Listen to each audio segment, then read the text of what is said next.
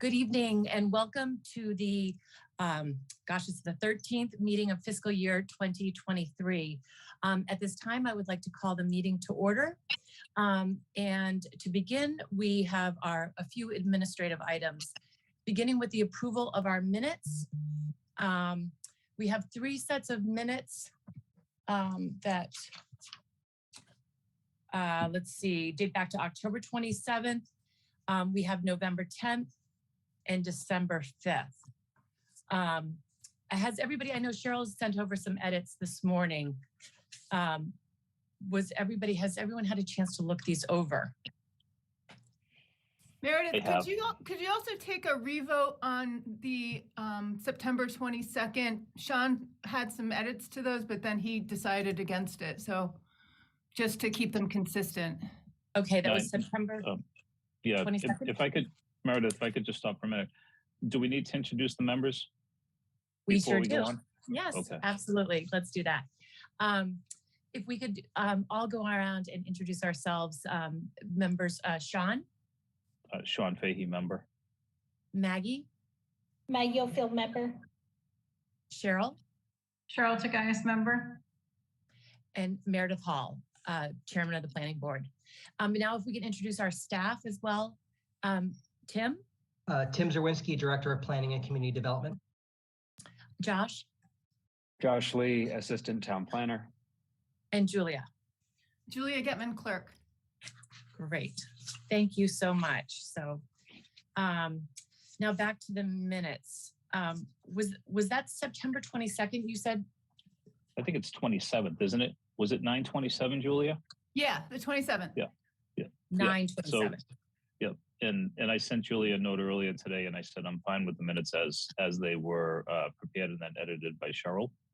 Okay. And with regard to the other 2 sets of meeting minutes that Cheryl had provided edits, I replied to Julia today. I was fine with both of those.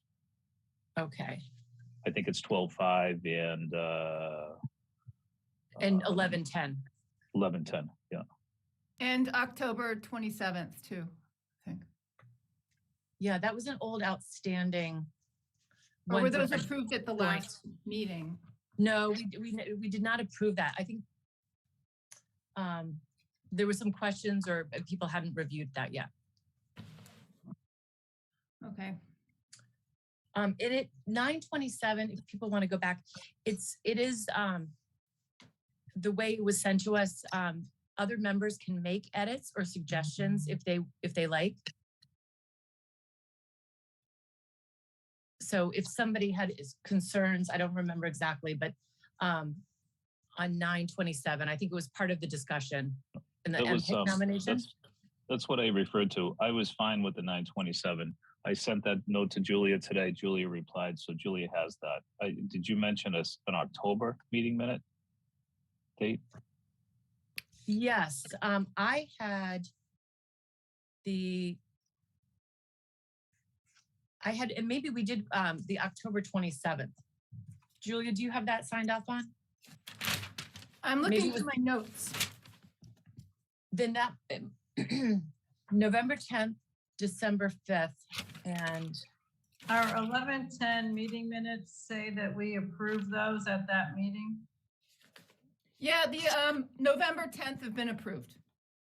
okay, perfect. So we don't No, need the to. November 10th is the date that we approved the October 27th. But the November 10th is what we're going to approve tonight. Right. Okay. Yeah, I found it here. It's November 27th were approved on November 10th. Right. Great. So those are all set. Okay, so it's the December 5th, November 10th. And September 22nd. Great. 27th. 27th. Sorry. That's great. So do I have a motion to accept the minutes? I'll make the motion to accept the minutes from 11/10, from 9/27, and the minutes from 12/5. Great. As amended, Sean? As amended. A second. Second. Okay, roll call. Maggie? Yes. Cheryl? Yes. Sean? Yes. And myself, yes. Thank you. Great. The next discussion that we have to talk about is our next meeting dates. And as you recall, we had tried to move our later meeting this month earlier to avoid the holiday, the week of Christmas.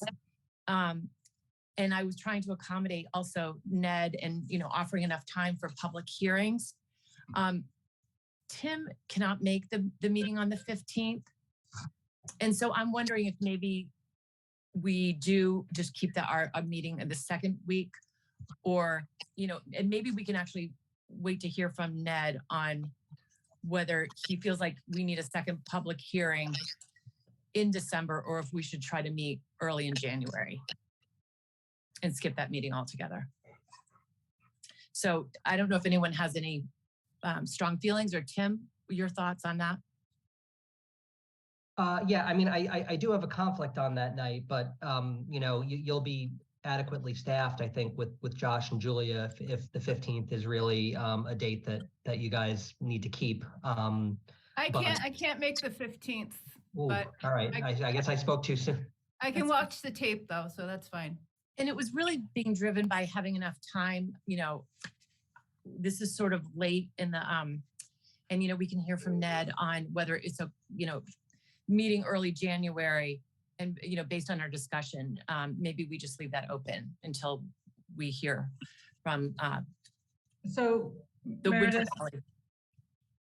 sorry, I see Maggie has her hand up before me. No, that's fine. I was just going to say, I know that what Tim's conflicted was he was invited by the Affordable Inclusive Milton to speak at their committee meeting regarding the MBTA zoning. So I kind of was hoping to participate or join in at that meeting too. So if at all possible, I'd like to go to that meeting, or maybe we could have, a joint meeting, or so whatever. Well, Meredith, if it makes a difference, I'm not available on the 15th. I'm out of the country, so I wouldn't be able to attend if we had a meeting on the Okay. 15th.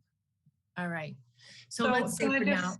Can I just ask a question? For Sure. site plan approval, we just need a simple majority. Is that correct, Tim? Yeah. All right. And we can only miss one meeting, just like in special permits, right? Yep. So we can watch a tape and sign the form if we miss it. So we just have to be mindful, like we're missing one tonight and we're going to open the hearing tonight. So that leaves, we can't have people miss too many, I guess, we're going to have to manage that with making sure that we have enough people who can then vote on it. I see Ned has his hand raised. Ned has his hand up, so I'm gonna let him chime in if you don't mind. That would be great.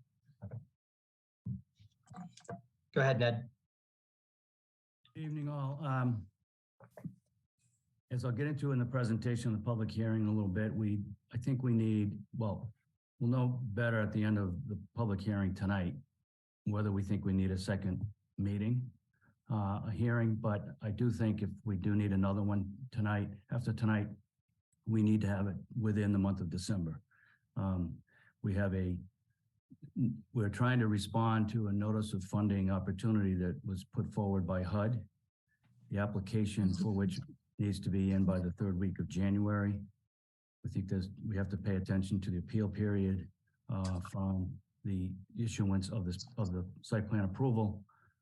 And that's 20 days from the filing with the clerk. So in order to be able to file that application with HUD, we have to demonstrate that we have secured all of the major municipal permits. And this and the Conservation Commission are the two that we need. So I would really appreciate if you could accommodate that. And then I understand we're coming at Christmas and Right. So could we meet the following Monday or Tuesday of that next week? I'm going to be out of the country. If we can think about it, perhaps a different timing. I have a 6-hour time difference. So I'll be 6 hours ahead. So 7 o'clock will be 1 in the morning. Yeah. I may not be at my best at 1 in the morning, but if we are going to have a short meeting, maybe we can work out a time. But it depends. If you don't need me, you have enough of the others. If Rich can watch the tape and be present, that's okay too. Okay. I'll be leaving on the 16th, returning on January 5th. So that's my timing. Mm-hmm. Okay. Not till January 5th. You're not back until then, Cheryl? Okay. What about the others?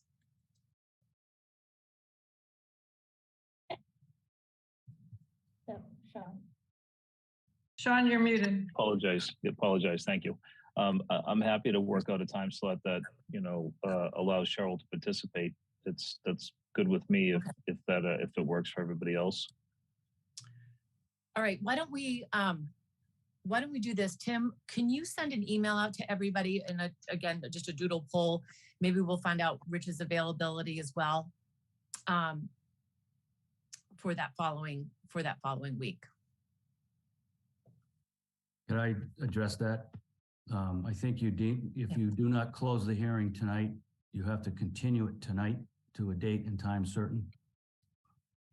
That's true. We'll have to, okay, so. Well, what about like next Monday or Tuesday or Wednesday? And it could, I'm available any of those evenings or any of those days during the day. Well, let's start with this, Cheryl. If you're participating from overseas, what hours our time will be reasonable for you?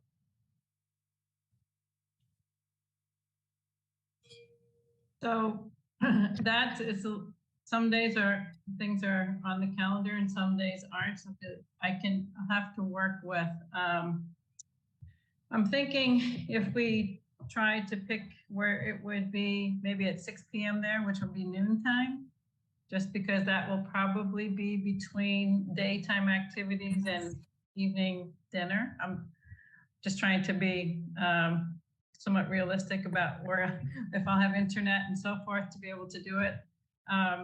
So being back at where I'm staying is probably the best for that. So that would probably be the best time. Would to the group, would noontime on Wednesday work?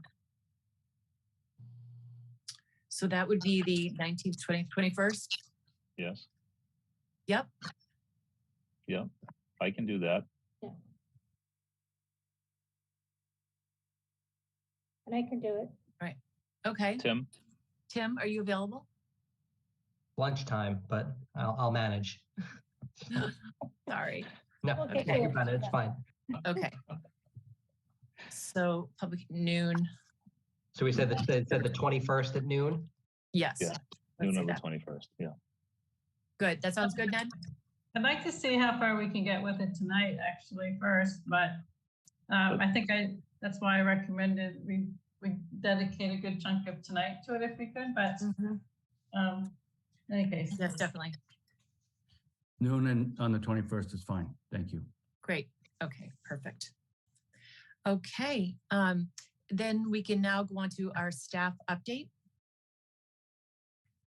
So just a couple things. I'll try to be quick so we can get to this public hearing. I sent along an email earlier today. The date for the annual town meeting was set. I don't know if this is breaking news for anyone else, but it'll be May 1st. And the warrant closes on January 11th.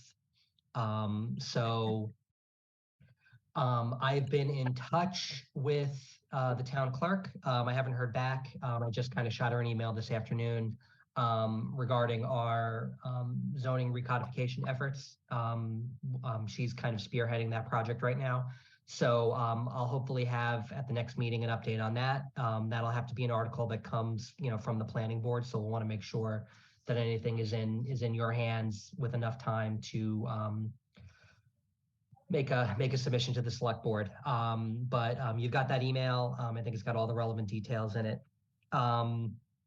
The other thing, you might have seen it on the front page of the newspaper today. The 440 Granite Ave ZBA hearing has been going along. They've unveiled a kind of a new design with 4 stories rather than 5 stories. And I think the preference of the Board of Appeals, and I think of the applicant, is to come back to the planning board with that new design, and try to get the project and the process kind of back on the usual kind of track of simultaneous consideration by the Board of Appeals and the planning board. I think the Board of Appeals has kind of reached a point, if my conversations with the chair and from the media reports is I think they've reached a point where it would be very valuable for the planning board to chime in, via their own process regarding their own evaluation of the site plan review criteria. So I haven't heard from Marion about that. I assume that we will soon enough.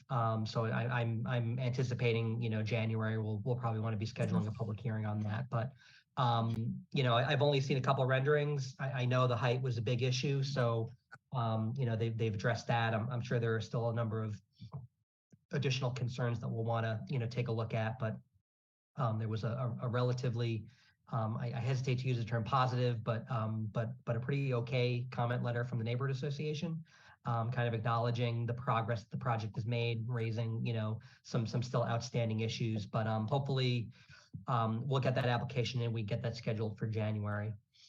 And then the final thing is the RFP for our East Milton zoning process went out last week. We've already gotten 13 folks requesting the RFP, which is good. There's been a pretty good cross-section of folks that have at least wanted to read the thing. We'll see what kind of responses we get. We did schedule an optional site visit for Monday, the 12th, starting at 1 o'clock. Meeting at Manning Park in East Milton. I wanted to use that as an opportunity to just kind of walk anyone who's interested around the square so that they can get a kind of, on the ground look at what we're going to be dealing with. So, if the planning board members are interested in attending that, we'll be there at the park at 1 o'clock. I don't have an agenda or anything. It's just going to be kind of walking around, showing people the sites. But if you're interested in joining that, you certainly can. It's a tough time for an RFP, what with Thanksgiving and Christmas. So this is the type of thing that we would usually want to have like a month of response time. I actually set the deadline for January 16th to give folks an opportunity to, attend the site visit, ask any questions. We'll send responses to those questions out to all of the folks that requested the RFP. And then, a good chunk of time in the new year to put together a response. So hopefully we get some good ones. And then we set a schedule so that the planning board could conceivably have 2 meetings to consider these responses. The way that these solicitations work is, and you guys discussed at the last meeting, sort of the selection criteria. So what we'll do as a staff is there's minimum criteria. Basically, did you submit everything we asked you to submit? Great. And then you move on to the next set of criteria, which the board can consider at a meeting. And then I wanted to set 2 potential meetings to talk about this because you may want to avail yourselves of the option to invite a handful of firms in for interviews. You don't have to do that, but you can if you want. So there's room in the schedule to do that, to sort of have a deliberation on finalists and then ask those finalists to come in a subsequent meeting. So we're rocking and rolling on that. And that's all I've got for staff updates. So if anyone has questions, great. And if not, we can move on. So Any questions? Oh yeah, so I was just wondering, you said town meeting is in May. Are we having a winter town meeting? I believe we are. I believe there is a February town meeting on the docket. I don't know when the warrant closing on that is. I don't think it's happened yet, but it's imminent. Is there anything that we need to be concerned about on that? I think the main driver of this one is the school building committee land swap. So when they have, I've been meeting with those folks periodically along with the town administrator and town council. I'm kind of a little bit on the sidelines of that one, but they've wanted me in there for just kind of planning purposes. But once they've got an article together, I'll make sure that that gets disseminated. And to the extent that the board wants to chime in on that, you're absolutely welcome to do that. But we don't have anything for them just yet. Okay, thanks. Great. And I think it's also the consideration of the acquisition of the Font property tied in with that. Yep. Good. Okay. Thank you, Tim. And next, I'd like to open it up for any citizens to speak. And if my board members could help me with seeing hands, I'm on a screen that is difficult to see. So are there any So hands Meredith, from attendees? Do you want folks who may want to speak regarding the public hearing to hold off, right? Yes, if you're wanting to speak on anything other than what is currently on our agenda for Winter Valley and the memory care and any other issues, but feel free to speak on anything else. But we will offer time for neighbors and residents to speak on the Winter Valley project. Meredith, may I just add a little clarification to that too? Yes. To be part of the public record for that hearing, they need to speak after we open the hearing. So just a point of clarification. Yep. Thank you. Ned has his hand up. Yes, Ned?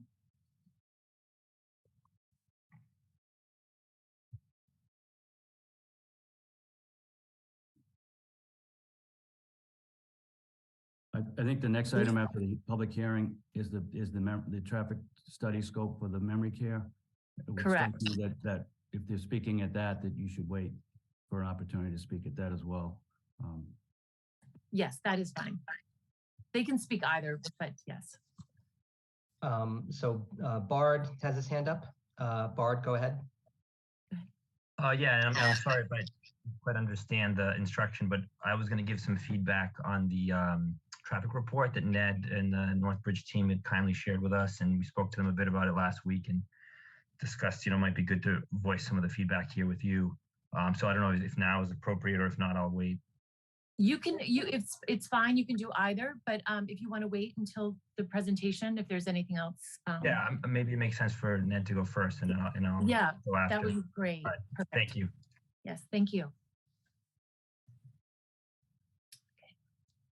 And then we've got Christine Hodlin. Yes. Go ahead. Hi, this is Christine. Hi, Meredith. I just want to follow up. I know last month, actually the end of October, I sent you all a note regarding the ADU and also the temporary apartment bylaw, and wondering where that was going. I did see the minutes that you had discussed somewhat. It was a budget item, I guess, to try to hire somebody. But I guess I didn't see the other minutes because you just approved them. So I didn't know if there was any actual progress on that. And if that's not approved for a grant, is there some other way that that's going to be able to move forward? Because it looks like we're not going to make either the February or the May town meeting, but hopefully something can get done for the next one. So yeah. Thank you. Yeah, Christine, I appreciate that.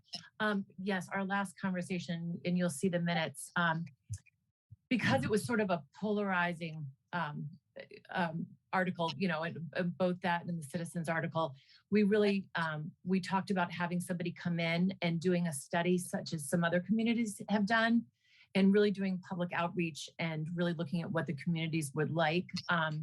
And so we're looking into what other towns paid, a consultant, and doing more research on that so that we could get somebody lined up and sort of in the queue to do something. So, so it is, yes, it's, that is something that we're still planning to address and get done. Thank you. Thank you. Okay, anyone else?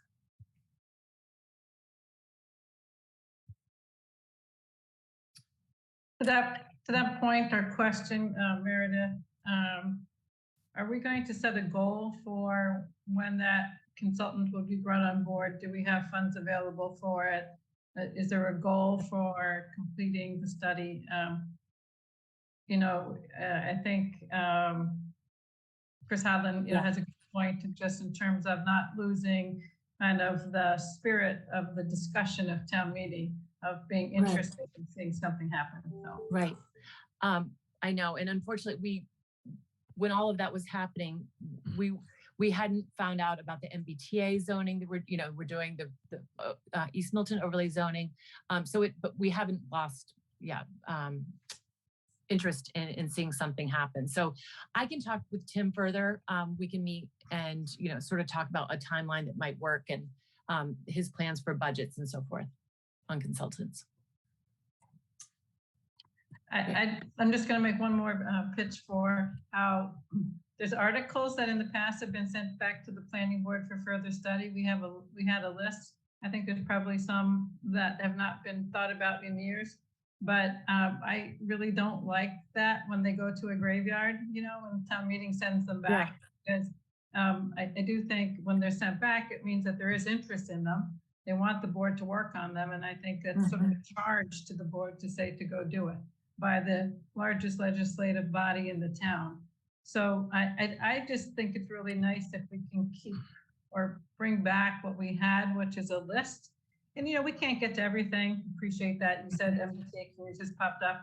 But if we have a list and we can set priorities and we can set timelines, at least we can let the public know, that it's on the list. It's like, a strategic plan where you have 1 year, 2 year, 3 year, 5 year. I really think we should have that, and we should have that list on the website so people who are interested to see what we're working on can see it. I think we could do that. Tim, I think that was a meeting, maybe you might not have been there and Josh was there. And we talked about putting, we did sort of have we have our list together. If that's something we could put on the website, that would be helpful too. What list is this? So this was just sort of some of the projects that we're looking at, projects that we are actively working on, or next steps, time frame and so forth on when we see these projects being completed. So for MBTA, example, overlay zoning, there's codification, the ADU, and if you resurrect the list that we had from, I think Lauren had put together. Tim, you may have done one when you were in the assistant position some years ago. Charlotte, I pulled a bed and breakfast file out of a file this afternoon. Yeah. You can go back to that one. But yes, the cut. Yeah, we had bylaw. like pre-existing non-conforming. We've had a commercial, and they're not on the radar at the moment. But if people want to see that there was some interest in some of these things, and want to have us work on some, we'd like to hear from the public about what they're interested in. I do think it would be helpful for them to see that these are things that are potential for us to work on. Yeah, we'll get something like that together. I'll put my head together with Josh, and we'll figure out the best way to get that information out there. Thank you. That'd be great. Okay. So we're still in citizen speak. So if we can, are there any other citizens who would like to raise their hand and speak to any of the items not on the agenda tonight? Anyone seeing anyone? No? Okay. Then with that, we can open our public hearing. Winter Valley, 600 Canton Avenue, expansion of the site plan approval. So if we can bring Ned back in to introduce and give an explanation. If I can have permission to share screen. Yes, please. That would be great. Pass Ned, on. before we start this, are there any folks on your team that maybe we want to bring up to the panel? Yes, Sarah McLaren. If those folks can just raise their hands, I'll just do a sweep. Sarah McLaren, Jim DeVellis, Devin Howe, and John Downey.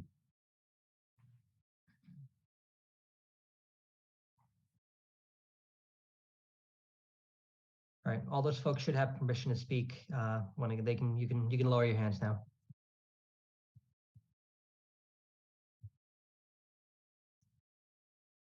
And I'm not sure on my screen where I have the ability to get access to share screen. Do I have to be promoted as a panelist?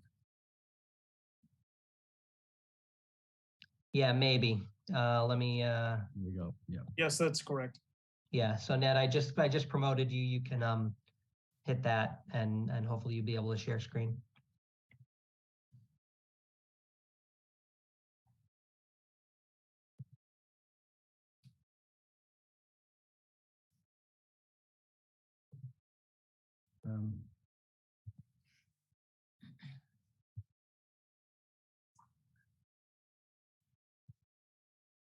Wrong one. It's coming. Okay.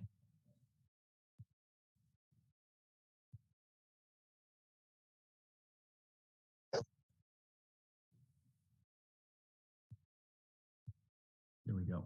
You all see that? Yes. Yes, yes. Great. Thank you. For the record, my name is Ned Corcoran. I'm an attorney here in Milton and representing Winter Valley in this application for site plan approval. I'm joined by Sarah McLaren, who is the executive director, Jim DeVellis, who is the site engineer, John Downey, who's the project architect, and Devin Howe, who is the wetland scientist, working with us on wetland replication issues. Let's see. A little bit of background about Winter Valley and why we're here. Winter Valley is one of two nonprofit developments located in the Residence D1 zone. The other is Home Inc. Winter Valley is also one of two entities under the jurisdiction of the Milton Residences for the Elderly, which was created in the 1970s by the clergy, the combined clergy of the town of Milton, to provide affordable housing for low and moderate income seniors and persons with disabilities. Winter Valley is located on a 24-acre campus that fronts on Canton Avenue. It also has some frontage on Highland Street. Currently contains 160 units in 5 buildings. All of the units are affordable.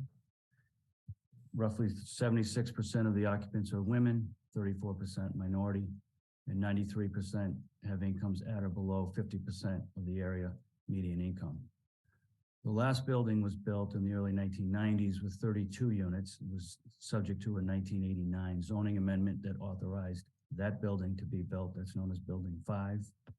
And there's a significant waiting list for new tenants, and hence the move to amend zoning and to authorize the new Building 6. Broadly on a Milton's affordable housing basis, none of the units that have been approved or going through the pipeline with the 40B have come online, but 477 affordable units. Between Winter Valley and Unquity House, which are the two facilities owned by the Milton Residence for the Elderly, a total of 300 units, they comprise 64% of the town's affordable housing units.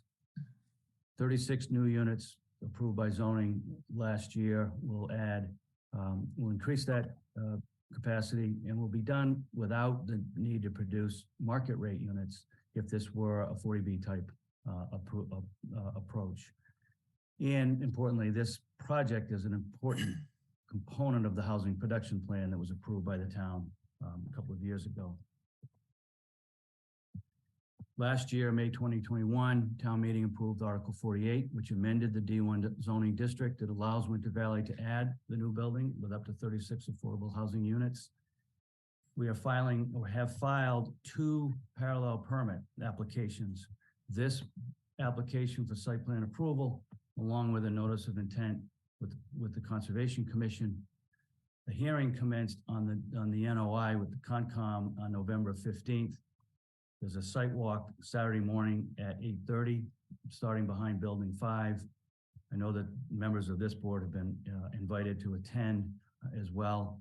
Our hope is that the Conservation Commission will actually close its hearing at the site walk and issue an order of conditions on Saturday, but possible that they may extend until next Tuesday evening, the 13th, to just finalize that process.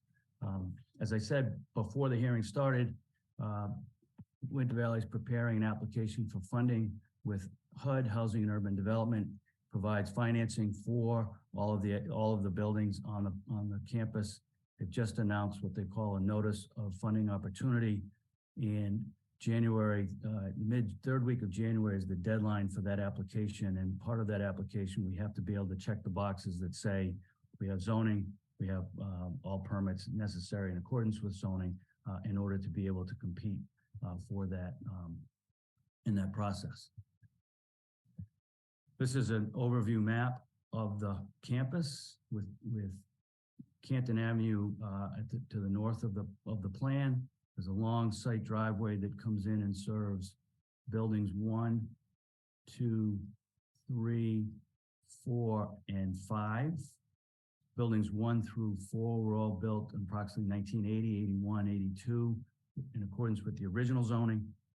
Building 5 was built, as I said, in the early 1990s in compliance with the 1989 amendment to zoning. This is Milton Hall, which is an administrative and recreational building, and there are the main drive aisle and parking throughout. This is sort of a map taken from the town's website.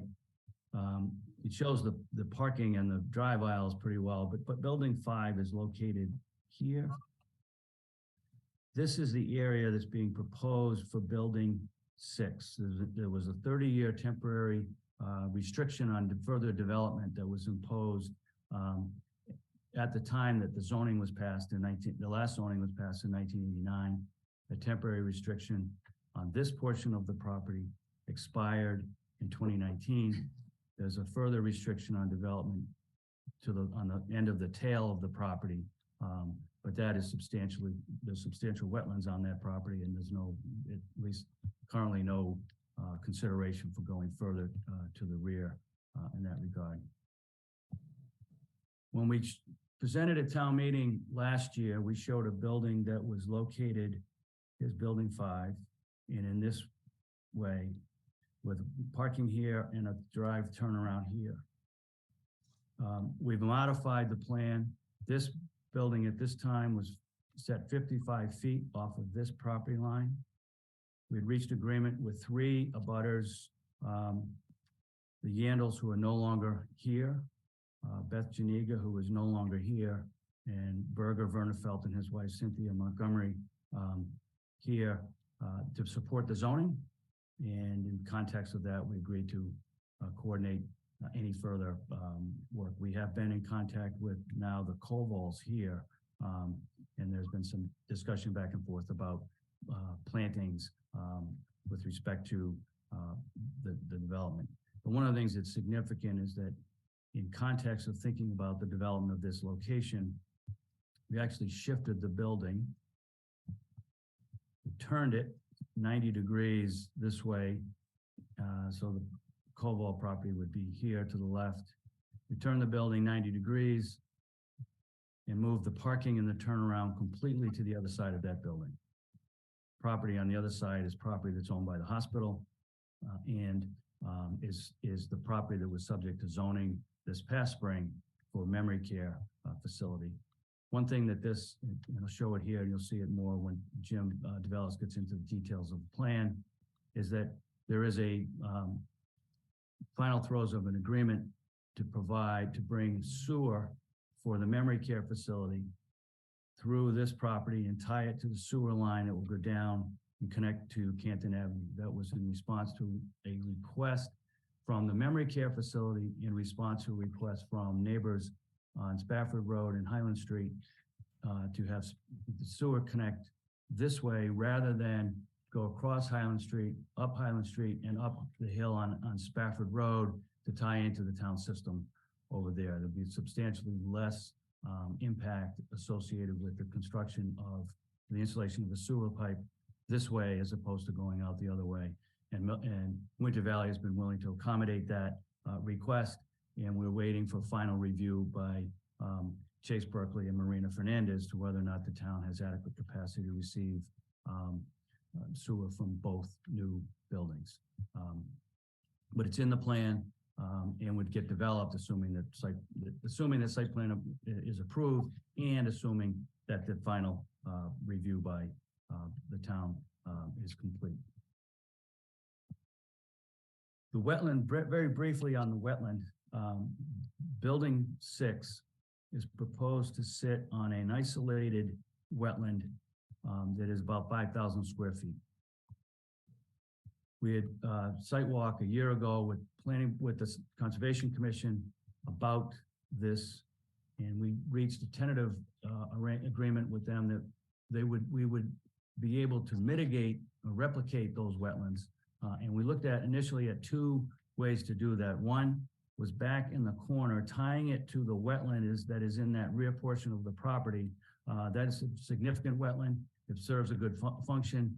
It is the source of an intermittent stream that crosses down into the memory care property, or the hospital property. And we thought that might be appropriate. We also looked at sort of turning it on its side and do it outside of the area of the work for this project in particular. But in each case, while it made sense to think about replicating the wetland in those locations, the further impact to trees and other habitat in these 2 areas mitigated in the form of something else. And Steve Ivis, the town's conservation agent, recommended that we focus instead on the wetland that is on property owned by the town at the base of the main driveway in along Canton Avenue at the corner of Highland Street. This is a large wetland. It receives flow from off of Canton Avenue and Highland Street, and stormwater that flows from the existing campus flows down through a culvert under this driveway in here. And so the plan is to replicate the wetland area down here. It will provide significant enhanced benefit to the wetlands here. It will provide an opportunity for water entering here to be cleaned. And it's really something that the Conservation Commission has embraced, we think, as a really the best alternative. And so you'll see a little bit more about the detail on that as the plans go. This is just an aerial photo. I don't know why when I download it from the town's website that the grass turns red, but you can see some of a riprap channel here that culverts under the main driveway and outlets here. This can be cleaned up as part of the project and under the approved order of conditions and enhance the wetland values here. So one last slide. In my written materials, I provided, I think, a pretty good overview of why I think in each case we meet the standards of review. But just to remind us all what those standards are, that the plan must protect adjoining premises from detrimental and offensive uses. In this case, we think that an additional building housing elderly and handicapped persons is neither detrimental nor offensive. The convenience and safety of vehicular and pedestrian movement has substantial capacity within the site to handle that traffic. There are safe sidewalks that's well lighted. Sewage is handled will be handled off site through the town system. Refuse and waste is handled through a combination of town recycling and private refuse collection. And you'll see that draining surface water will be well managed under this project. There is no off-street loading. I think this is more focused on a commercial type of property. The property use for the site is appropriate regarding density and proximity of adjacent buildings to each other. Certainly town meeting believed that this would be the case. And we think that in this case, the campus setting, the nature of the layout of the property is significant. And finally, adequacy of lighting and whether lighting is properly shielded. You know, we have a lighting plan that was filed, and you'll see that lighting is certainly adequate, and it will not reflect beyond the area where the lighting is being shown. One last comment as I went back to this site. The zoning that was passed required a minimum of a 40-foot setback from the side lot line to the closest point of the building. We'd actually agreed with the butters that we'd go to 55 feet. The site plan that we filed is now just under 70 feet.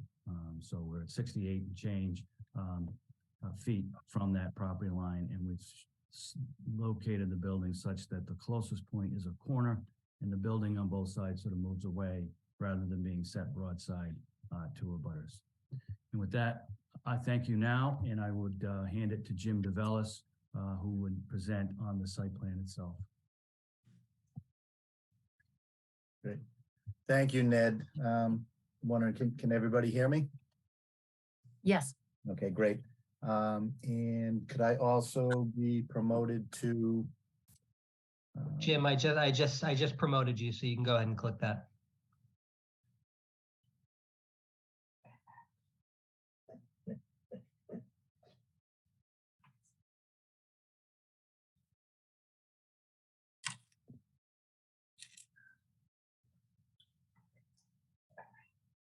Yeah.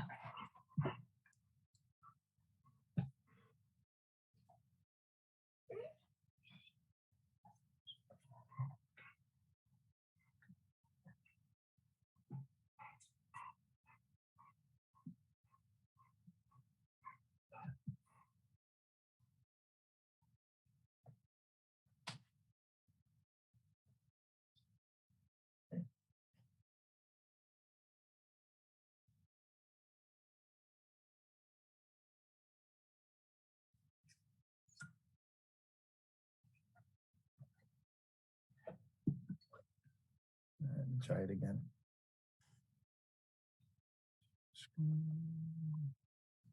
Okay, how's that? Can you see this now?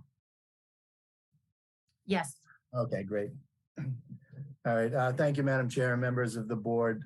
As Ned had said, my name is Jim DeVellis. I'm a professional civil engineer providing landscape architecture, civil engineering, and site planning services to Winter Valley. So what you see on the screen here is the set of site plans that was submitted both to the Planning Board and the Conservation Commission.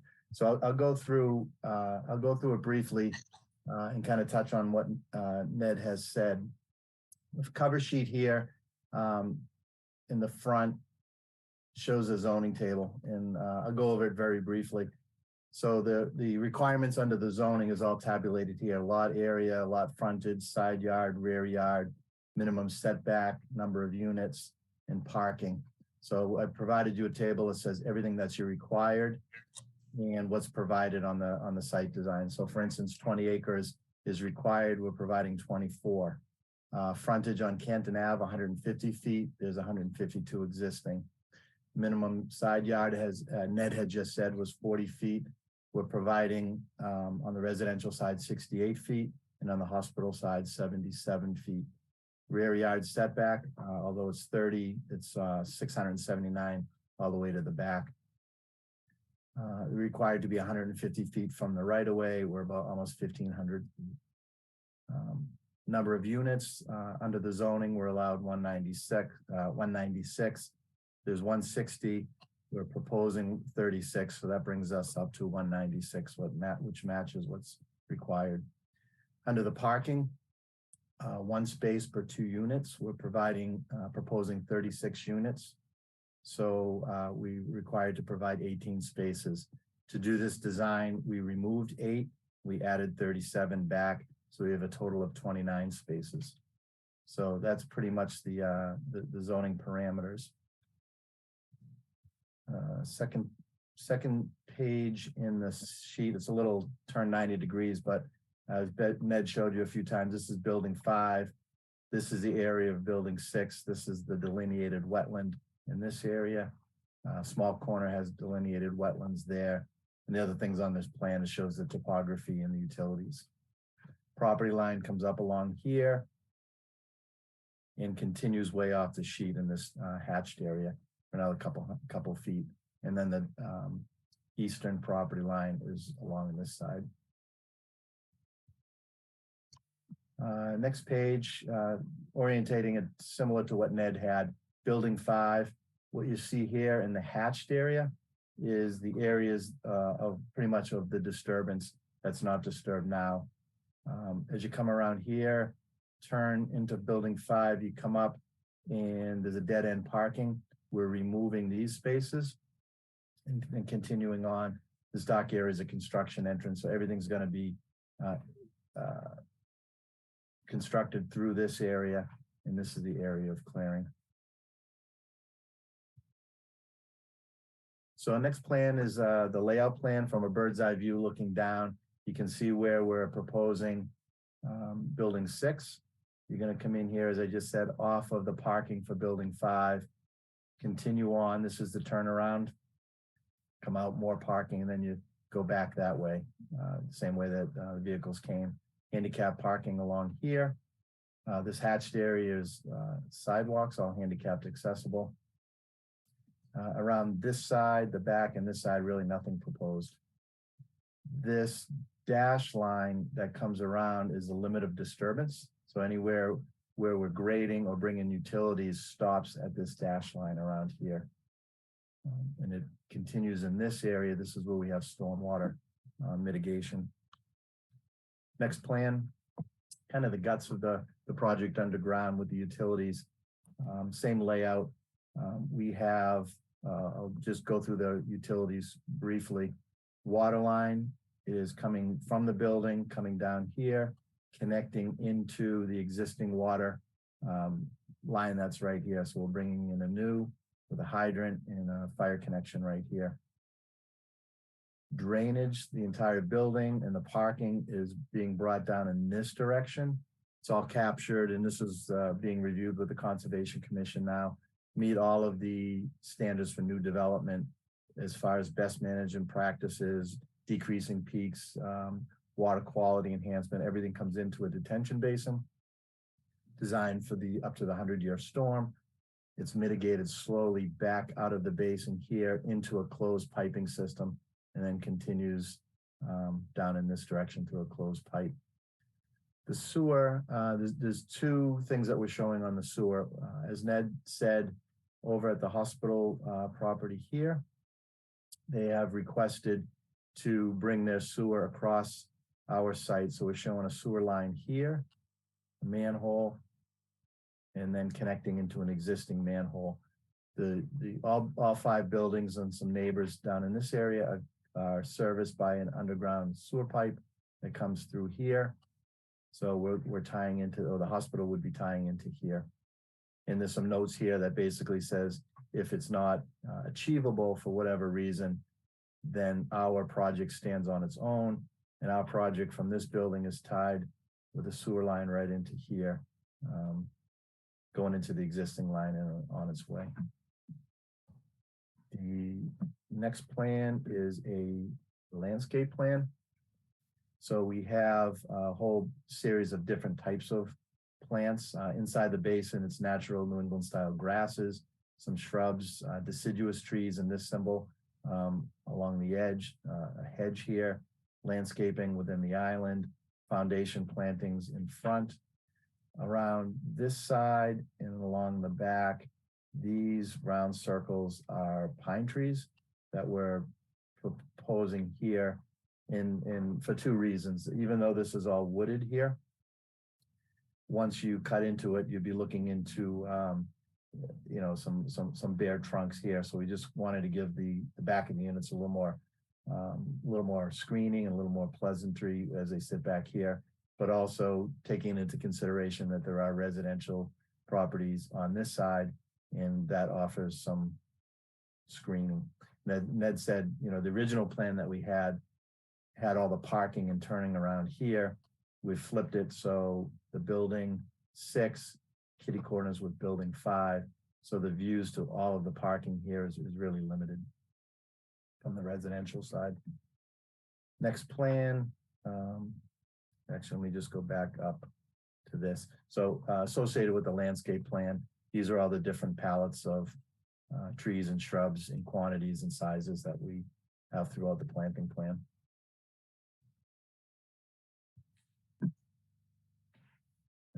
So I don't want to bore you with the standard details, but we have that covered in sheet C3 and C4, C5. We provided a lighting plan. So nothing happening in the sides, the back or that side. These ovals represent kind of like the lighting diagram of the poles. We've got, this is an existing pole, but we modeled it. That's already there on building 5. So we've got a pole here, here, 1 on this island, 2 in the back here, and then one at here. So what we're showing is offsite is 0. They're LED night compliant lights that shine straight down. So there's no spillage, and there's certainly no spillage towards the back of the site. The next plan is, as Ned said, we're down here on building 6 area with this replication area. We looked at the different areas. What we ended up working out and still working out with the Conservation Commission is a replication effort down here, which is highlighted in all the details that Beals, our wetland scientist, had provided for us. And I'll end on this sheet. If there's questions and answers, I can questions that you have, I can talk to this or go back to any of the sheets that was submitted. In addition to the plans that was submitted, we had a full drainage analysis. Again, that's being provided through the NOI process at the Conservation Commission. So if there's, thank you. Chair. Are there any questions at this point from the board? Feel free to raise your hand. And yes, Meredith, I do have a question. Yes. Jim, on this plan, I guess it would be in the middle left there where the trees kind of come together in a little point. Further to your left. Yeah. There you go. Yep. The way I understand the back of the building, you're kind of cutting into the earth a little bit to set the building at a flat grade. Is that right? Correct. If you look at these white lines, indicative of the grades that are there. So what we tried to do is to balance the site so we're not importing, exporting. So there's a little bit of fill over here and a little bit of cut over here to balance it. The site slopes down in this direction from right to left. It's actually away from the wetlands, which is a little odd. So we have a couple feet of cut here and a couple feet of fill here. So these white lines represent 2-foot grade change. And did you or the architect do a calculation for the height based on the median or mean grade around the building? Because I looked at the architecturals and I looked at the civils and I didn't see that. Maybe I missed it. So if you could just. Yeah. So on that note, that John Downey from the architect is on the Zoom as well, so we can switch over and he can share his thoughts in the calculations. But rather than switch back and forth, are there any more civil site? Yeah, I did have another one. That swale that's in the back, then you created a swale, right? Correct. Yep. And where's the swale taking the water? Okay, so on our drainage report, we did an analysis of where the water's going right now. So it's going from high to this area to low in that area. So where it's not going to hit the building, it's going to come around and then go in this direction the same way. And then what we did is we took away some of that area here and then brought it into the basin. So basically it's a very shallow slope that goes this way, and then it's going to go in this direction and then get picked up by the drainage systems that is throughout the site. Okay, so you don't have risk of heavy rain. I'll just comment that there's a 40B development close to this property where there's a lot of discussion about a high water table and soils that are not very permeable. And so I'm wondering if, I just want to make sure that you've analyzed that aspect of it so that the stormwater doesn't end, it's very close to the property line here, so that it doesn't end up going off property there in that corner. Yeah, so yeah, that's a very good question. We're very sensitive to, bringing water from the left and putting it to the right and vice versa. So we did an analysis to make sure the direction from a slope perspective as water travels, down the slope. But we also did test pits and we evaluated the site as a worst case scenario. We assumed that the soil is, you can have a soil that's an A soil or a D soil. A is being a sand, D is being a clay. So we evaluate it as a D soil. That's like it's all clay. When in fact, when you look at the testing and the soil maps, it's a CD So there's more going into the ground than is running off. But we assume that everything's going to run off. So it's a conservative design. But I get your point. We don't want water going off the site into areas where it's not going, or going off faster or more than it's going now. So I think Ned mentioned that, well, I think Ned mentioned that the town engineering is looking at this sanitary sewer, but are we having a peer review or town engineers looking at the stormwater design as well, Ned or Tim? I can We answer. haven't, Okay, So go ahead, Ned. no, go ahead, Jim. So everything was submitted, both, to the engineering department in the NOI. We're still going through that process, but yeah, we haven't got comments back on the drainage yet, but they are reviewing it. okay. That was discussed at the NOI hearings. All right, and then I have lighting, a couple other questions, if I may, on this, for the engineer, Meredith. Yes, I have the same question on lighting. So Okay, before I get to lighting though, Annette had mentioned the trash disposal, but I didn't see it located anywhere on the site plans. And I didn't see a trash room or anything located on the architectural first floor plan. So can someone describe a little bit more detail? Like, is there going to be a dumpster located somewhere on the property here? We are not proposing it in this area, and I think it's because they have a collection system that comes up, and it's not needed from what I was told by Winter Valley. So they manage it, otherwise they pick it up and take it to some central location? Correct. Correct. Okay. And I don't know if that was noted in the narrative, Ned, maybe.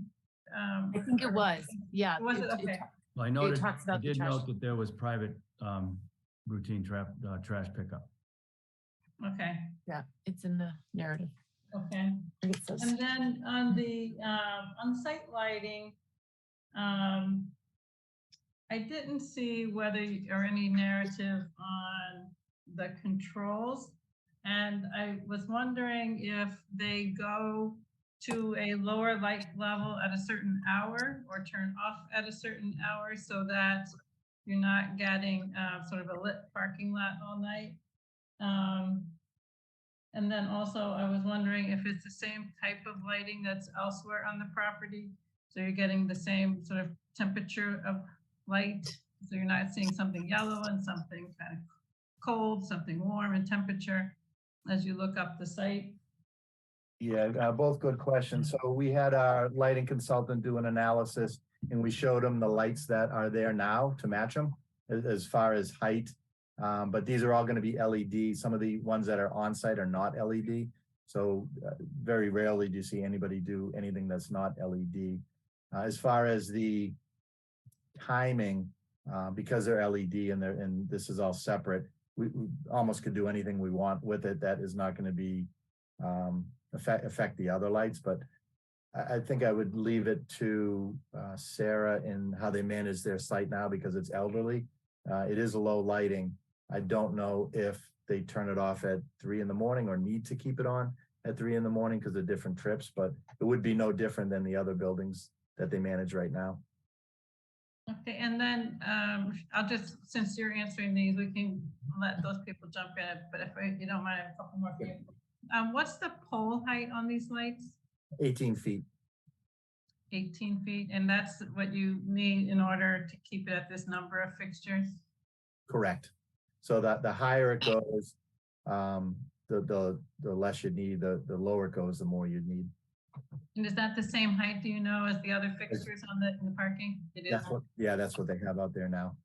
Okay, and so I didn't see on the plan any lighting that's building mounted.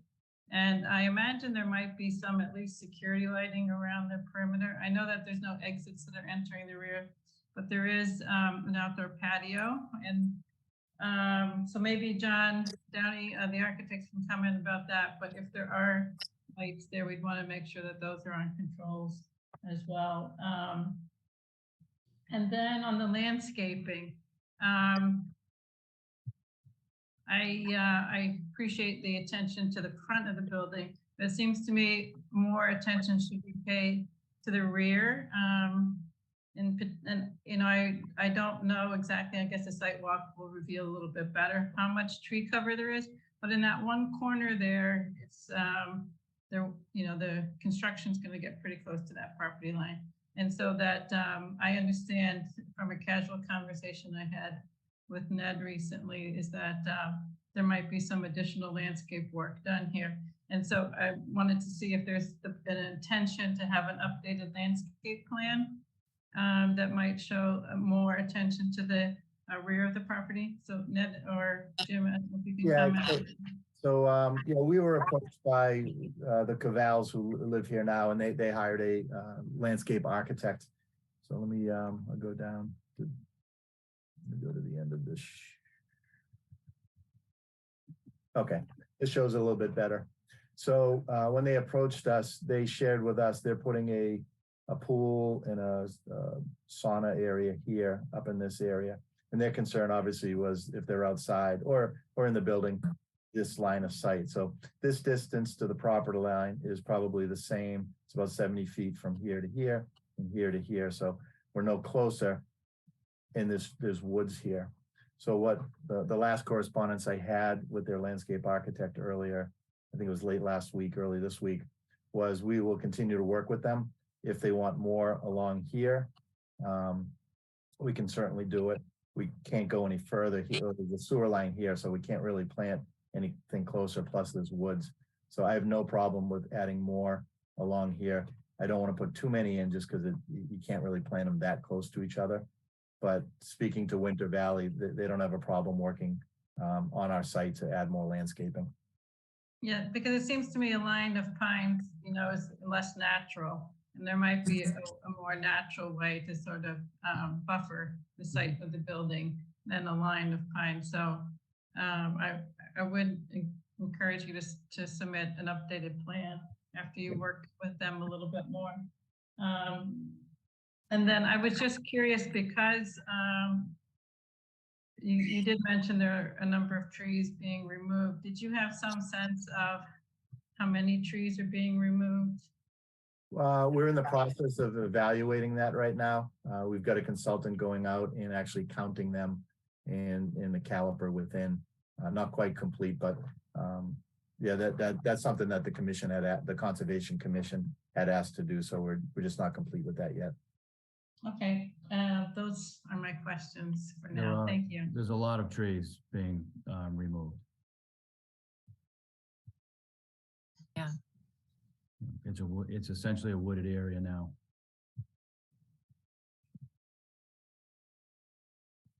I will just mention, I mean, those are my questions for Jim, but I am a nearby neighbor to here, and I did speak in support of this zoning amendment, and did speak in support of this at town meeting.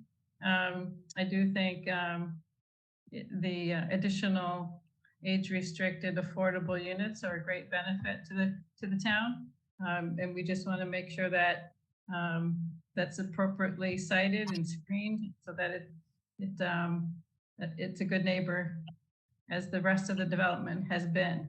So I appreciate that. Thank you. Yeah. Thank you. Other members of the board? Sean has his hand up. Sean? Hi, Meredith. Jim, Sean Fahey. Jim, I just have a couple of questions. Can we go back to the drainage design that you referred to earlier? Actually, the aerial photo was fine. I just want to understand the drainage at the back of the building. Is that capturing all of the building drainage? Is that your roof drainage? No. All of these white lines here, these are roof drains that come down, pick up more roof drains, come down, and come in this direction, and then go into the basin. So anything that falls on the roof is going in that direction to the right. Okay. So what is going to be on the surface at the back of the building that would, I believe you indicated it would drain towards the property line? Yeah. So really anything in this light green area where people would come out and sit, landscape grass, sheets away from the building in this direction. And Okay, would go in here, and it's not even a swale, it's just a flat area that's lower. And Okay. if it fills up, then it goes in that direction. okay, okay. So it's only what's going to be on the surface of that landscaped area. Correct. Okay, and much of that will probably be absorbed right within that area itself. Correct. Okay. Can you take me down to the you can stay on the same or down to the replication area for a moment? Is it possible to see that? Right here. Yep. Yeah. Is there any work that will be done down there beyond on the public property? Yes, Okay. all of the work will be done on the public property. Okay, I apologize. Let me refer to it a little differently.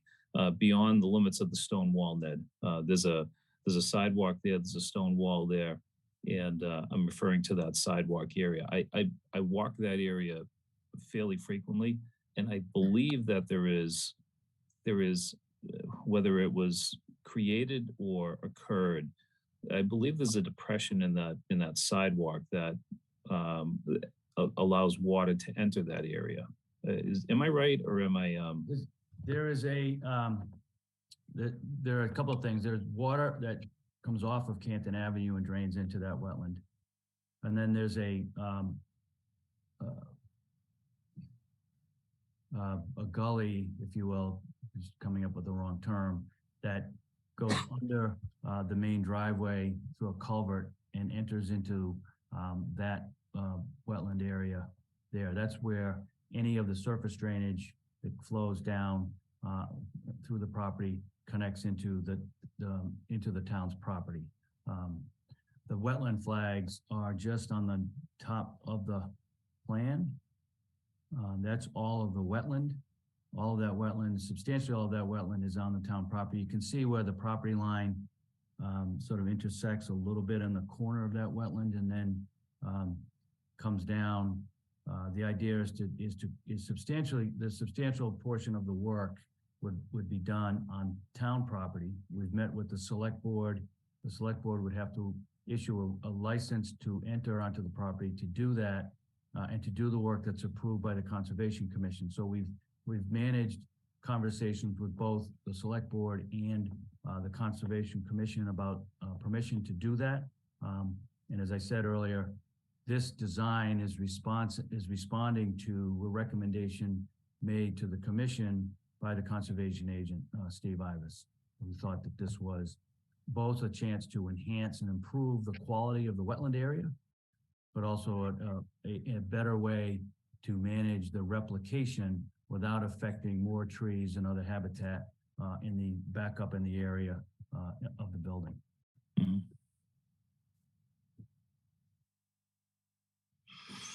Okay, that's that explanation is helpful. I do again I'll probably take another look at it, over the weekend. I think that sidewalk in that area, and I don't know if it's impacted by the intention to drain onto the property or not, but I don't think it's not a great walking surface. There's an area over there that could probably use some attention. So, That if sidewalk on Canton Avenue, or is it Yes, within the property? No. yeah, Okay. on Canton Ave. So, my only point is that somehow in the course of this work, if there's a minor remedy that could be taken care of on that sidewalk area, it's something that, and maybe the town's already looking at it, Ned, but I walk it frequently enough. I think I move away from it. Anyhow, thanks for that explanation. I'm good with what you've described. And if you're on the sidewalk Saturday, perhaps you could point that. I will. Is it 8:30 Saturday? 8:30, starting behind Building 5, and then going down to the replication area. Great. After that. Great. I'll see you there. Great. Thank you. Great. Maggie, did you have any comments you'd like to make? Yes, just a couple. Thanks. I just want to confirm that there's no net loss of, the wetland area. As I understand it, is 5,000 square feet of current wetland area, and you do have an additional 5,000 on your property, but you're choosing just to use the town-owned land because it will cut down fewer trees, or fewer trees will be removed. Is that correct? Yeah, as I said before, we initially looked at replicating in the area of the existing wetland that's further down to the right of this image. There's a wall that's a number of feet further down, and there's a 4-acre piece of the property that's just on the other side of that wall. A lot of that is wetland, and a piece of that wetland, a little fingernail of that wetland comes into the area here, there. And the initial consideration was to replicate there. Yeah. To simply increase the size by the same 5,000 plus or minus square feet.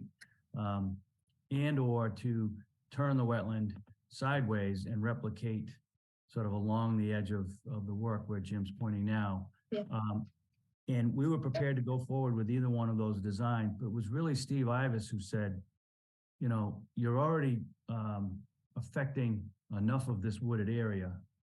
To replicate the wetlands, you're going to have to take down more trees. That doesn't really create a net benefit.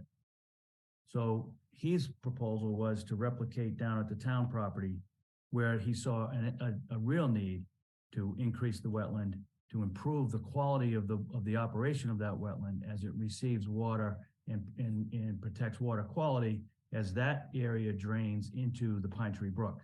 So that area collects drainage from Highland Street, Canton Avenue, this property and other properties, and then discharges down through Wendell Park to Pine Tree Brook. And so he thought net win by going in this direction. And so we followed his lead, and that's the direction that we took. Yeah, and that's what I understood, but I just wanted to confirm, I know with that, there's a lot of talk on other projects around town of land coming out of conservation. So I just wanted to make sure and confirm there was no net loss. Correct. So the other question I had obviously was on the landscaping. My only concern is that some of the plant material chosen, especially the hollies, which there's a significant number, like over 40, and the rhodies, they're prone to deer damage. So I might suggest that maybe something else might be used instead, because I would assume that there's a lot of deer activity up over there. Also, instead of maybe the Austrian pine, maybe a white pine, which is native to us, might be substituted. So I think the sizes are great. 3 to 3.5 inch caliper is great. And obviously the larger plant material going in is great, but maybe just, as Cheryl suggested, revisit the landscape plan and maybe tweak some of the varieties so they remain evergreen throughout the winter to provide some privacy for the neighbors and for the residents. Thank you. Thank you. Yes, and I would agree with those comments as well. Particularly the buffering. I'm very sensitive to that neighbor, that new neighbor in the rear. They're protected. Any other questions that anyone else has? I did have one further question, if I may, Meredith. Yes. I assume, Ned, that the police and fire department have looked at this in terms of access. That's one of the things that I understand about the elderly developments is that they will require a bit more service that way for calls. So just if you could comment that they're comfortable with this site plan. Yes, we met specifically with the fire chief and his staff. We did not meet separately with police,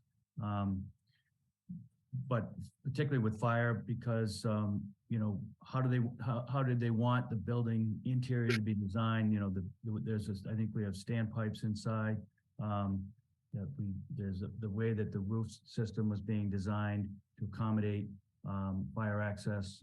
We did meet with them, paid very careful attention to their specific concerns about how the apparatus would access this site and how the firefighters themselves would access the building.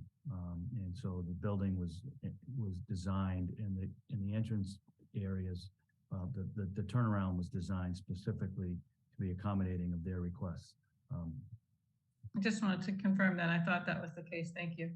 And I would like to see the architectural drawings presented too. Yeah. And then if John could answer my question about the height calculation for zoning. Thanks. Thank you. Thank you. Good evening, Madam Chair, members of the board. My name is John Downey. I'm the architect. I'm going to need to have permission to open drawings.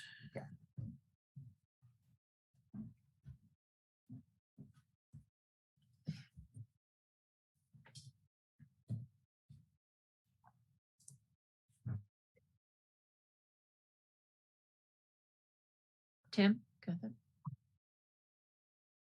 Yep.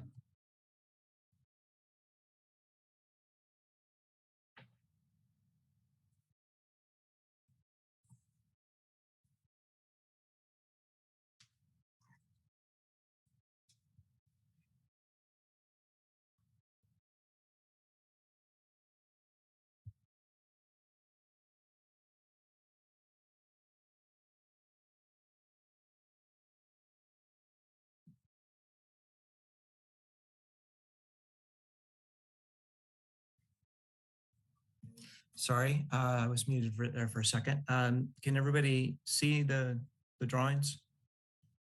Yes. Great. Again, my name is John Downey. Cheryl, you had a couple of questions. One was about trash room. There is one here. Oh, this is the upper floor. There's a trash room on each floor.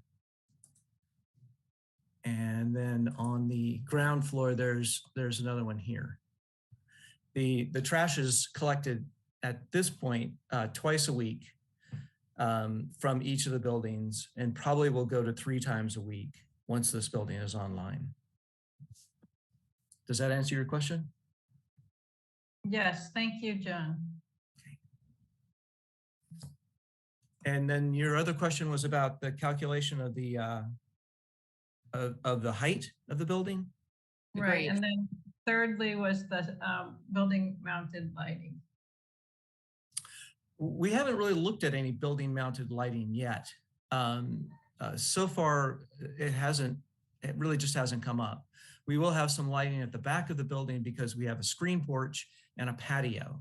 So I would anticipate that around the patio would be some low level, less than a foot high lights to, throw some light on that back patio. And then of course the screen porch will be lit. But other than that, we have not anticipated any other building mounted lighting. So I guess what I would say is if there is any like security lighting that's added in the future, that be occupancy sensor, or so that it would only be triggered when somebody walked by it, and you might need that for security. And then if you could put in the narrative that any lighting on the patio would be low level like you described. Okay. I think that would cover it. Okay, that's fine. As far as the height is concerned, we have 2 limitations on the height. The first is 37.5 feet to the center line of the mid height of the sloped roofs. And then the other is 45 feet to the height of the roofs, the top height of the roofs. And we are meeting both of those as we move around.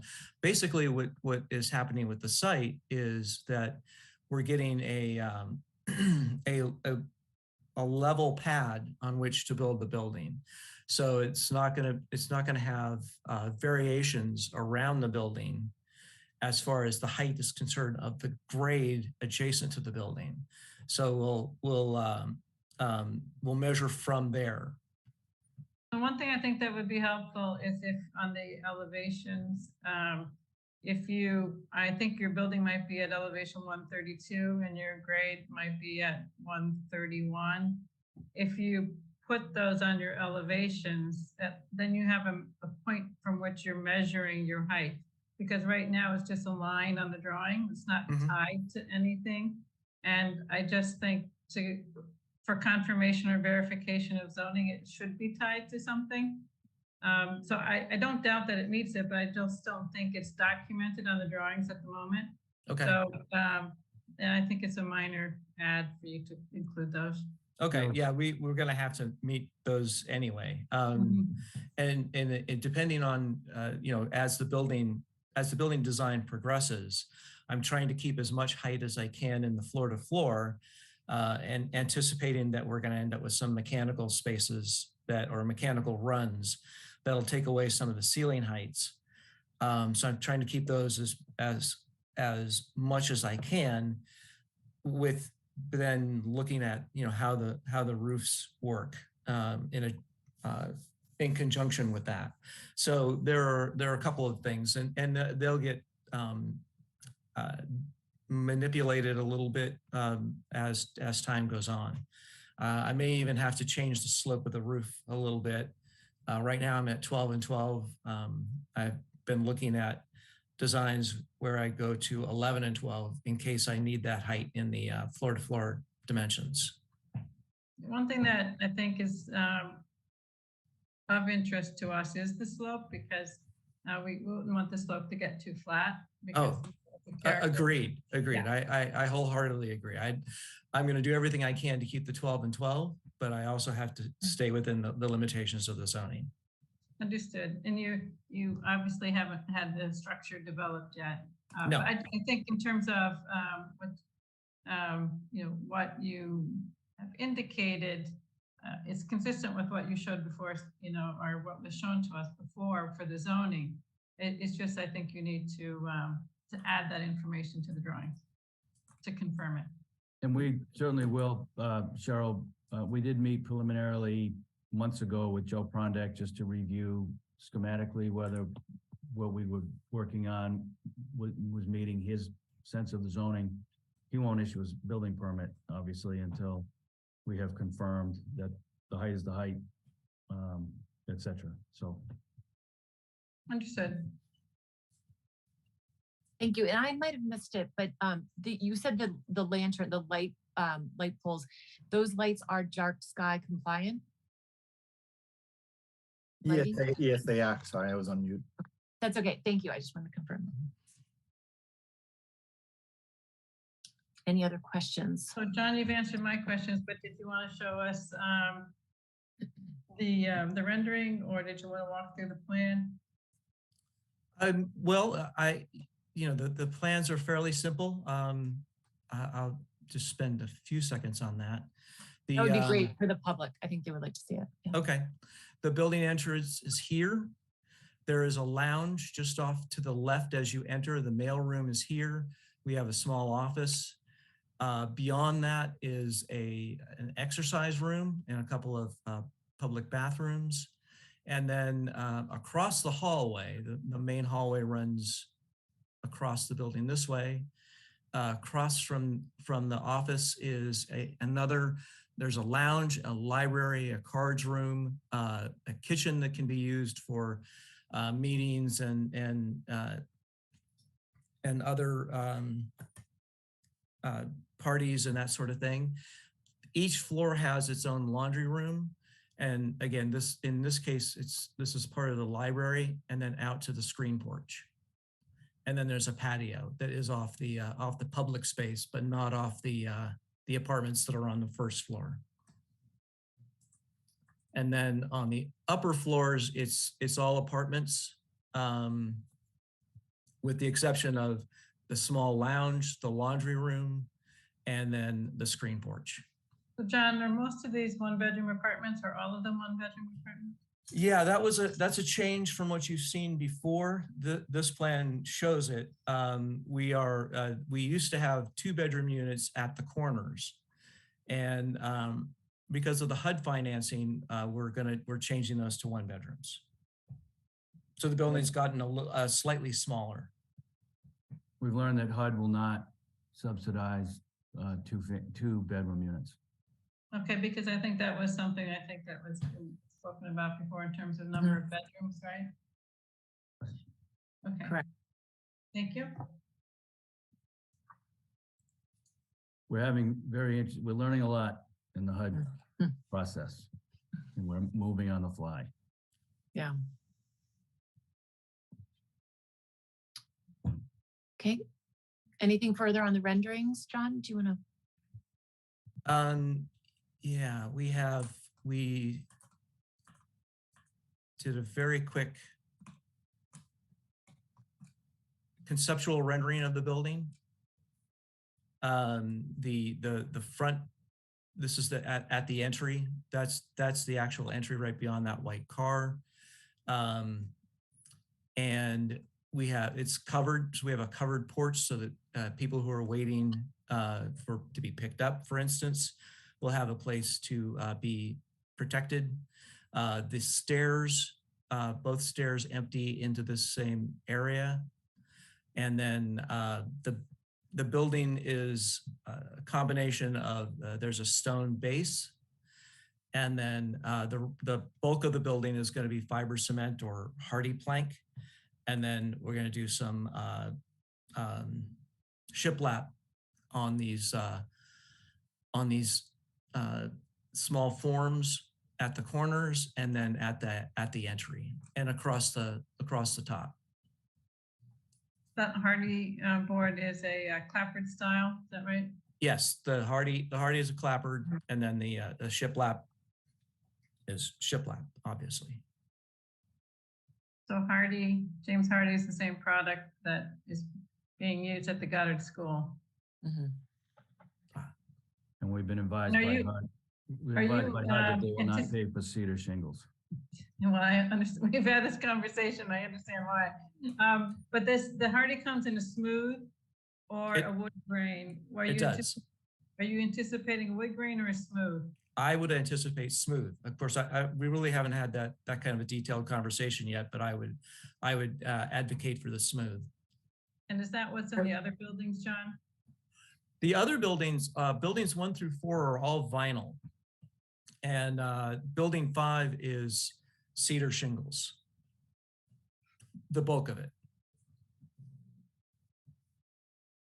Okay. Yeah, I would prefer to see smooth. Yeah. I think the smooth would be good. And when you mentioned plank, it's not the sheet. You're talking about the looks of clapboard and the looks of, I'm sorry, what was the second one that you said? Shiplap. Shiplap, right, okay. And asphalt shingles? Asphalt shingles, yes. And is your window, what are your windows? Are those, is that a final design, or is that just a concept rendering for windows? That's conceptual for now. We're still looking at a lot of different things. The building is being designed to passive house criteria. So it's an all electric building, for instance. And so it's, the windows are a touchy subject within, and a difficult subject within passive house. So we're working with the both the size of the windows and their actual design of how they function. HUD specifies that they want things to be awning windows, operable windows to be awnings. So that's something that we're looking at yet. Because I would like to see a little more detail on the window design. I'm not sure if I understand what you mean. When you say, do you want to see more detail? Well, you're talking about sizes you're considering changing? If we change them, they're going to be, relatively small changes to the design. Okay. So the passive house, I think, is commendable. I think that should be in your narrative. And it makes me wonder also whether you're planning to make the roof at least, or the building at least solar ready, if not.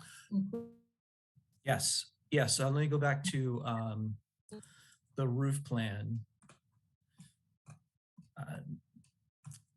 This is the entry side, which is on the north side of the building. On the south side of the building, we've oriented the building east-west in order to have this entire roof on the south side be ready for solar panels. Okay, great. And then when you mentioned it being all electric, I would think that you're talking about, are you talking about a centralized system that's going to be on the roof, or are you talking about individual units that are going to be within the individual residential units? Well, each individual residential unit will be able to control their own heat and air. But how we actually do that, we've been having some discussions about whether it's a central system or individual heat pump units. And we just we haven't gotten that far with that yet. So you haven't determined whether you need a well in that central part or whether you're going to have that be a flat roof there? This is a well. This whole area is a well. I have one stair that comes all the way up to the roof, and then this is the elevator overrun. But this entire area is lower. Yeah. That was referred in the narrative, I think, too.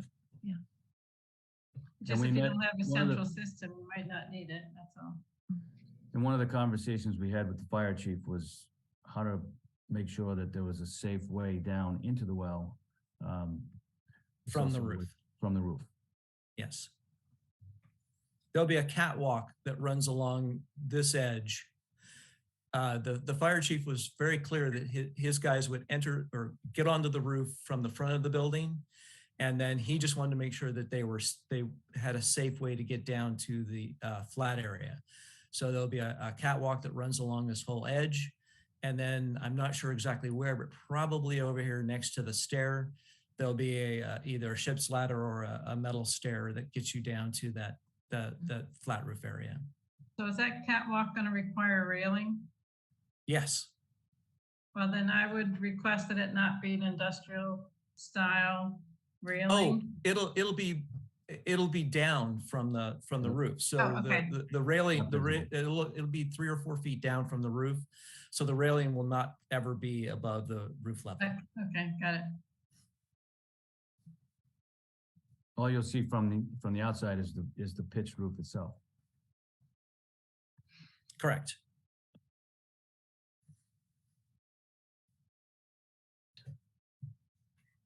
Okay. So as far as the windows, Meredith, if the HUD is requiring awning, that's pretty restrictive. You know, Yeah. Were you asking him to put in additional mullions? I mean, he was talking about the size of the windows. What were you thinking? Because I think size. That was. Can you go back to the rendering, John? Sure. And are there, Tim, you've got a set of these plans in the office, right? That I could take a look at too.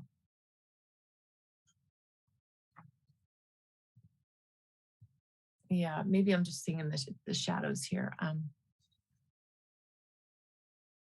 The proportions look different on the elevation sheets that I printed out. Do you have the elevations of the PDF, John?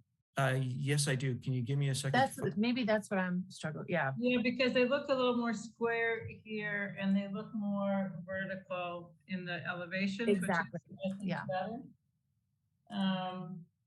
And I see that you've indicated the awnings and casements in the elevation. I actually think the proportions look good in the elevation. I do too, and that's why But just the rendering can be a little distorted. That's all, I think. Sorry, I should have had these teed up. Thank you. The rendering itself is a recent iteration. It was a first pass of what the building might look like. Without a whole lot of, there wasn't any time to get into a real detailed approach to that. We're just trying to show representative of what will be coming. I think obviously the elevations themselves are more detailed more realistic to the Good. detail. Okay, that's helpful. That's, Trying to find the most recent ones.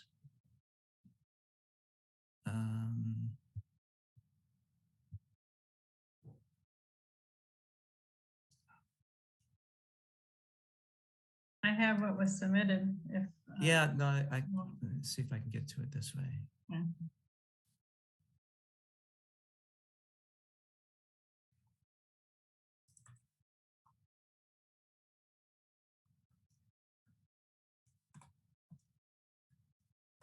No, sorry, these are old.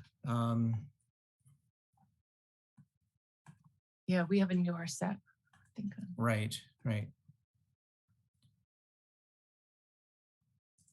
Just gonna see if I could quickly get to a copy and then share.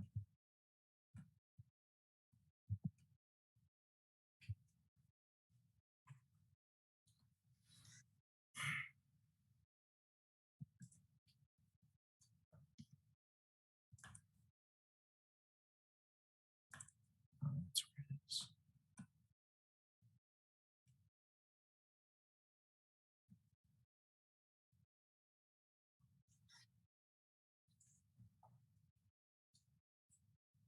There we go. Yeah, oh, you have them?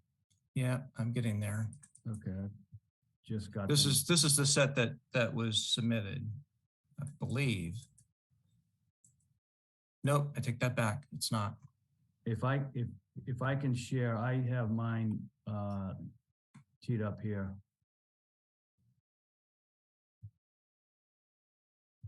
Yes, please. That's great, Ned. Make sure that I can, John just needs to stop his screen share. right. Okay.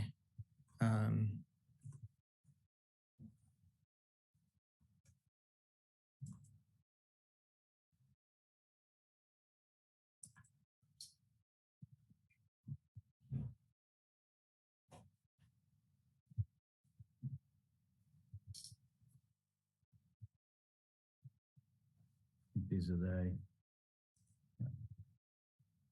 Yeah. Here we go. There you go, John. Okay.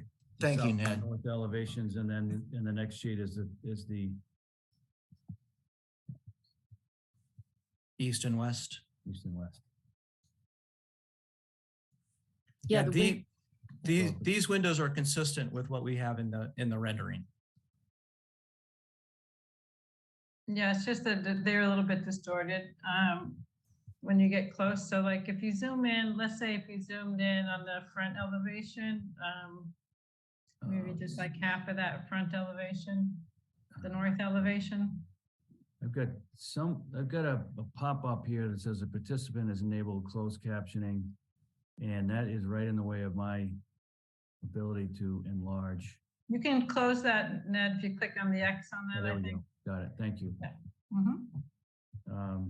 So Scroll down to the north one, scroll the down to bottom the one. north. Mm-hmm. There we go. Wow, so those windows are almost floor to ceiling. They are, yes.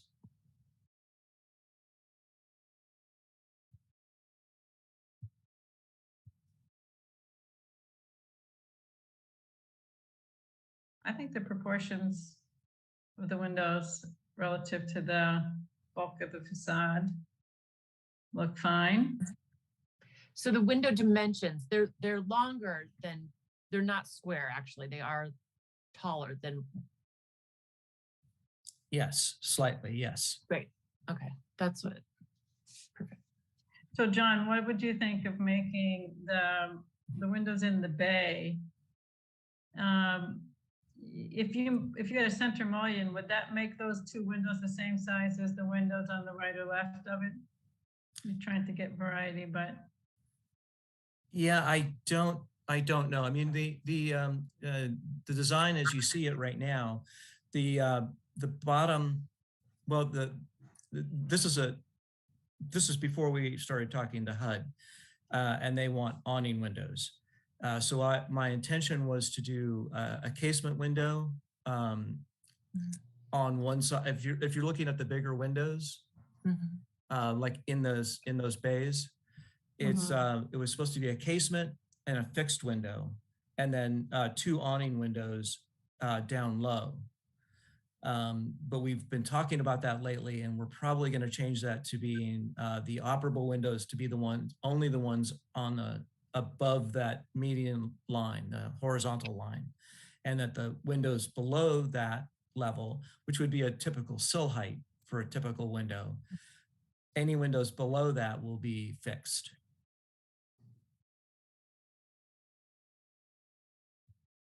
Okay.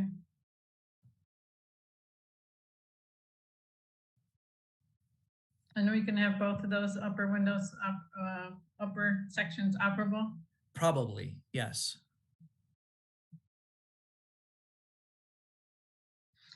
And are these type of windows, the awnings, consistent with what is in the other buildings, or did HUD change their requirements? I couldn't speak to HUD's requirements, but the windows are definitely different. The being awning windows, most of the windows in the other buildings are double hungs, or single hungs probably.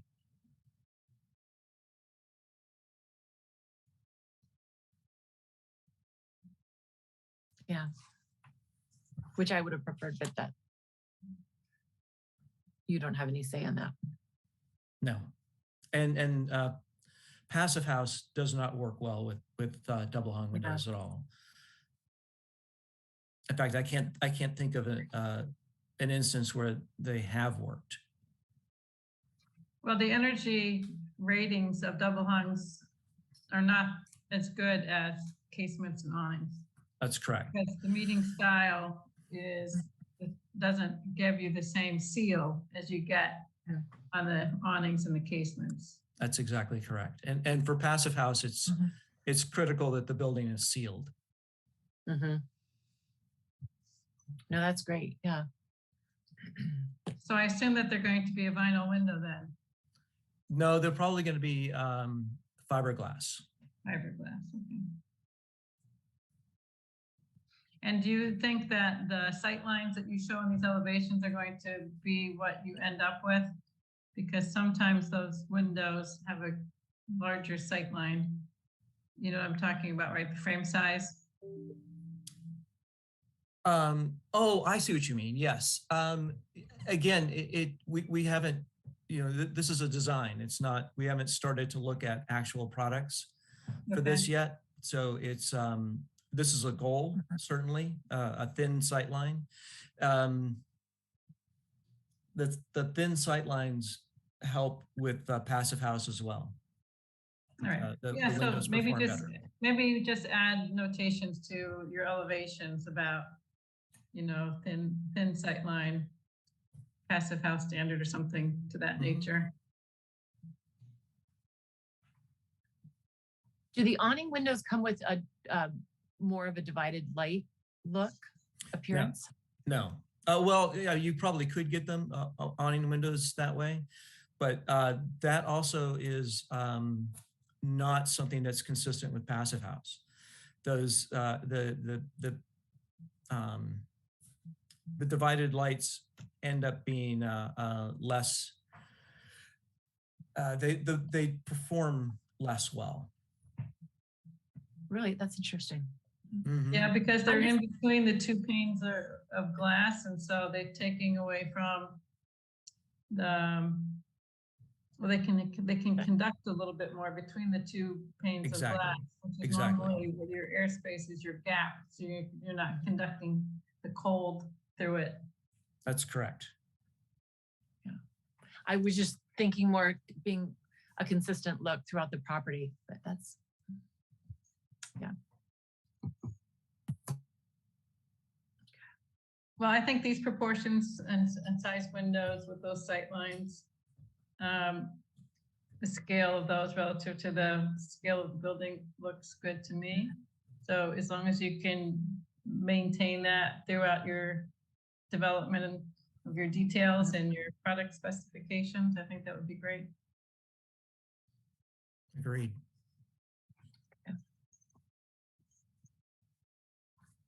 All right, this has been really helpful. Thank you. Ned, is there anything else that you would like to add before we? I think I would like to move to extend and keep the hearing open. I think the site walk will be just really helpful. Yeah, so you earlier talked about a date of December 21 at noon as Right. possible. Yes. So I have, just to confirm, I have a couple of notes for some looks like fairly minor, but some helpful changes. Mhm. One would be a modification to the landscape plan, particularly swapping out some the species to be more deer resistant and more native, and to see whether or not we can infill a little more on that back corner. And so that's one homework assignment. The other would be to slight modification to the architectural discussion to address issues of security lighting, passive house, window lines, and things of that nature. Was there anything else that you think you want us to come back with? And then what I would propose to do is prepare a draft of a decision for the board's review at the December 21 meeting, and potentially if it's voted that evening, you'd have the ability to sign it as well. Ned, the only thing and I don't have to tell you because you know this area very well, is there is a lot of water in this area. This is a very wet area between Highland Street, Canton Ave. You know, it's just right now there's a lot of water on this site, even without this development. I'm wondering about having a peer review consultant on this. We can't do that. We need to close this hearing on December 20th. Yeah, I understand. I don't think you can get a peer review on board in time to have a peer Well, review. that's my question. And Tim, I was going to just ask you, because I completely understand, Ned, you're working with a really tight time frame. So, and I think this is a good project for many reasons. But it's the water issue that I just would like to hear from the other members on that, on whether, if we could do it in a timely manner. I would like to see that an independent just to review. If we can get the town engineer, if they've had these drawings, if they could at least provide comment on it, I would be okay with that, Meredith. Okay. Yeah, so the town engineer and the DPW director have these drawings. They've been reviewing them. We usually defer to them when it comes to whether or not they feel that they need peer review assistance in analyzing projects like this. So I will talk to the both of them tomorrow and kind of see where they are, let them know what the time frame is, and make sure that we have comments from them in time for the 21st. And Ned, I say this not only for, you know, the abutters and the neighbors, but really for the rest of this property, which the water will run downhill, as you know. And well, the one thing I would say, and I think Jim would back me up, is that we're capturing water that currently drains down through the rest of the property. This project will improve stormwater management in the upper portion of the property. It will collect it better, it will treat it, it will discharge it better, and it will direct it properly down through piping into the proper outlets. It is an improvement to stormwater management as it currently exists. Yeah, and just to add quickly to that, I mean, the current standards that we're meeting were just not around in the 80s or the 90s when the other buildings were done. So they do not have the catch basin, storm scepters level of attention that we have on storm drainage. So, you know, I've been working for Winter Valley for going on 20 years now. I did well, anyways, but I know it's a wet area, and I'm very sensitive to the neighbors. And because we're on a tight schedule, I didn't want to push the envelope on it, so I over designed it just to get this through without problems. Okay. Great. Now we would like to hear from any residents that would like to speak. We did say we would offer time for any questions from the public. So if anyone would like to speak to this project, feel free to raise your hand and we will let you in. We've got Georgia Lee. Great. Please feel free to go ahead. Hi, everyone. Good evening. Welcome. And if you can state your address and your name, please. Hi, it's Georgia Lee. I'm at 59 Highland Street. And I just want to thank you for this meeting. And I want to say that of all the projects that Milton is currently looking at, this is the project that all of us can get behind. I wish there were more mission-based housing facilities in our town. We are so lucky to have Winter Valley. Meredith, I appreciate your attention to the water issues because as an abutter, I am seeing the water issues. And Jim, I think you talked about, overbuilding the drainage. I think that's really going to be super important because we are already seeing too much water when we get summer storms. And I just wanted to put that on the record. I will be there on the walkthrough on Saturday. And thank you so much.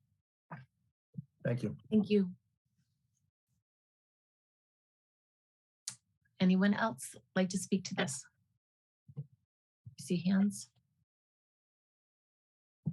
Got Jean Irwin. Great. Welcome, Jean.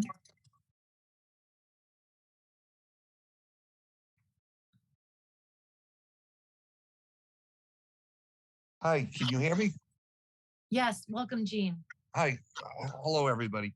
And again, thank you for this meeting. I have several questions. Some are to do with this project and others are, I've had a couple of people call me and ask, why are we on Zoom? Why couldn't we go in person? We start there. Yeah, we're certainly going to plan on doing that. Our next meeting, unfortunately, Cheryl is out of the country, but we'll be Zooming in. So for scheduling, we've been trying to accommodate people's schedules, but I'm ready to go back, Jean. So right, but my thing is, I've had a number of neighbors contact me that they can't get on. They said, we usually just a few clicks, but they're used to being sent like when we did town meeting. It was much simpler to get on. They don't know how to get on. Okay, that's good. Good to know. Yeah, and so starting there now, going back to that 5,000 square foot wetland, isn't that a part of a much larger wetland, or is that isolated to the 5,000 square feet? That's isolated to the 5,000 square feet. Okay, thank you. Also, are there any like crosswalks that design that you showed in the front of the building? I saw some people out by cars. And I was wondering, how did the people in wheelchairs and stuff get out to the cars? Are they in the road or are there sidewalks along there? I didn't notice them in the renderings. Yeah, the rendering just shows the building and a representative of what the parking area looks like, but the plans itself, yes, there's handicap, all of the sidewalks, all of the parking spaces will be handicap compliant. Okay, yeah, because I didn't notice any crosswalks or anything like that. I was a little bit concerned. Then, from what I understand, the new fire code is different from when these buildings were built. And I'm not sure even the chief is aware, like in regards to like the swept path analysis. The new code states that, a fire engine leaving the firehouse going to this new building, it can't in any way have any part of the fire truck in opposing traffic. Now, let's say the large ladder truck was going to come from behind town hall and he's going to go into Winter Valley. I would say probably for the last 50 years, when he comes down to the entrance at Winter Valley, it's a Y shape.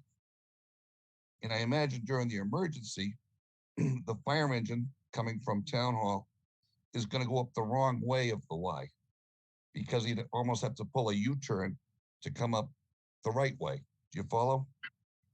Mm-hmm.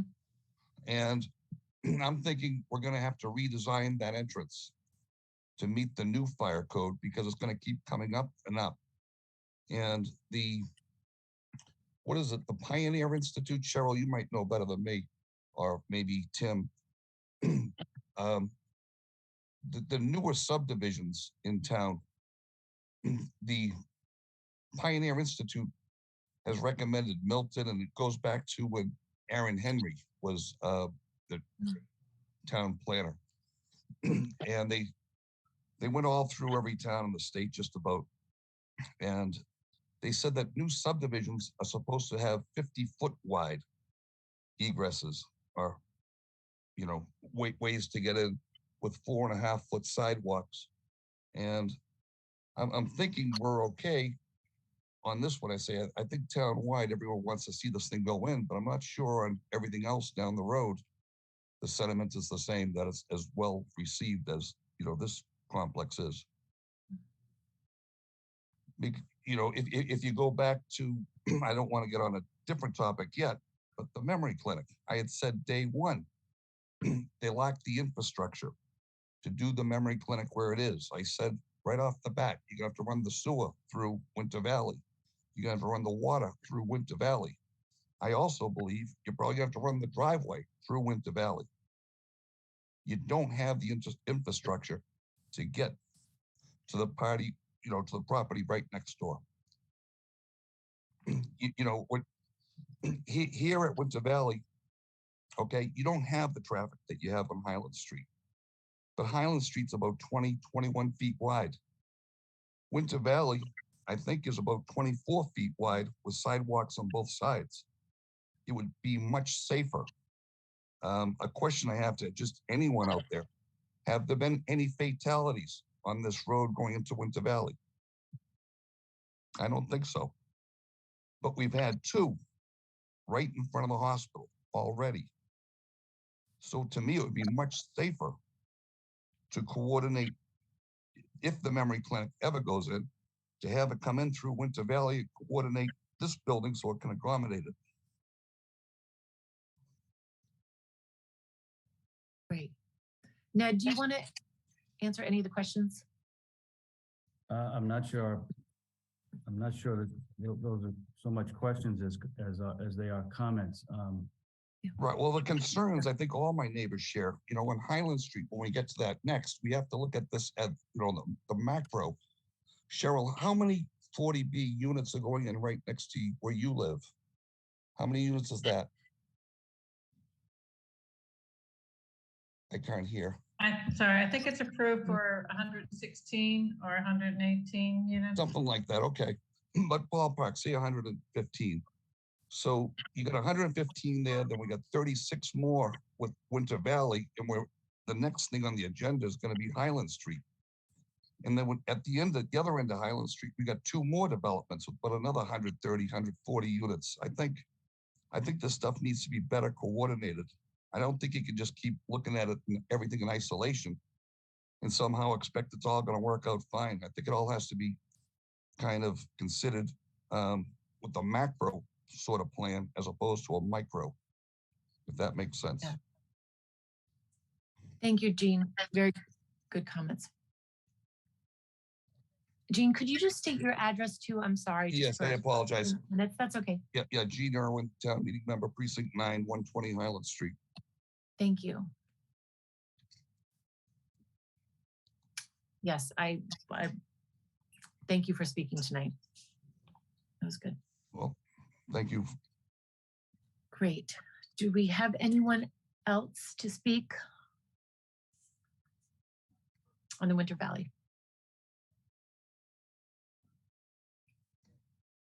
Tim, are you seeing any other hands up?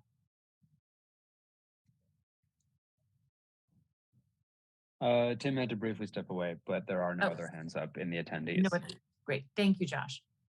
So Meredith, I'd make a motion to continue this hearing to December 21st at 12 o'clock. Great. Can I have a second? I'll second. Great. Okay. So all in favor of moving in keeping the meeting open. Sean? Yes. Roll call. Cheryl? Yes. Maggie? Yes. And myself, yes. Thank you all for your work on Thank this. you. And if I could just confirm, that the homework assignments that I identified, are they the homework assignments that the board agrees are appropriate? And if you could follow up with engineering along with Tim, Sure. I think that would be helpful. And one thing you didn't mention on the architectural net is just tying that height into the to the grade. I think that's important. Thank you.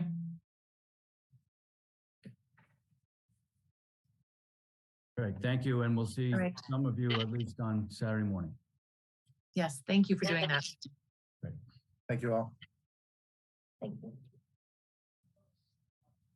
Okay, so now we can move on to our next agenda item, which is the review of traffic impact analysis scope for Highland Street Memory Care Project. So if we could have that. Ned, stick around. I'm back, yep. Okay, all right. Don't go too And I far. would add Who do you want to? Scott Thornton, Mike Walrazak. I'm not sure whether Blaine Buck. If those folks could just raise their hands, that'd be great. And Rich Fernandez.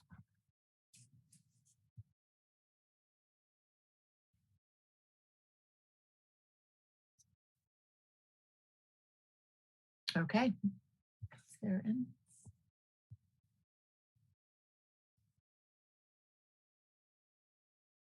Okay, and just do something really quickly.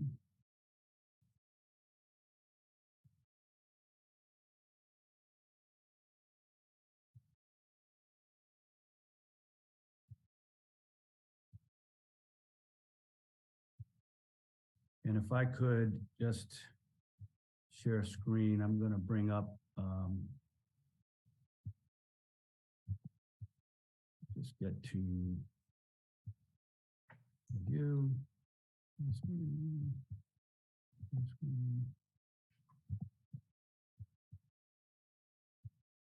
Okay, and you all see that? Yes. Great. So again, for the record, Ned Corcoran, this time on behalf of Northbridge Companies LLC, which has put the property of the BID Milton Hospital under agreement with the hospital. As you know, we went through a zoning process last year into the March special town meeting, and town meeting approved, authorized a special permit process for a memory care facility with 70 rooms, 78 beds in this property. This is the property that's owned by the hospital. And one of the things that we had done sort of in preparation for the process was a draft of a traffic impact analysis. But the zoning requires the board to approve the final scope of the traffic review. And so what we've done is we've shared the draft that we have with the board. We shared it with the abutter group and had a Zoom meeting with a number of the abutters last Wednesday evening to go through that in some level of detail. Obviously, listening to concerns that the abutters have. There are a couple of things I think that I would just highlight as an overview, and then I'll turn it over to Scott Thornton, who is traffic engineer with Vanessa Associates, is that as we understand it, those of us who've lived in Milton, live in Milton, lived in the area, that Milton is, I'm not saying it's unique from a traffic perspective to other similarly situated municipalities, but there's a lot of traffic that comes through this area at various times of day. We're a cut-through town. We have lots of cut-through traffic between the city of Boston and the suburbs further to the south. And in particular, because I think of the hospital and Reedsdale Road, Highland Street historically has been a cut-through itself to avoid lights on Reedsdale. And the latter streets, particularly Spafford and Buckingham, less so Martin and Clifton, but still have been subject to cut-throughs, either for people turning up and around and in, or coming out the back way and back down and over. And so we're mindful of the implications of adding a new traffic generator here to the impacts on Upper Highland Street and the latter streets. We're also mindful of the fact that Canton Avenue itself really has 3 peaks. There's a morning commuter peak, there's an afternoon evening commuter peak, and there's also the high school peak in the middle of the afternoon. The high school lets out at about 2:30, so for about a half hour, Canton Avenue gets overwhelmed. And one of the things that we thought about that we would add to the scope of what we've done is sort of evaluate that relative to 2 things. One is the shift changes for the memory care itself. What are the timing of those shift changes? Can they be set so that they avoid entering into that peak, any of those peaks, and the timing of any deliveries that would come to and from the site, again, avoiding that peak hour. One of the things that we said in the we can do with signage is that one of the things we can do, and we can do it with our contracts, with our employees, and with our vendors, is that we can do a pretty good job of mandating traffic entering and exiting on this section of Highland Street, connecting down to Canton Avenue. And we think we can manage that pretty well. I know there's some skepticism about that. It's something we've looked at very carefully and will continue to do as part of the scope. So with that, if I can hand it over to Scott Thornton to get a little bit more into the detail of what he understands, and then open it up to the board and to the public for specific comments about any additions to scope that the board would want to see. We're certainly all ears, and we want to be as responsive to the board and to the abutters as we can. So thank you. Thank you. Good evening. My name is Scott Thornton. I'm with Vanessa and Associates. As Ned had indicated, we prepared a traffic study in a draft format last year. And what I'd like to do is share my screen to indicate the scope of the locations that we looked at.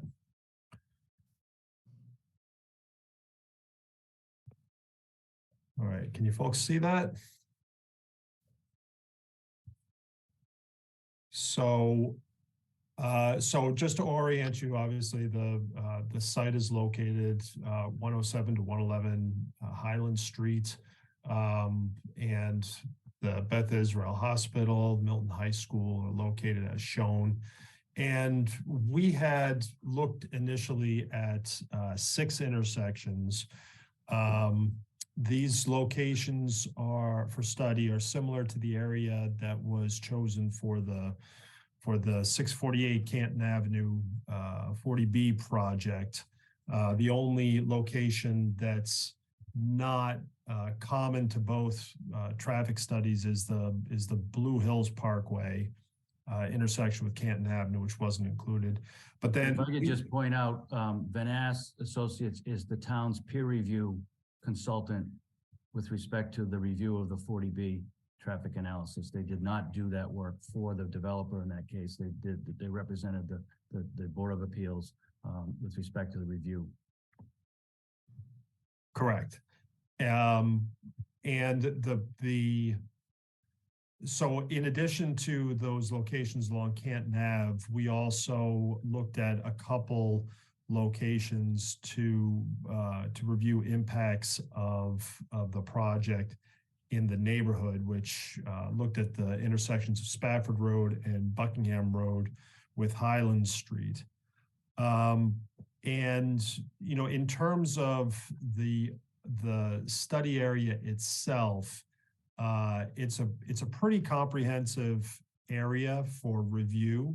Looking at as Ned had indicated, we did look at the weekday morning time period and the weekday evening time period, and recognizing that the that there are 3 peaks in the area, particularly on Canton Avenue, but you know, the peak hours of traffic generating for the project are typically in the morning and in the evening time period when those are the coincident peaks between the site generation and the adjacent traffic generation. So, but again, as that indicated, we would be open to looking at that mid-afternoon time period if the board decided that was prudent.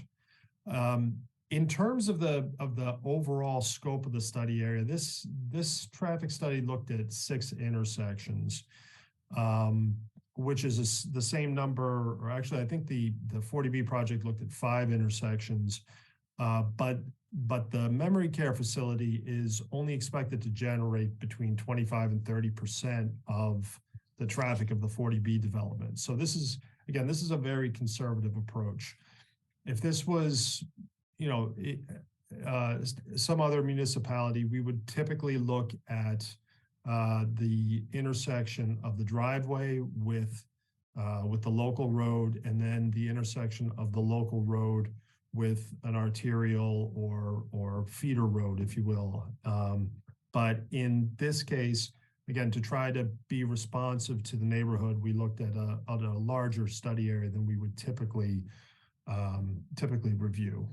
And, you know, looking at the Mass DOT traffic study guidelines, they indicate that a location or an intersection should be studied if it's expected to receive more than 100 peak hour trips or 100 trips during the peak hour, or experience an increase of 5% over the existing volumes. We don't expect the site to generate 100 peak hour trips in any hour. It's just not that intensive of a traffic generator. It's, you know, this size development is comparable probably to a smaller apartment building of 15 or 20 units. But in this case, you know, the trips that we're looking at, which are between 13 and 18 during those peak commuter hours, they're equivalent to a vehicle every 3 to 5 minutes entering or exiting the driveway. So we don't anticipate significant impacts from the project. And in fact, that's borne out by the analysis that we did, which even at the intersection of Highland Street with Canton Ave, we're looking at about a 1 second increase in delay, and that's the highest location, or that location receives the highest amount of the project traffic, and it disperses from there. It reduces from that point. We did use, part of the reason for using the data from the 40B project was that was pre-COVID. That data was collected in October 2019.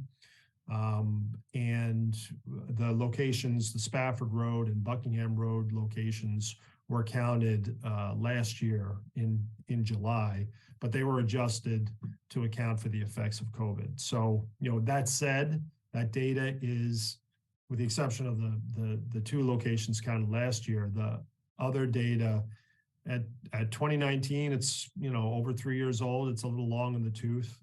So we would redo the counts at the locations shown on this site location map for the AM and PM and possibly the mid-afternoon time period. So we'd probably be looking at 7 to 9, 2 to 4, or possibly just 2 p.m. through to 6 p.m.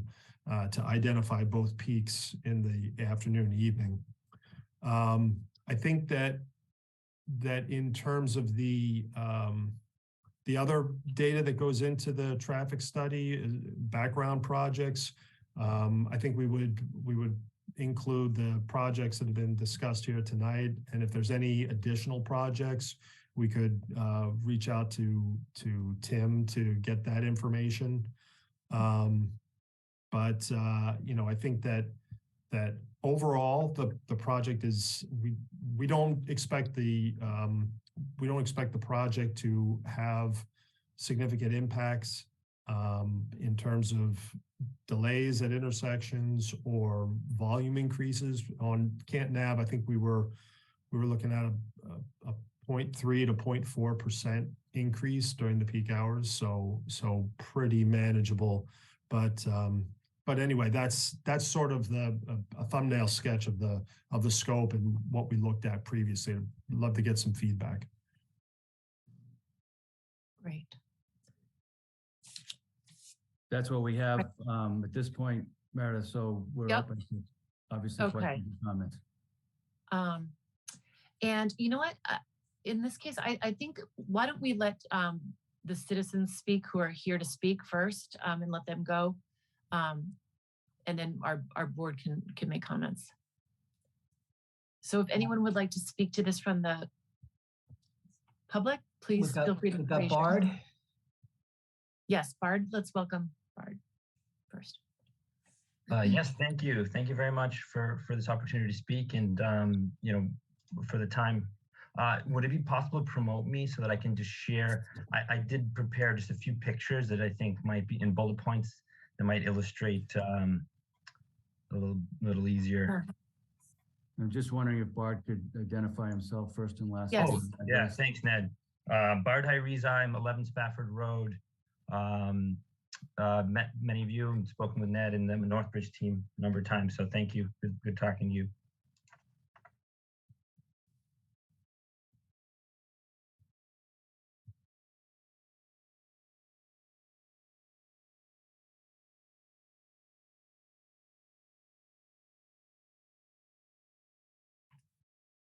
Was I on mute there? I just said I got muted again, or is that just maybe just happened because I was a panelist? All right. Can everyone hear me? Yes. Can you see my screen? Yep, it's up now. All right. There we go. From the beginning. Yeah, so definitely, and thank you, Scott, for the presentation, and Ned and team for sharing it with us last week, or it was maybe a couple weeks before, I forget exactly when, but definitely some good data in here. In fact, I wish I had some of this data in March when I presented on behalf of the neighbors at town meeting, because I think we had estimated about 150 or so weekday new vehicle trips in the neighborhood. So this estimates 182, which is obviously higher. And at the time, I think some town officials were telling us that our numbers were greatly exaggerated when in fact they were conservative. But when you think about that, and I think Scott's right. If you stick to the main roads, this conclusion that it represents a minor increase in traffic volumes. If you compare it to Reedsdale, obviously, which is a major artery, Highland gets a lot of traffic. It may, as a percentage basis, it may not look all that big, but that hinges on a really key assumption here, which is in the report, which is that all delivery and employee traffic to and from the site will be instructed to use Canton Ave to access Highland and avoid the neighborhood streets. And I think we've lived through, experience here of just a lot of traffic coming through during particularly the fall and spring when school's in session. And we also want to thank and recognize Rich Fernandez for his persistent and sincere efforts to help mitigate hospital traffic, which has improved. But that said, we still get on a regular basis, all manner of hospital vehicle, including large tanker trucks, and so it's just not realistic that the fastest route is people aren't going to take it based on instruction. You're going to have new employees come in, you're going to have new vendors, you're going to have just changes, and human nature, you're going to follow the fastest route. And so, I'm going to show you in the next few slides a few pictures why, Spafford Road in particular is the fastest route. And when you consider that the majority, if I read it correctly and I understand the nature of the facility, the majority of the trips will be generated by employees.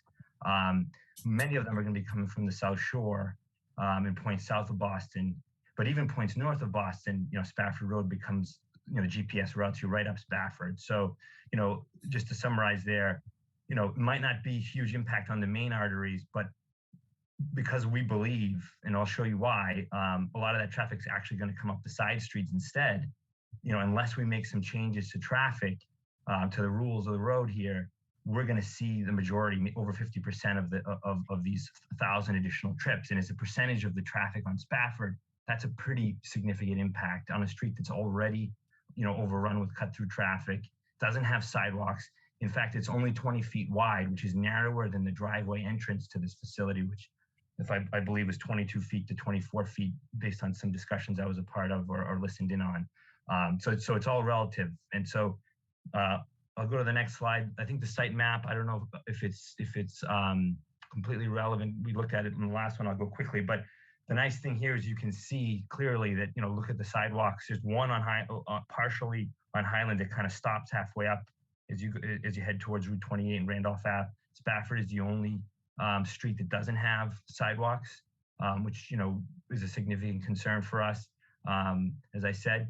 But let's look at Highland itself.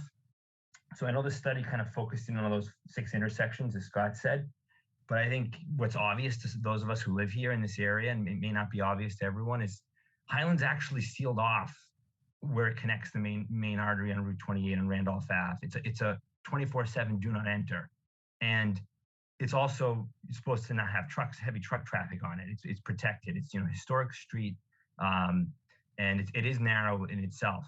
And you also have do not enters on Hallen and Reed, which would take you around that one way on Highland, during the morning commute. So you have this access problem on Randolph Ave that kind of makes it, encourages traffic to go around and come up the other side. So that's kind of the first thing we wanted to highlight and make sure everyone, I know many of you know this, but some of you may not. But it does have an impact. And so because Highland is either sealed off or on the last side, the other point I wanted to make is, there's stop signs all along Highland. And I think if I'm recalling the data in the report said average speed was around 30 or 33 or something like that on Highland.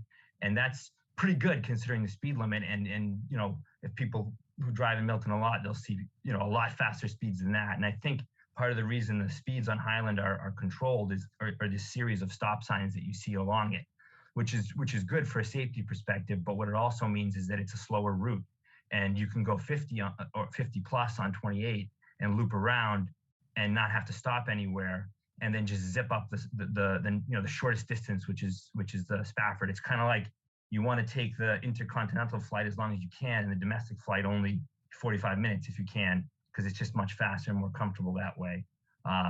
So I wanted to make that point about the stop signs, because that's impacting current conditions and encouraging cut through traffic. So then let's look at the different ways you can get to 111 Highland Street or 107 Highland. Doesn't, either one, just please sometime enter it in your GPS and see which way it takes you if you're in East Milton or South or North. I mean, I know if you live on Canton Ave, you're probably going to be sent that way, which is good. But because Highland's either sealed off from Route 28 or it's otherwise slow because of those stop signs, if you're coming from point south, so in the picture on the left, we have, I did these all today, so, and obviously forgive me for kind of the hastily formatted presentation, but tried to do it quickly. The one on the left is coming from Brockton. If you did Randolph, if you did Stoughton, if you did, a lot of those, the Holbrook, points directly south off of 24, they're going to take you right up 28. Now, there is an option you can see in gray there from Google that says Canton Ave, but it's 4 minutes faster to go up 28. So that's what we think most traffic is going to do. And that little blue last connector bit, that's Spafford Road. So that's Google sending you right up Spafford. The middle one is Quincy. Obviously, 100,000 people live in Quincy. You may get employees from there. And also East Milton is in that direction. It's if you look at the population of Milton, the majority or the biggest concentration of population is in the eastern half. So which way do you get to the facility? You go right down Edge Hill to Pleasant, and you go onto Reedsdale, and you take a left on Spafford, and you're right there. Then on the right, now let's look at Weymouth, and Weymouth can serve as a proxy for Braintree, for Hingham, for all points on the South Shore, Cape Cod even. you're not going to loop around and come around Canton Ave. You're going to go Route 3, or back roads here to take you to Pleasant and Edge Hill to Pleasant on 90 off of 93, and you're going to come right up 28, and then again take a left on Spafford. And the reason Spafford is what GPS tells you to use is because you can travel the longest on the fastest road on Reedsdale. You can bypass those stop signs on Highland, and you're right there to where the facility is. So this is from points south and east. Points north. Now growing up in Quincy, I don't ever want to go north of the Zakin Bridge. I think it's like going to Canada. My wife makes fun of me for that because she's from Salem, New Hampshire. But I think, realistically, if people can avoid it, or if they can get a job in the northern half of, northern part of Boston, they're going to do that. But even still, some traffic may come from north of Boston. So here I use Somerville, South Boston. And, you can see definitely it gives you the two options. The one on the left, I think I did it between meetings this morning. The one in the middle, I think I did it around lunchtime. So that the gap in time or route, it's like 18 versus 19 minutes. So you save a little bit going Spafford. And it's clear on Canton Ave there, no bottleneck at Town Hall in that intersection with Reedsdale. So it's kind of closer to 50-50. But during the commuting time here on the left, it's 8 minutes faster, and coming from Somerville, same coming down 93. You're going to go Spafford Road again. You're going to come down Randolph, take a right on Reedsdale, take a left on Spafford. So that's from points north. And finally, points west. And I think certainly points west, it looks a lot closer, 50-50, 39 minutes in this case from Framingham, coming down 128. And then, if Canton Ave is clear, that's probably the way you go. But Canton Ave has a lot of stops. It's got many more intersections and lights, and it has a slower speed limit. So if traffic isn't too bad, you're gonna keep going on 93. And in this case, actually, I think Google even tells you if you want to save gas, you keep going and go on to 28. So from this direction, from points west, clearly you're gonna have more. It'll be more 50-50 or maybe 60-70% coming Canton Ave. But from all the other directions, you put it in the GPS, this is what you get. And unfortunately, that's what people are going to follow. And then finally, just in the other direction, because that was all coming in, it's the same stuff, but I didn't have time to do it all. But this is now leaving the facility. And the interesting thing that gets me is just, you're right on Highland. Why wouldn't you continue down Highland? If you're going down 28, in this case, I put in Randolph, but you could put in Brockton or Holbrook or any of those points south there. But it sends you down Spafford because you can avoid those stop signs on Highland, and you can travel the longest distance on the fastest road, which is Reedsdale to Randolph, Route 28. It's actually looks like it's this time might have been 1 minute faster to go Highland, but Google's still sending you that way to save gas. So this is what we're kind of up against. And the reason the GPS is sending you this way is because it's the fastest route, it's the most efficient route, and either coming or going. So that's kind of our concern, is that we can say minimal impact, but that's hinging on a very tenuous assumption that is in practice going to be unrealistic given what current traffic is doing. And then just to show you, for those of you who are not familiar with Spafford, I did this today. My wife picked the kids up from Cunningham at 2:30, and then I went out to greet them. And this actually, I thought might have been a DPW truck coming down the road, but in fact, it was a catch basin drainage company. And it's funny because I heard that word earlier tonight, so I can only assume that this maybe went to visit Winter Valley. And then this is at 2:45. The school bus usually comes around 3. Some of our neighbors take the bus. If the school bus had come up at the same time as this truck, one of the two would have had to pull over the curb. We see it happen all the time. I'll go out and take a video next time. The road is just so narrow, and even with just one parked car in this photo here on the left, it's just not easy to get by. Now imagine pedestrians. Where do they go? They dive into people's driveways, onto their lawns. It's just not a safe situation to get this kind of commercial traffic and commuter traffic. High school students, the whole town uses Spafford to bypass that intersection. So I think we have to look at this and understand that despite best efforts, and I do believe the Northbridge team, and so just like Rich and the Milton Hospital team, that they will try everything they can, but then they can't control visitors who have no affiliation who are going to come on weekends. They can't control all the traffic. There are going to be times where some vendor just needs to do the fastest route because they're behind on their deliveries, and they're going to come up the fastest route, and that's what Spafford is currently. I would also like to point so before I get into some of our suggestions, I think maybe I did this out of order. Apologies, but I'd also like to point out some other feedback, and I haven't had a chance to talk to everyone on the street, but I have a few people. But it did look like the trip counts in the Van Ness study, if I'm pronouncing that correctly, were taken on July 7th, 2021, which is a couple days after the July 4th holiday, which was observed on July 5th. And those counts, could it be, half or even less of what we would get in September, October, November, December, or the spring, and even other parts of the winter? That's one of the quietest weeks around here. So you'll see much higher counts overall, not just Milton residents, but commuters. A lot of people are just not doing their normal routine that week. They're either away or they're school not being in session is a big part of that too. So I would I think Scott had offered that, if possible, if those counts could be updated for a more typical work week, I think that would be helpful for everyone. And also, we're operating here under the assumption that everyone agrees that it's best to keep traffic on main roads as much as possible, especially keep it off of roads that lack the safety features and the visibility that the main roads have. If you don't agree with that, then it's hard to have this conversation, but that's where we're coming from. And so then in terms of, and again, I threw in some stats here and just pointing out, because part of the frustration for me personally throughout this whole process has been, to be honest with you, with town officials who keep telling us this is a low impact. It's a pretty big change to the neighborhood. It's a 55,000 square foot facility, 50% bigger than the Fruit Center, 5 times bigger than the Seasons Hospice facility on the corner of Reedsdale and Randolph. That's data I took directly from the town of Milton, online database. Northbridge has said they need between 50 and 100 employees. We took 75. So you're going to need 3 shifts. They need, my father passed away last year from Parkinson's complications. He needed just as much care overnight as he did during the day, sometimes more. We used to take turns helping my mother.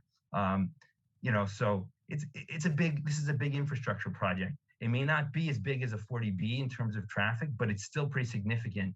And especially if it's going to use the side streets, which we fear that it will, given what I've shown you. So just keep that in mind, and we appreciate if you could treat it as such. And then finally, I'll close on, first of all, I'm happy to discuss any questions at any point with anyone. We had some good discussion last week with Ned and the Northbridge team. So, we're looking for solutions here.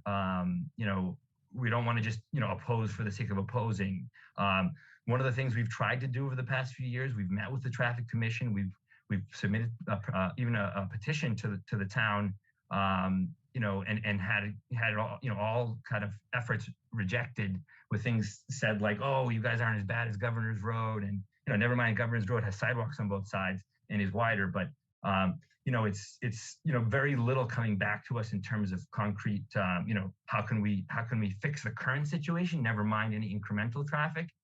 So one of the key things we've been pushing, and I would just like to shout out and highlight this Route 28 corridor study, and to the extent that can be leveraged for the Van Ness study. They looked at a lot of data. It's like a 450-page report and monitored speeds and all kinds of stuff along the corridor.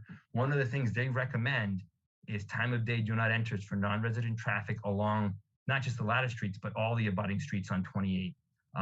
So that is something we think could definitely help us, because these are the times when the kids get dropped off the bus from 3 to 6, when pedestrians are most likely be using the road at the same time as the traffic is, and the pedestrians have nowhere to go. And so they have to dive out of the road. The cars are swerving around them. Now, it's really striking when you have a neighbor driving on the street, because they'll stop for you. But when it's a commuter, you get beeped at. God forbid you're trying to unload something out of a car and you've made the mistake of parking on the street. They beep at you. If you stop to say hello to somebody, you get angry beeps behind you. I wish I took a video of when the leaf truck came to take the 50 bags of yard waste the other week from I think 3 or 4 of our houses. The line of cars that just was leaning on their horn at these poor guys trying to do their job on the street. It's aggressive driving during these times. These are the times, and those happen to be the times, you know, in the morning when kids are walking to and from school, in the afternoon when they're walking to and from school, that are the most dangerous.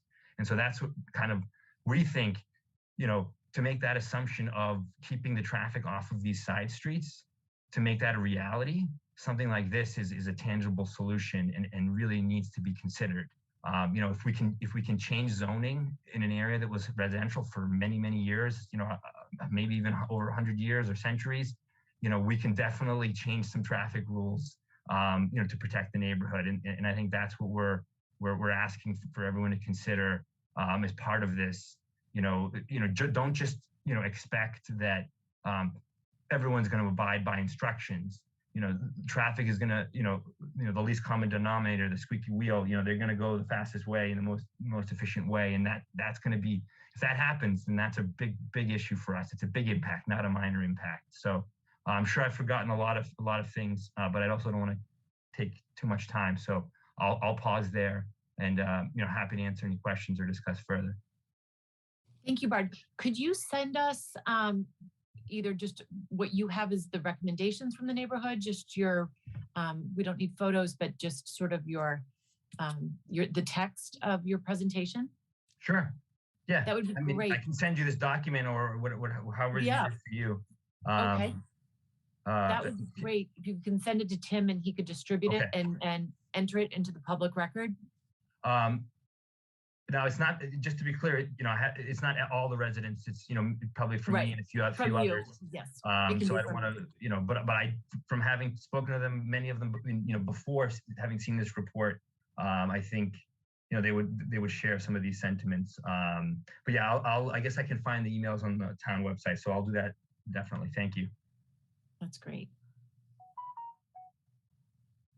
Meredith, just a quick comment. We did have a robust conversation on a lot of this stuff with the neighborhood last week, and we did say that we would be supportive of efforts with the Traffic Commission and the town to implement changes like the ones that Bard and his group are recommending, because I do think they make sense. Yeah. Thank you. And just keep in mind too, I mean, it's not like, you know, that's, you know, 7 to 9 and 3 to 6, for example, is you know, that still leaves the majority of the day open. And if a lot of these trips can be, you know, arranged around that, or you know, it would you know, it would smooth out impacts, I think. You know, and the streets still open, you know, will be open on weekends, will be, you know, so in terms of disruption, you know, hopefully wouldn't be too bad for everything else. But yeah, no, really appreciate your consideration and thinking about this, you know, more broadly than just those couple intersections and kind of looking at what feeds it and why these streets are being used as cut-throughs. Yeah, that was really helpful. Can I just make a comment to that recommendation? Yeah. So I'm going to speak as a resident of Canton Avenue, not as a planning board member on this comment. I experience the intersection of Canton Ave with Thatcher and Highland on a daily basis, multiple times a day. That's a terrible intersection. In large part, it has to do with volume of traffic, but it also has to do with the left turn. If you're coming down Canton Ave towards Reedsdale, because if somebody's making a left turn, it blocks traffic behind. So before or with any analysis of putting in do not enter signs, there needs to be an analysis of where the cars go and the impacts on those intersections. And so the Highland Thatcher and the Canton Ave and the Canton Ave Reedsdale, which are very challenging intersections, multiple hours of the day, would need to be considered with that. So that's just as a resident of Canton Ave. And I have other comments as far as scope as a planning board member when we get to us. Great. If I could just add, Cheryl, thank you for that comment. I think I didn't see your face. I think that was Cheryl. Apologies if I misspoke. But I would, you know, if you hadn't had a chance, I would recommend, you know, when you have some downtime perusing this Route 28 corridor study. I think one of the things they recommend there is a turn lane a lane diet for Reedsdale and then a turn lane at these major intersections, so that kind of comes off. And so I think they're talking. They give some suggestions for both short-term and long-term ways for all the intersections along Reedsdale or along Route 28. So I think to the extent we can push some of those forward too, we'd love to see that as a neighborhood. Great. Sorry, Bart. Yes, it was Cheryl Tagaya speaking. 660 Canton Avenue. Thank you. Good. All right. Anyone else from the public now? Thank you, Bart, for that presentation. Thanks. Yep. I'll really, stop sharing. really helpful. We have Menet Donovan. Yes, welcome, Menet. Hi, thank you. I'm just looking to see. Can you hear me and see me? I don't. Okay, I see a thumb up. Thank you, Rich. Okay, so I will be brief. Bard, that was an excellent representation of the situation here on Spafford Road, and I know we've heard of some of these comments before.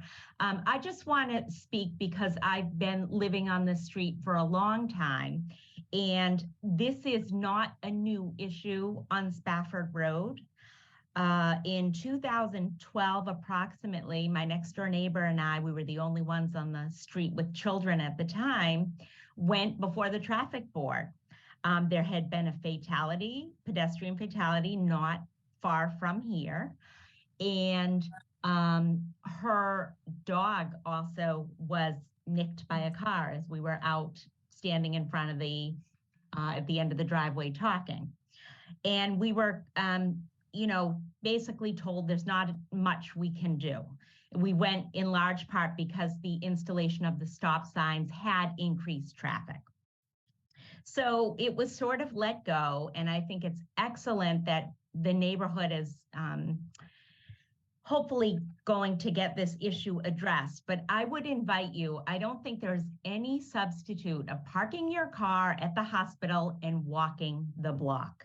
Spafford Road is a big hill, so the cars will put the pedal to the metal to go up the hill. Sometimes traffic moves very rapidly for a street with no sidewalks. I walk my dog every morning. If there is one truck coming down the street and a car coming the other way, it's a dangerous situation. I have to get on a lawn somewhere because the car coming the other way can't see me on the other side. I was told when my children were young, they wouldn't put a bus stop on Spafford Road because the street there were no sidewalks. And so we had to walk over to Buckingham. So this isn't something new. And I just think that there's no substitute for actually coming and observing it for yourself. Also, with regard to the traffic study, it was mentioned that I think Pete Times may not have been part of that traffic study in the afternoon. And that's when all the kids are out playing. So I think that it's really important. A lot of times it's said at these meetings, we're going to put in the contracts that people can't drive up the side roads. They have to use the main roads. And it's not enforceable or complied with frequently. And we see that. So that's not a suitable resolution to the problem. And I would say before anything moves ahead, we need to see what the actual results of the study would be during those critical times. And also as a neighbor, I 100% support any recommendations that Bart has put before the group here. So that's all. Thank you very much. Menet, could you just state your address? I'm sorry for the Sure. record. My name is Manette, M-A-N-E-T-T-E, Donovan, D-O-N-O-V-A-N, and I live at 16 Spafford Road. Okay. Thank you so much. You're welcome. Thank you. Thank you. Anyone else from the public who would like to speak? Please raise your hand. Got Nadine Hanna. Nadine, welcome. Hi, Meredith. Hi, everyone. Thank you. This is Nadine Hanna, 11 Stafford Road, also known as Mrs. Bard, who was previously speaking. Just a quick recap on, I know among many great points that Bard made and Mandy, aka Manette, has also made, to recap a couple of the heavy duty vehicles that I've seen on the street in the last 2 weeks, the blessing of working from home. Airmark uniform trucks, specifically the tanker Bard reference of the air gas tanker, which came down the road at about 10:30 at night. I live towards the lower end of Stafford. I texted my neighbor Teresa, who's not on the call tonight. She lives at the intersection of Stafford and Highland. And she witnessed the vehicle make a very awkward exit off of to the right towards the hospital off of Stafford onto Highland.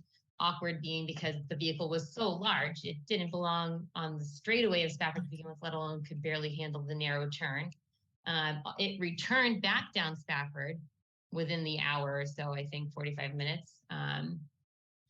We have had at least 5 different off-duty ambulances that we saw, and also a box truck right in that peak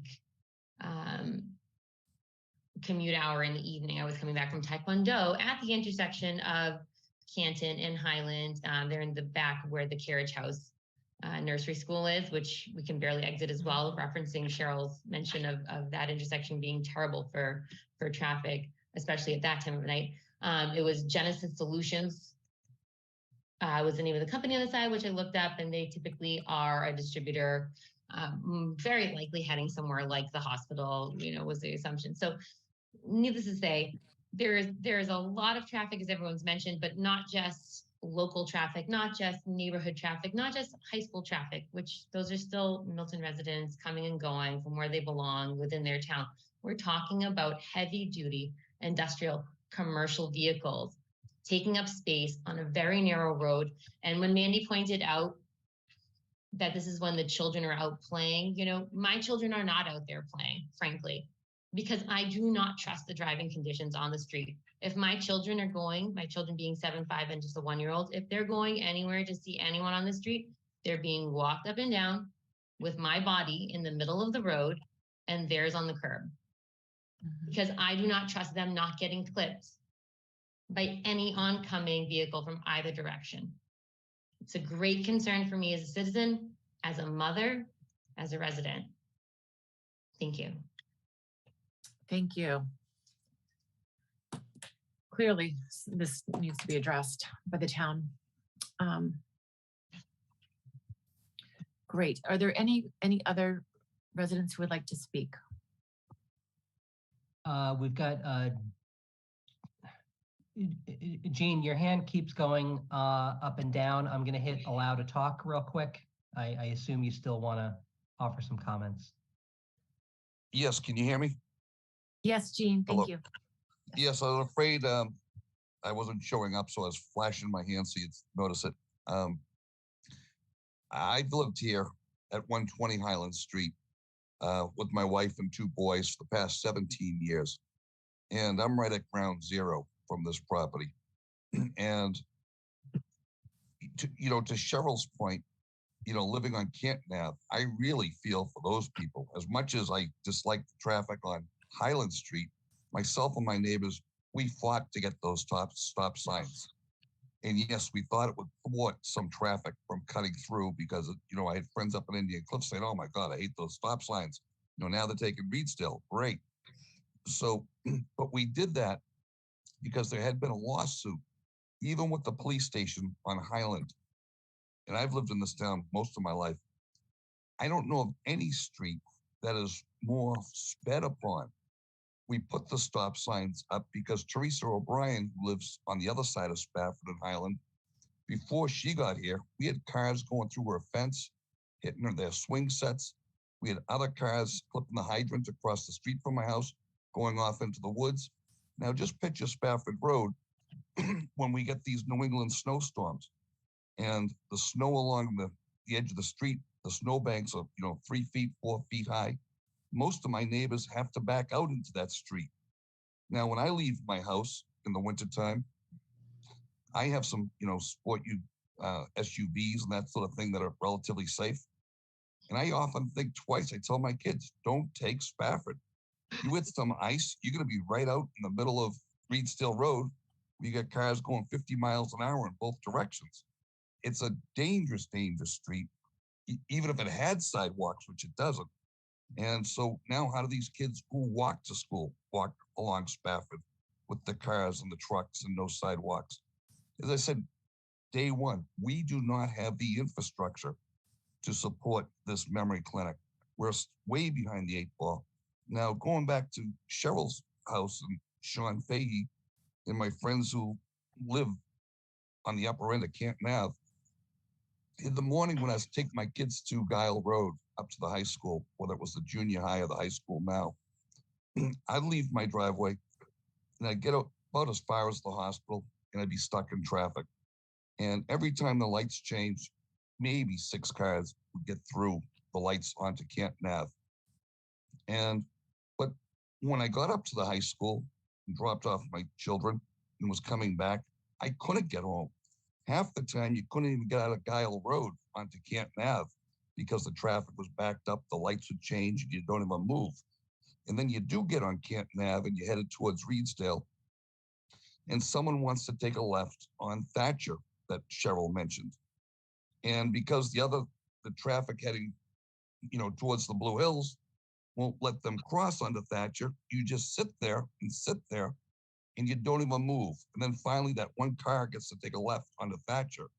So what I used to do is I used to go at the back of the high school, head towards Boston down Blue Hill Ave, take a right on this Houston and a couple of other side streets that would bring me up to Thatcher, and have to get back home that way. And I say, so whether we ever had the memory clinic or not, we needed this conversation. And I say, now you're adding, I say up by Cheryl's house, potentially 115 units, the, Winter Valley, another, 36 units. And at the other end of Highland, right at the very end, 2 more 40Bs.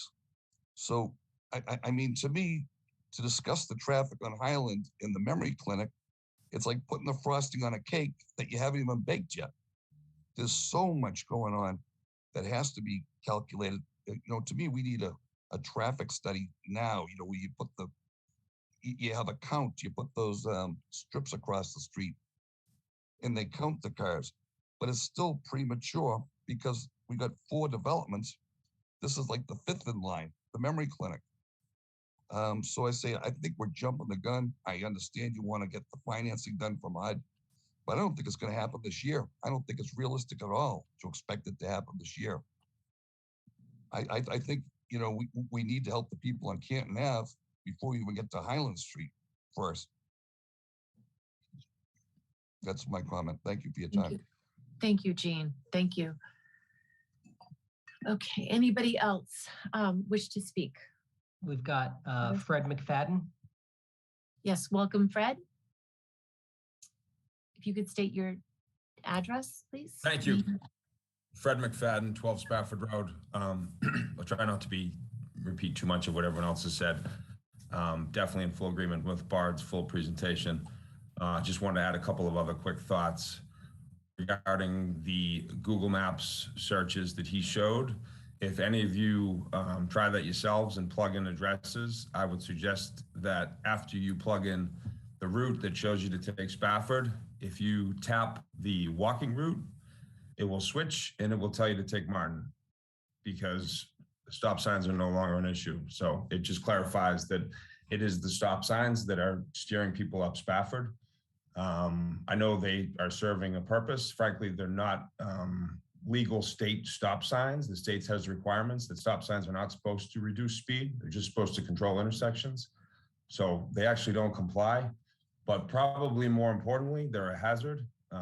If you park and sit there for 10 minutes, you'll see people fly through them all day long.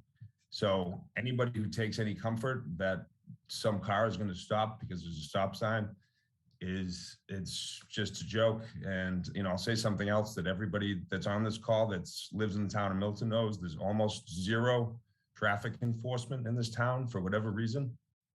So it's like the Wild West. It's like Mad Max on this street and on Highland Road.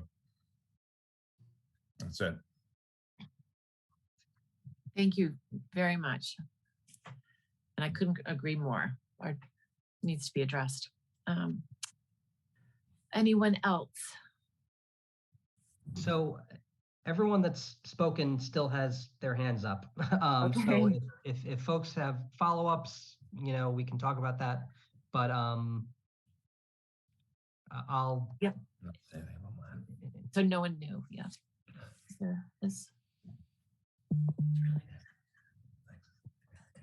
Nadine, you still have your hand up. Are you done?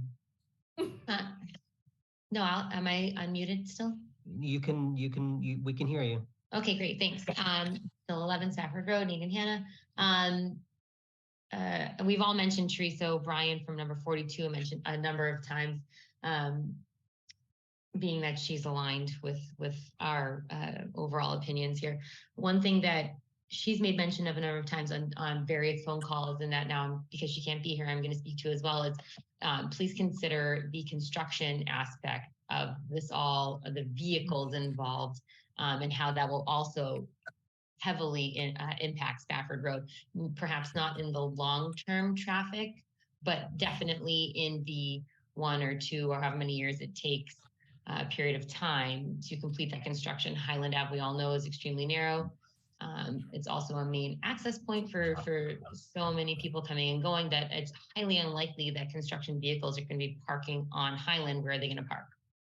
Where are they going to station themselves? In the hospital parking lot? Unlikely. In the police department parking lot? Unlikely. On any other street that's a major intersection? Unlikely. Most likely they will be on Spafford, being that Spafford opens up almost directly opposite what the proposed entrance to the site would be. And that is, I mean, scary. What's the word? What opinion, what motion do you want to put on that when we're talking about, again, pedestrian traffic, children, people coming and going, and, you know, heavy duty construction vehicles at post, day in, day out, coming and going as they're completing this project. That's all I have to really say about that. It's just something to consider really when you do think about this project. Yes, thank you. Absolutely. That's excellent point. Okay. So I think at this point we can open it back to the board for the board's comments. Yeah, Meredith, I had my hand up before, so I may as well finish my comment. Right. I did want to comment on, I mean, we haven't had a full presentation of the report, which I anticipate we'll get once they update it with the comments that they're hearing. So I do hope that, and agree with Bard, that the July timeframe for taking the counts is not the best time. Not only was the high school not in session, but Milton Academy and Pierce Middle School were not in session. And Canton Avenue is a feeder for all of those schools. And so your counts will be quite a bit different when school is in session, I think. As I said before, I experience Canton Ave on a daily basis, multiple times a day. And today, actually, I noticed on my way home from Boston, Canton Ave heading from the south towards the north was backed up just through multiple intersections. It's unbelievable. So you really, I think, need to do more than one day of counts too. I think it's really important to understand because if there are improvements that can be made, for example, to the intersection of Highland Thatcher and Canton Ave, whether it's completely a part of this process for this project or something where this project contributes to something that the town or state contributes to. It's really important with these new developments to get that intersection right.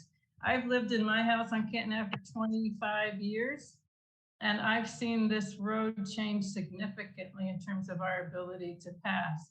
It used to be a four-way stop at that intersection and a four-way stop at Canton Ave and Blue Hills Parkway and Unquity Road. And these lights that went in do move some traffic through, but they also, this left turn aspect of it can really, really be challenging. And so you can sit through multiple lights at multiple intersections here and take a long time to pass just a mile. So I really would like that intersection to be studied more and for you to come back with some suggestions, I think. Because I understand completely the neighbors' sentiments on Spafford, but what we really don't want to do is shift problems from one street and one set of neighbors to another. We want to solve problems, right? And so I think we need to think about it holistically. And then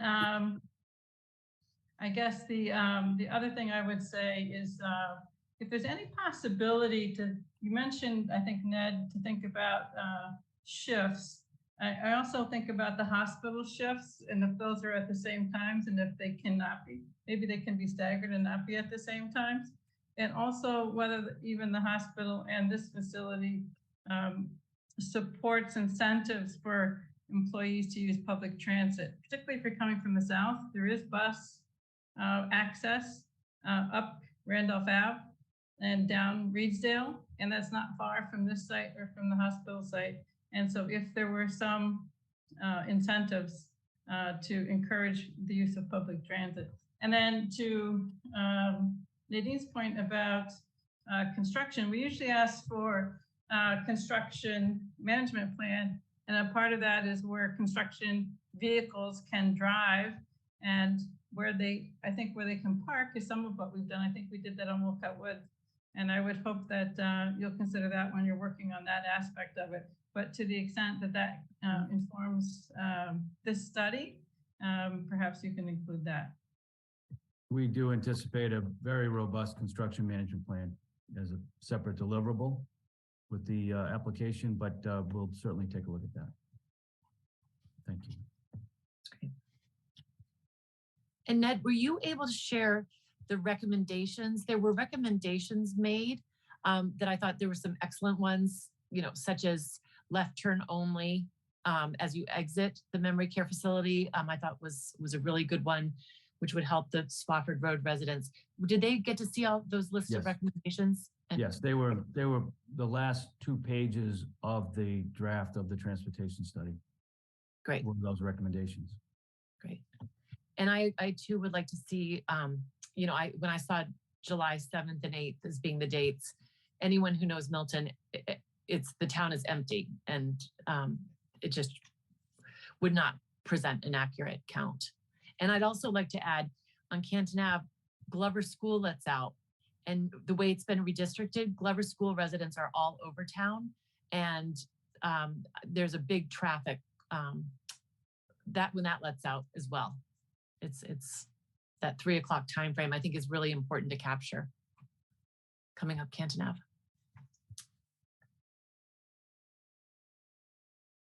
Anyone, other board members have comments as well? Yeah, Meredith, and I have a few things to say, and I don't need the answers tonight, only because the time's getting late.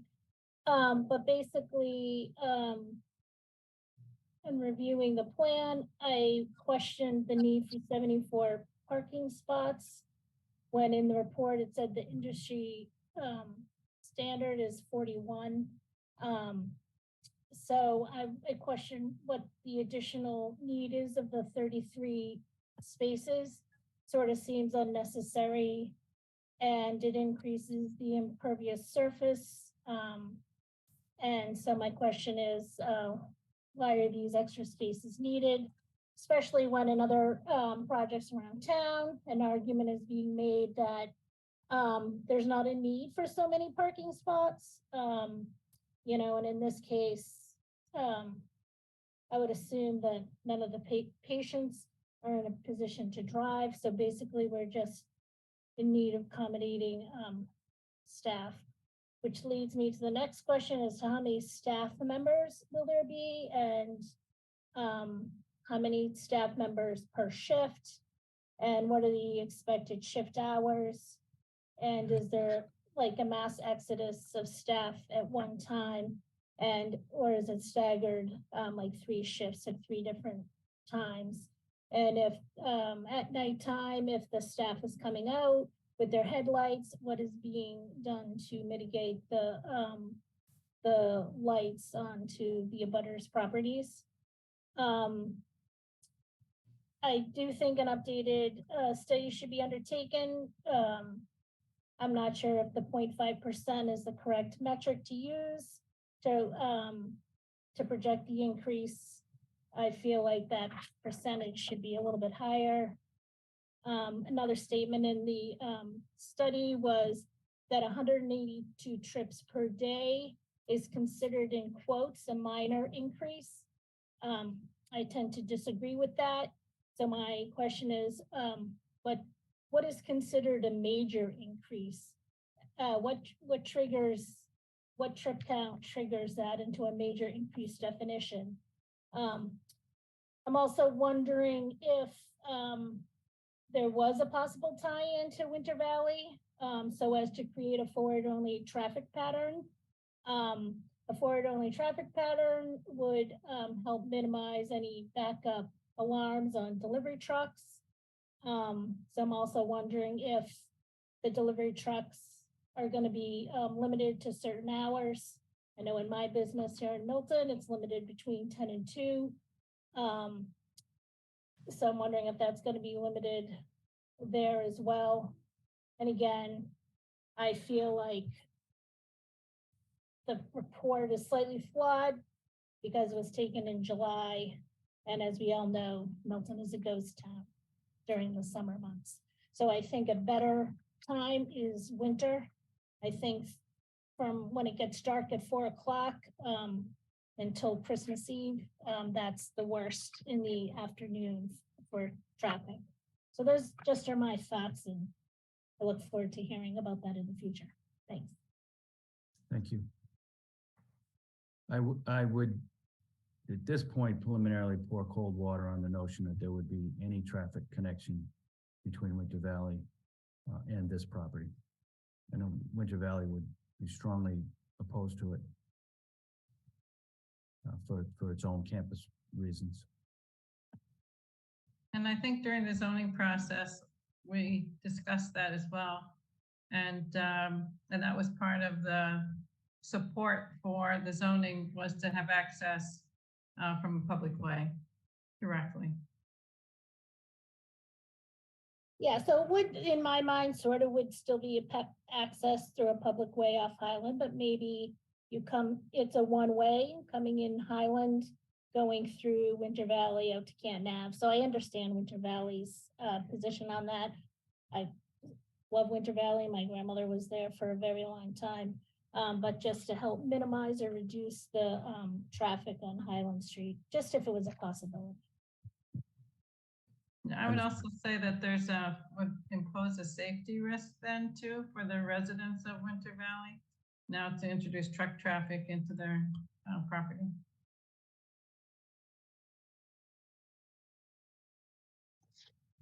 All good points.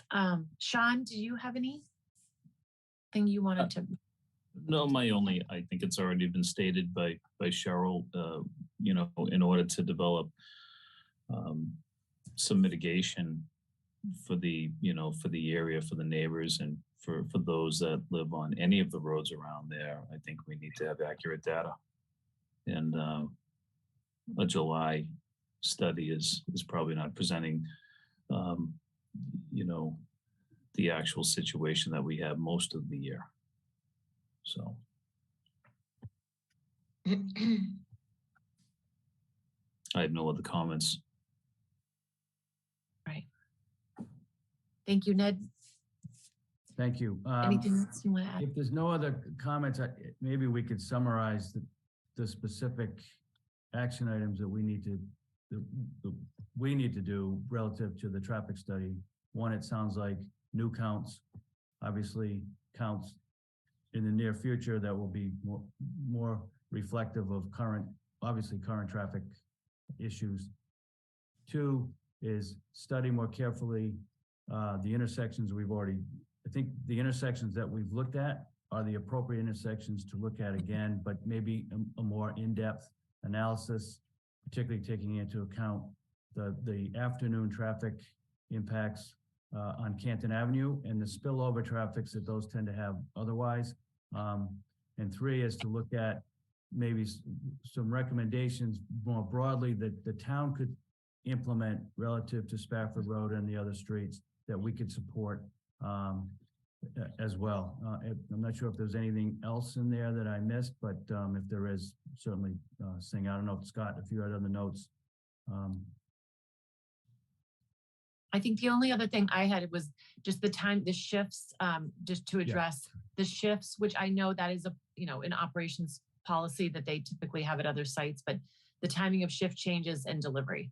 Right. We had said that, but yes, that's additional. We'll take a closer look at that. And I think Maggie's right. We'll take another look at parking volumes as well. And we'll also take a look at the Route 28 quarter study that Bard mentioned. They typically have a lot of good information in those types of documents. Yeah. But overall, really helpful to get feedback from the board and from the neighborhood. That's exactly what we were looking for. Also, if you could take a look at the public transit options, look at what those schedules are.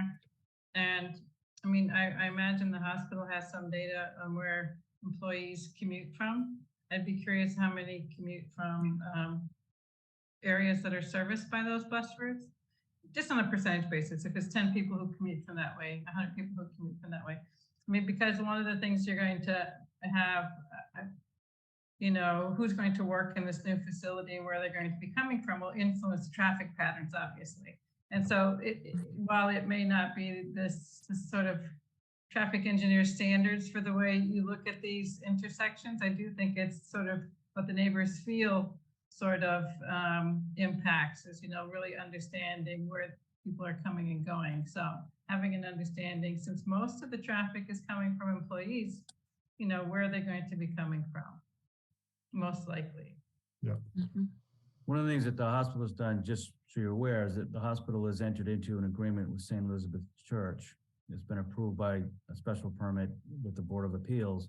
They park 60 vehicles at St. Elizabeth that are dedicated to employee parking, so that they capture, there's not enough parking on the hospital campus, but they capture some of those trips coming from the south before they get down Reedsdale Road, and they're shuttled from the St. Elizabeth's to the hospital, and the shuttle goes up and down the main driveway of the hospital from Reedsdale. Well, if there's some way for this facility to participate in that and maybe even have another facility not further out.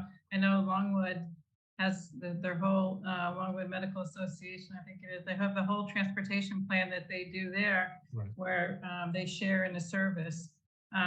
It's one of the ways that we can think about how to ease some of the traffic impacts of these developments here, because they would bring a benefit to the town, no doubt, but they will have impacts we have to acknowledge, and we have to do our best to mitigate. Hi, this is Mike Walrazak with Northbridge. I just want to assure the board that we're looking at the our timing of our shifts, and we have some flexibility in that area. And also our shifts, it's not like a factory where people all come in at 7 o'clock and there's a shift leaving and a shift coming. We may have, first of all, our night shift is smaller. And second of all, the next shift at 7 will be, people may come in at 6, say chefs, for instance, might come in earlier, and some of the food service people, and then followed by the caregivers. And then we found recently, particularly with COVID, that we have to be more flexible in certain, like nursing, for instance. You might have a qualified nurse that would love to take the job, but has 2 kids that they need to get off on the bus. So we've had some flexibility with, having some people. So that 7 o'clock shift where everyone changes quickly may be extended a little bit if it's to the benefit of the road system to cover a wider area or a longer time period, so it's less impactful at any one time. So we'll work with Ned and we'll work with Scott to determine, what the worst times are and see if we can make some changes internally to help. Great. If that's it, thank you all for your time. We appreciate all the input from the neighborhood, and we appreciate your input as well. And we look forward to being back sometime next year with more definitive set of plans. Terrific. Great. Thank you. Thank you. Thanks, everyone. Okay. Terrific. All right. Great comments from the public and the board. Thank you. Next, we're going to move to old business, and it's the discussion of the MBTA community's multifamily zoning law. Tim, do you want to tee this up? Yeah, so we've got a couple things that I'm hoping we can talk about. It's getting late, but maybe we can bang these out. The first is I included a draft of the of DHCD's form for the action plan. The action plan is the means for interim compliance for 2023. You'll recall, the 2022 compliance was a briefing of the select board and the submission of an informational form. 2023 compliance is achieved by submitting this action plan for MBTA communities, and then ongoing compliance is obviously, in the form of passing compliant zoning. Hopefully, if you had a chance to take a look at this form, it's really basic stuff. What type of community are you from a, rapid transit, commuter rail adjacent, et cetera. Really just inputting a lot of the information that DHCD has already given us in terms of what our multifamily unit capacity requirement is. What stations do we have within our borders? What stations do we have outside of our borders that have a catchment area that is in Milton? All of this stuff is really, quite frankly, factual stuff.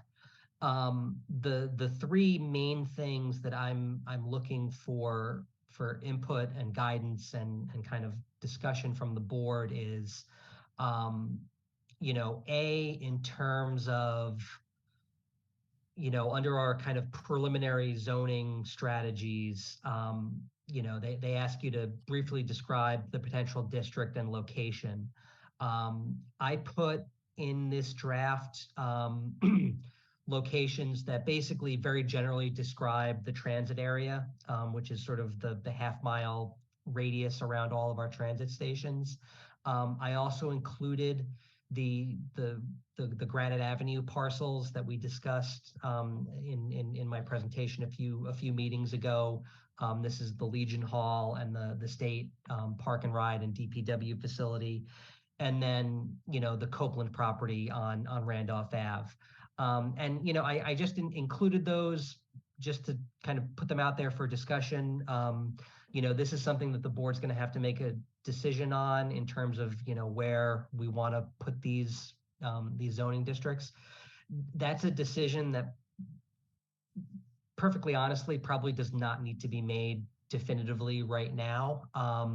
This action plan kind of represents our best guess at kind of where we're going and how we're going to be doing this.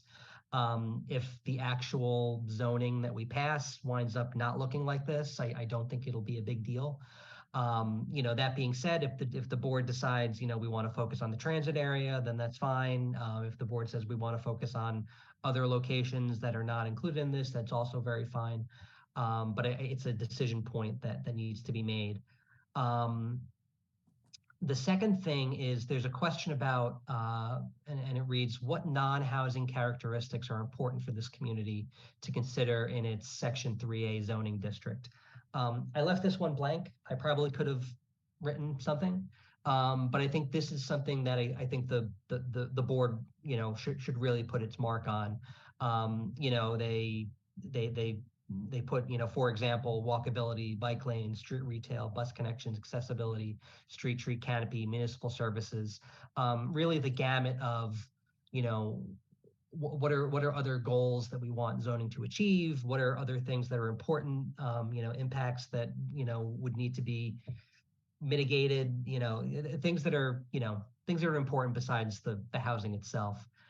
And then, the final thing, and, if you've got input on this, then that's great, is the timeline. And what I did was basically just kind of looked at our recent history of fall town meeting timelines. And this one would probably wind up being a late fall, early winter town meeting. And kind of just looking at, backing into a timeline for like, okay, assuming we have an early December 2023 town meeting, when does the warrant close? When does the planning board need to have a public hearing? And then sort of backing into a timeline from there.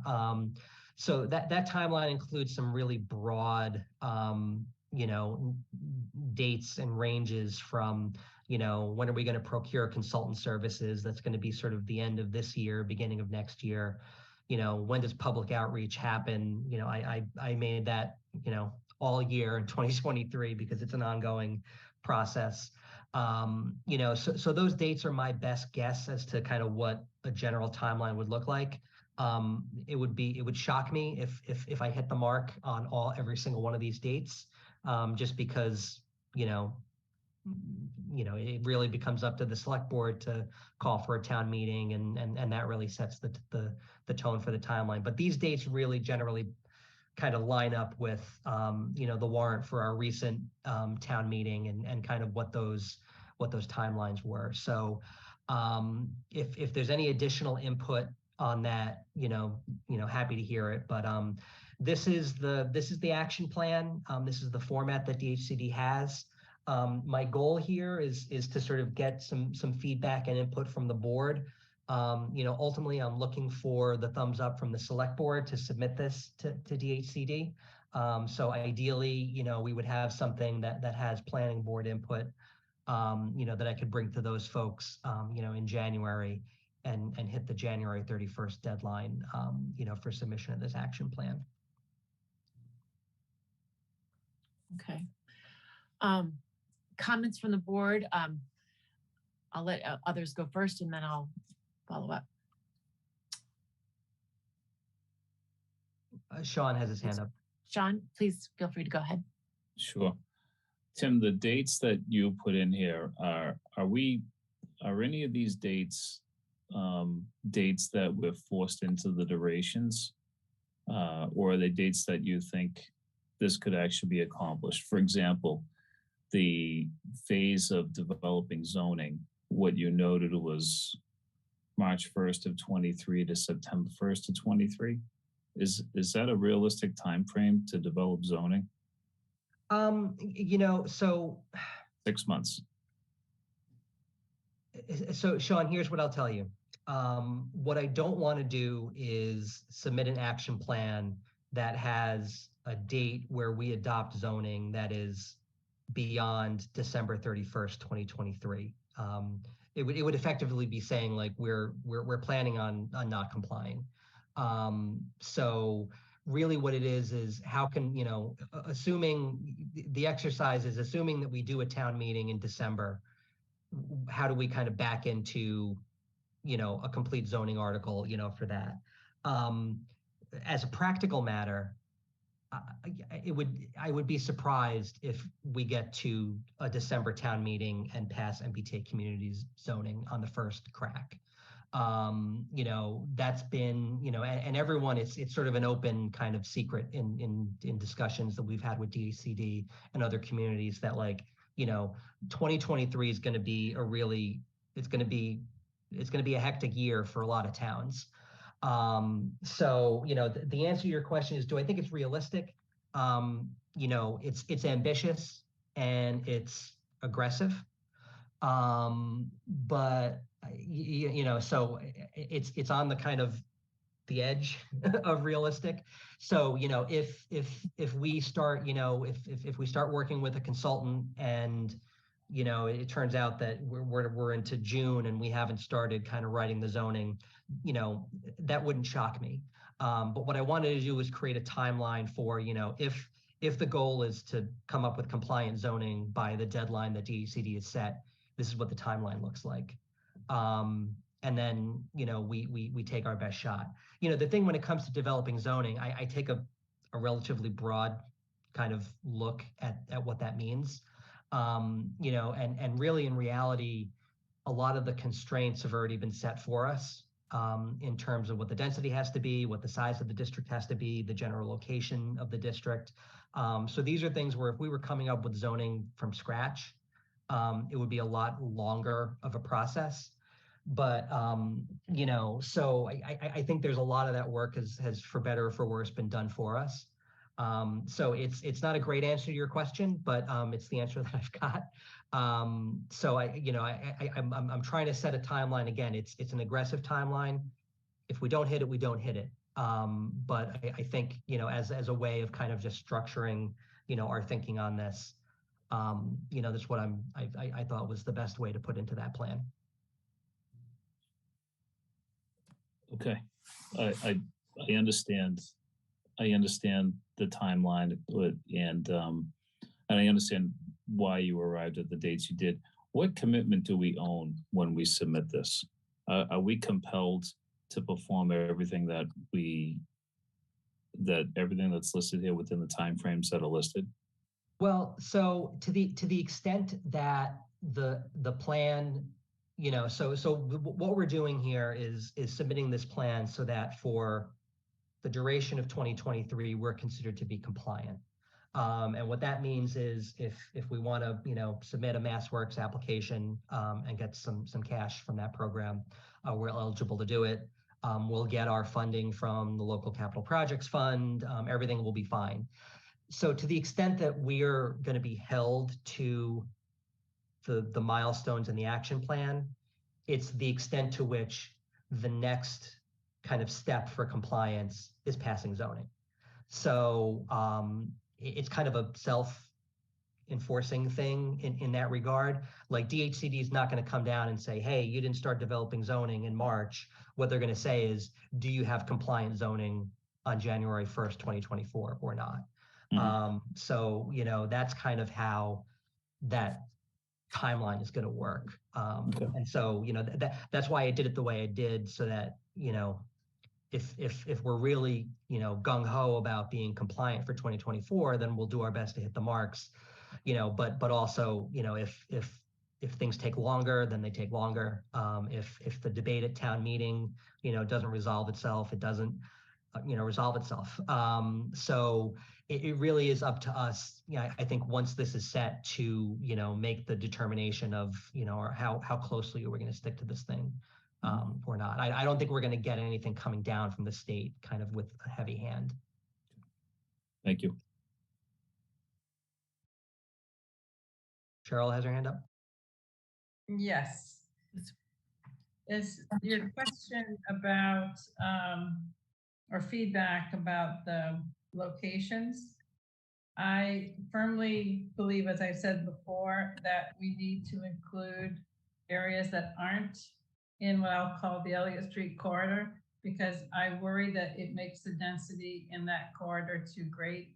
So I think as long as we're not held exactly to these locations, that there might be some other locations that come out of analysis, then I think it's fine to include, I think we should include alternate locations. So having these that you've selected, knowing that they can be changed, I'm fine with. And then you asked for feedback on, I think, what else we might want to gain, or I think something like that. One of the things I would say is, because our location is an area we've targeted for mixed use. I think we want to look at mixed use. I think we definitely want to look at affordability. You know, what percentage of affordability? I think because, you know, we want to look at how our connections to the public transit that's there, right? And the infrastructure that's there. So I think we've talked about how there's not even good places to store your bicycles at these transit stations. So that kind of infrastructure. And then if we have a location like Randolph Ave, what does that look like for connecting to the transit? So is there something in terms of the bike lanes, for example?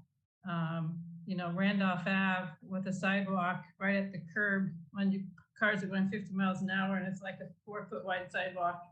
You know, the public realm aspects of those sites is challenging. So is that the sort of thing that you were thinking of, Kim, when you were asking about that? Yeah, that's the exact type of stuff that I think that question is getting after. Okay, then I think there was, sorry. Meredith. Oh, I was just going to say, you would also, I saw in an email, has mentioned sustainability. Yeah, that was going to be for the scope of work. Yeah, but if we add that here too, yeah. But yeah, Tim, I think everything on that they listed as an example would all be part of things that we would be interested in our zoning. And then the third thing I think is the schedule. I appreciate Sean's questions. I think you have to map out what you think, you know, it would take if we can do it or not. I think everybody's a little questions if we can do it because of how long it takes us to get zoning done in Milton. But I think you've done it what you have to do for that, and so I'm fine. I think with you keeping that in there. Yeah, it's not lost on me. As I'm looking at I printed out all these calendar pages and I'm like, I don't have enough pages to do this in a year. But you know, again, I think, you know, the exercise here is to you know, put your best foot forward and to make the best attempt. And I think, you know, the early part of the year, you know, we're gonna learn a lot, and then, you know, we'll kind of use that knowledge, you know, as best as we can in the sort of the latter part of the year. But yeah.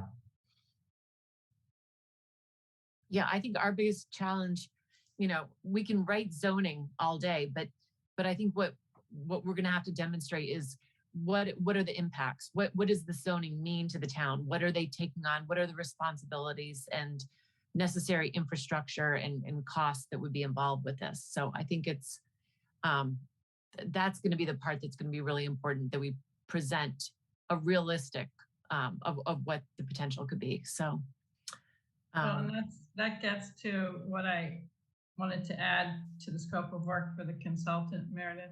Yeah. Yeah. So Maggie has her hand up. Yeah. So so I still feel like most of our residents know nothing about this. And I think the people who know about this, it's really hard for them to get their heads wrapped around what it means. You know, in my mind, I've kind of been trying to picture what all this means. And to me, it seems like we need to build 3 Prudential towers here in Milton to accommodate the number of units. And that's like really drastic. And I think, as Sean pointed out last time, it comes at a cost of an additional $22 million per year. Like, over the past few weeks, everyone coming into the nursery knows nothing of any of this. And like, that cost doesn't account for any building costs of new schools or infrastructure or other capital improvements that need to be done. And I hope that we don't feel pressure to just create zoning and then like we're hoping for the best. Like, I think that's a huge disservice that we're here trying to fill out an action plan and nobody even knows about it. I do feel like, I think you mentioned before, the outreach, I still think we're at a critical stage of outreach. And even like somebody just today said to me, maybe we should just consider giving the trolley to Boston. Maybe we should just consider redefining our boundary so we don't have to undertake this mandate. Like, I feel like there are so many things that we haven't even considered, and I know there's a deadline on us to fill out this action plan, but it's really kind of stressful, and we haven't even discussed, I know we are now, about where these potential districts are going. And like, in my opinion, I feel like this is a transit mandate. And so to fulfill the mandate, and I don't want to fulfill the mandate here, but I really think the mandate is to increase housing density around the transit stations. And so that's where kind of we should be focused on right now. The goal, if you read through all this literature, is to reduce the need of cars. And so by putting this somewhere, out on Granite Ave or Randolph Ave, you're not reducing the need for cars. And it's not going to do anything to help with climate change or climate resiliency. So I think we're going to need a much longer discussion of filling out this action plan than we're probably prepared to have tonight.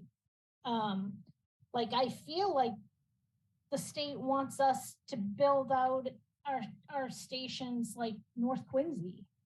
Like, imagine having North Quincy all along like Elliott Street or anywhere else in town here.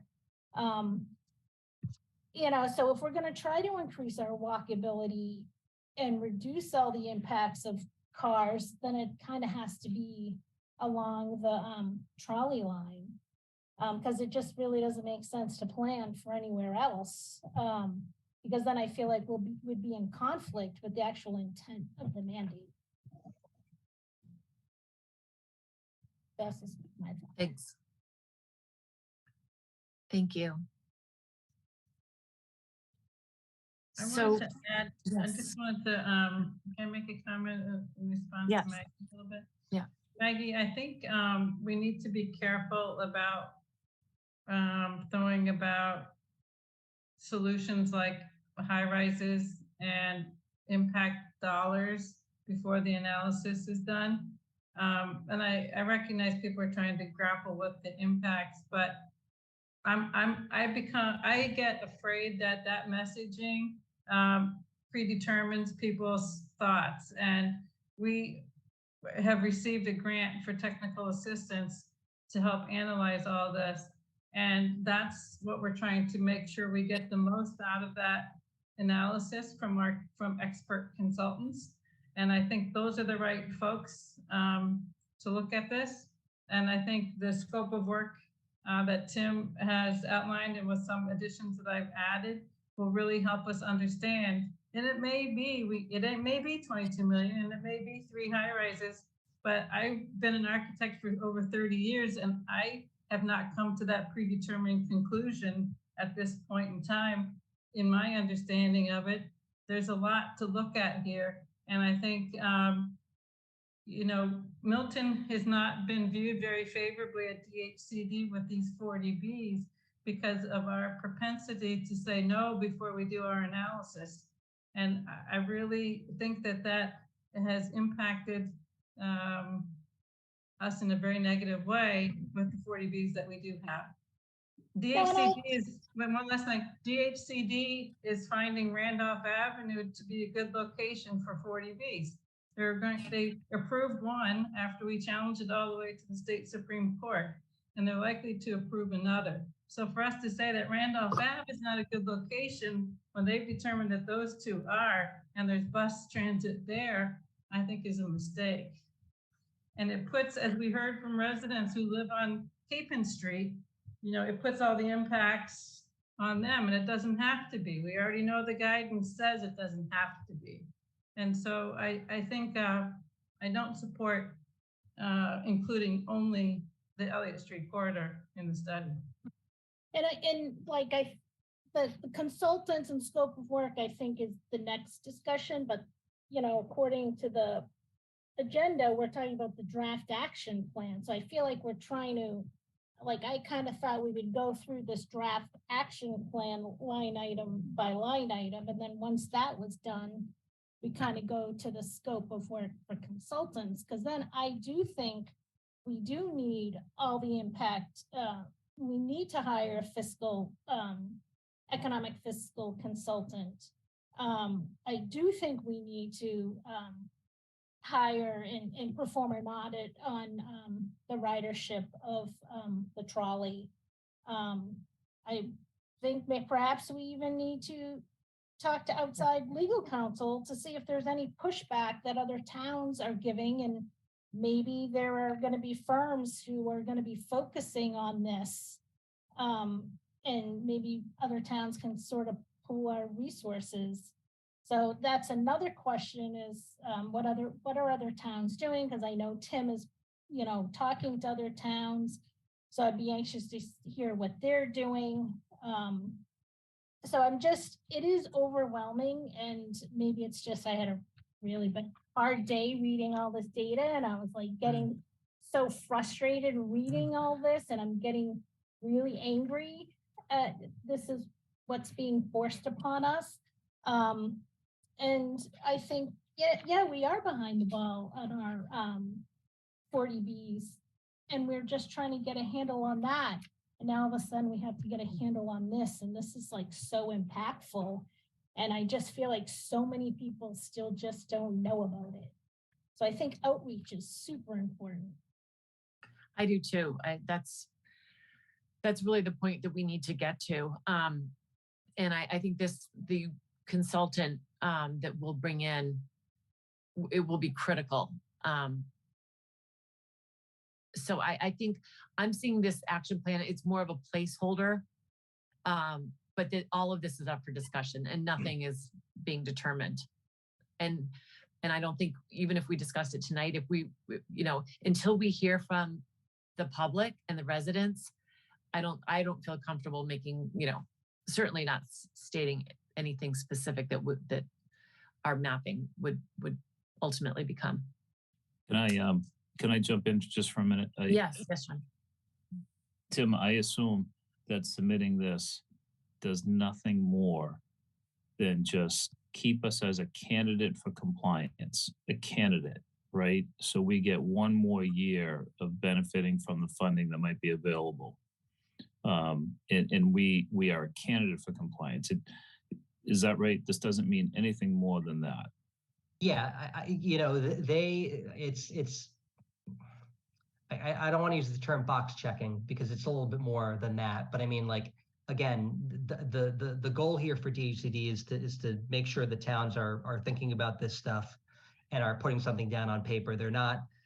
I don't see them as again, really heavy-handedly micromanaging their analysis of any of this stuff because, really it's the December 31st, 2023 is the day. That they're kind of focused on, and will towns have zoning or not? At that point, okay.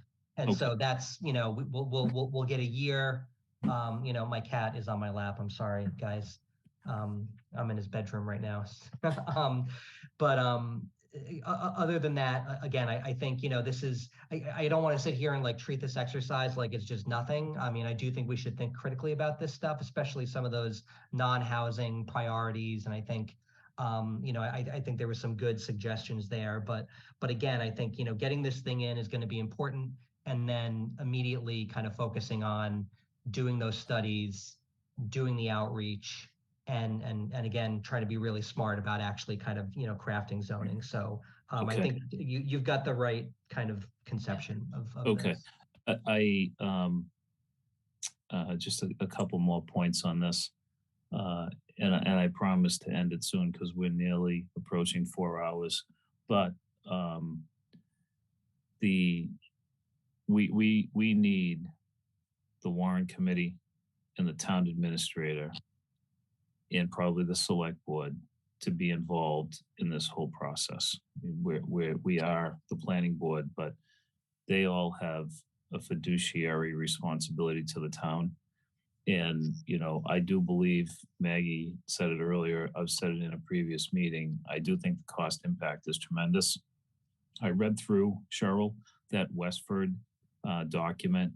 I mean, it does lay out a compelling explanation for, there are an awful lot of factors here, and some things aren't simply calculable. You know, you can't just take the number of students and you know, multiply it by what it costs you per student to calculate this. I mean, it's complex, but you know, I'm concerned that and I don't know what those I don't know what the warrant committee is doing. I don't know what the town administrator is doing. I don't know what the select board is doing, but this is a matter, I think, that really should involve all of them. I had a member of the warrant committee that emailed me and said, hey, glad you mentioned it. Yes, you know, I also feel we should be involved. This is something that's it's really gonna set the future financially for Milton, you know, if we were to ever to do this.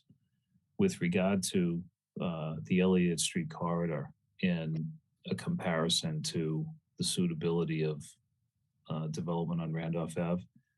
Last weekend, I drove around Elliott Street just because I wanted to kind of feel out that neighborhood more. Yeah, I drive through there all the time, you know, visiting friends or going over through that neighborhood. That is a beautiful neighborhood. And I mean a real beautiful neighborhood. It's like a naturally occurring neighborhood where homes were built maybe one at a time or two at a time. You know, you travel through some of the newer developments and so many of the homes look exactly the same. You know, I love the Elliott Street area and the Columbines for the uniqueness of all the homes that are over there. And, you know, it's really hard for me to imagine that neighborhood gets disrupted, and maybe not to put in something of the scale and size that you mentioned, Maggie, but any development over there is gonna take that neighborhood apart. And there's no other way to accomplish this without taking out significant components of that neighborhood and changing it to something that's going to be, you know, multi-unit buildings of some size. Who knows what they are?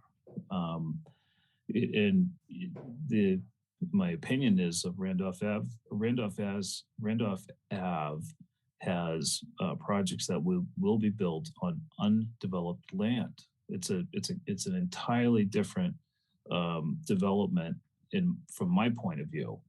So whether it's 711 or 728, you know, it's not. I don't compare either of those locations to the density and what Elliott Street is. So most importantly, I feel like we need the other boards within the town and the town administrator to be on this and working on it. And the residents deserve, you know, to have, you know, they should certainly be informed. And I mean all residents, not just the ones that are in the neighborhood, because every resident in town will be impacted by whatever the financial implications are. You know, we don't spread the pain over one neighborhood. Every resident in town that's a property owner will pay whatever it costs for us to operate our town. Great. Thank you, Sean. Yes. And that was one thing that, and I'm sorry, it is getting so late, but questions Tim was going to sort of get in advance to the town administrator, and in advance of him attending one of our meetings, we would like to invite in January the town administrator to one of our earliest meetings, so that we sort of get on board on how we're going to coordinate all of this. So maybe if folks can maybe send you some questions that you might have for the town administrator, just so he has time to be prepared. Yeah, and I talked to Nick about this a week and a half ago. He's happy to come in. He's like, if you guys need me Thursday, that's fine. His wife just had a baby on Friday, and I was like, no, don't come on Thursday. So he's perfectly happy. I think he understands kind of generally what the board is kind of getting after, but I think some specific questions for him to chew on would be good. So yeah, if you can shoot those over to me, and we can kind of set a reminder for the next meeting as well, to be able to do that. So Can we discuss though the scope of work for the consultant Yes, services? yeah. Because I'd love to see that get going before, or we're going to lose a month here. yeah, on this one, just because I know we have a little bit of experience very recently with the East Milton scope of work. I think this one is a little bit different, but also kind of the same in its way. I think with East Milton, as I said earlier, a lot of the work, not a lot of the work, but a fair amount of the work in terms of setting the constraints of zoning, and that's what zoning is you're setting constraints for development. Those are kind of all up for grabs in East Milton right now. And so, there's a lot of work that needs to be done in terms of, what do we want to do for density? What do we want to do for lot sizes? What do we want to do for, all this other stuff? With MBTA communities, some of those constraints are already set by the state.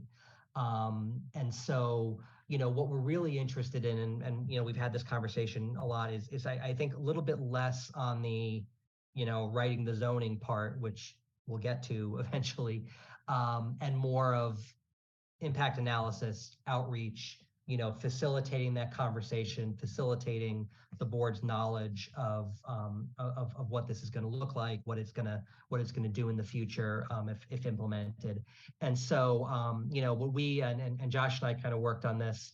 Some of the tasks in the scope are relatively broad, but I think kind of get after, here's the information that we want.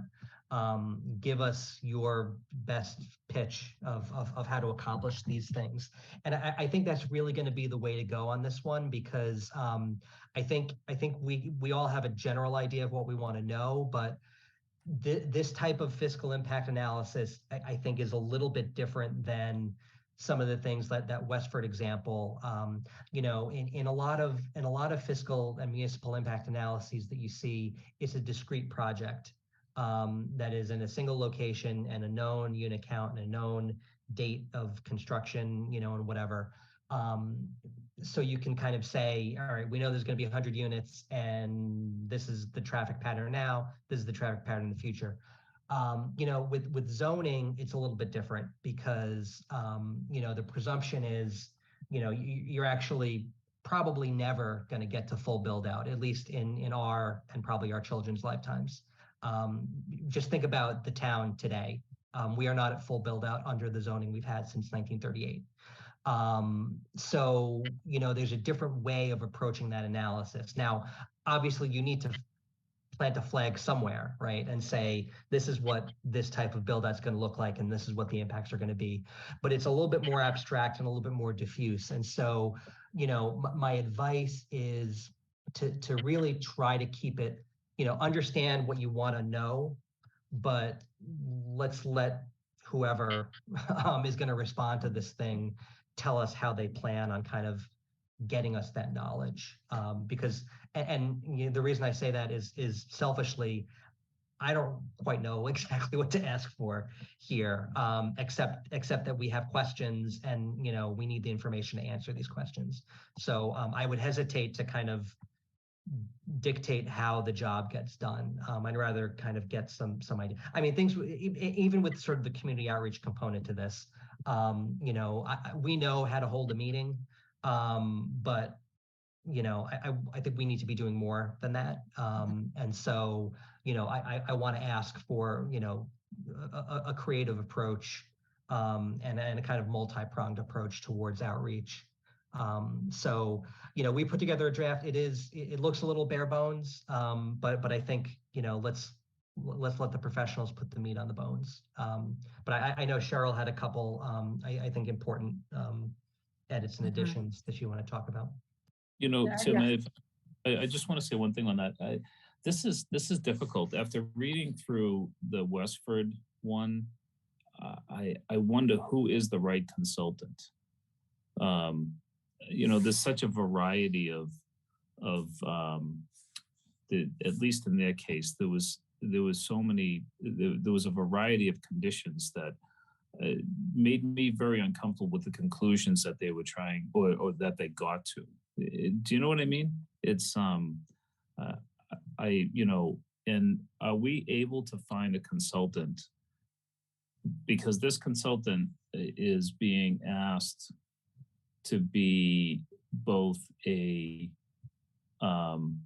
planning, you know, consultant and also a financial analysis consultant. You know, is it possible to find somebody that has the capacity to do both? I think you're going to get a team. Like I've responded to RFPs and I've helped write RFPs. And, you know, I don't think there's very few RFPs I've responded to where we don't put a team together to help with components of it. You know, whether it's a landscape architect or a civil engineer or, you know, there's sustainability consultant. You know, unless you get a very large company, you're not likely to have all of these expertise in one company. And so I think Tim just like I said with East Milton, you know, we don't limit it to a single company. You know, it can be a team. But you know, there's one primary contract holder, and then they have their sub-consultants under them. Yeah. Oh, sorry, Sean. No, I realize that, and in fact, Cheryl, in your industry and my industry, I've collaborated with many architectural firms that, you know, could put together a concept for design, but couldn't capture the cost of it because it's just not what they do. You know, I mean, exactly. we're the ones that are in touch with cost, and so I understand that. I just you know, it may be a difficult thing to find. Yeah, you know, Sean. So I think I share that concern to an extent. You know, just because we're asking for, you know, different kind of. It's a little bit of a hodgepodge of things that we're looking for. I think but I do agree with Charles' take that, you know, what we'll ideally see is a response that says, hey, I'm the lead and I've got my pals that can do this type of analysis, and then we can kind of take a look at that. The other thing that I think is kind of, you know, is advantageous for us is that we are far from the only town that is asking these questions.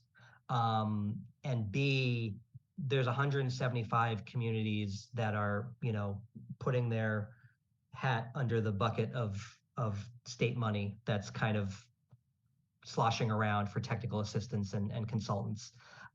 So the sort of the planning and engineering and design and kind of fiscal impact analysis, you know, community in the Commonwealth is activated around this MBTA Communities project.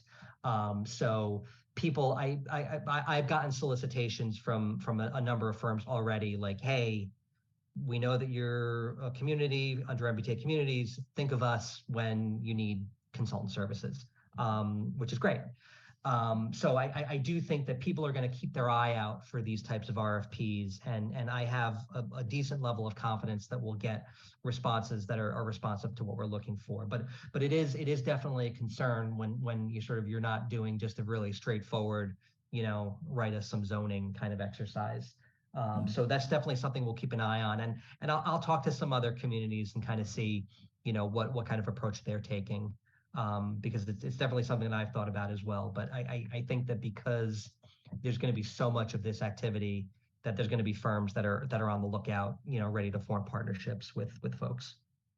Tim, while there are firms out there, and I'm sure that this expertise is evolving in the development stage, right? I mean, there's so much of this that's going on. We're not going to be the first one to find to need someone to do it. But what about in-house within the town? Well, I mean, I think obviously, you know, it depends on what kind of specific questions, you know, we're interested in learning about. You know, there is, you know, anyone that we talk to is going to be depending on our data. You know, so there's an extent to which, you know, myself, the DPW director, the superintendent of schools, you know, is going to be, you know, needing to, you know, mine some of this information and some of this data. So I think once we sort of have, you know, and there's going to have to be.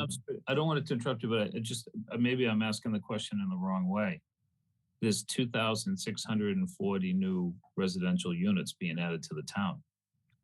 We don't need to give anybody any more data than that. But it's not necessarily that, Sean, because there's existing housing units already in these areas.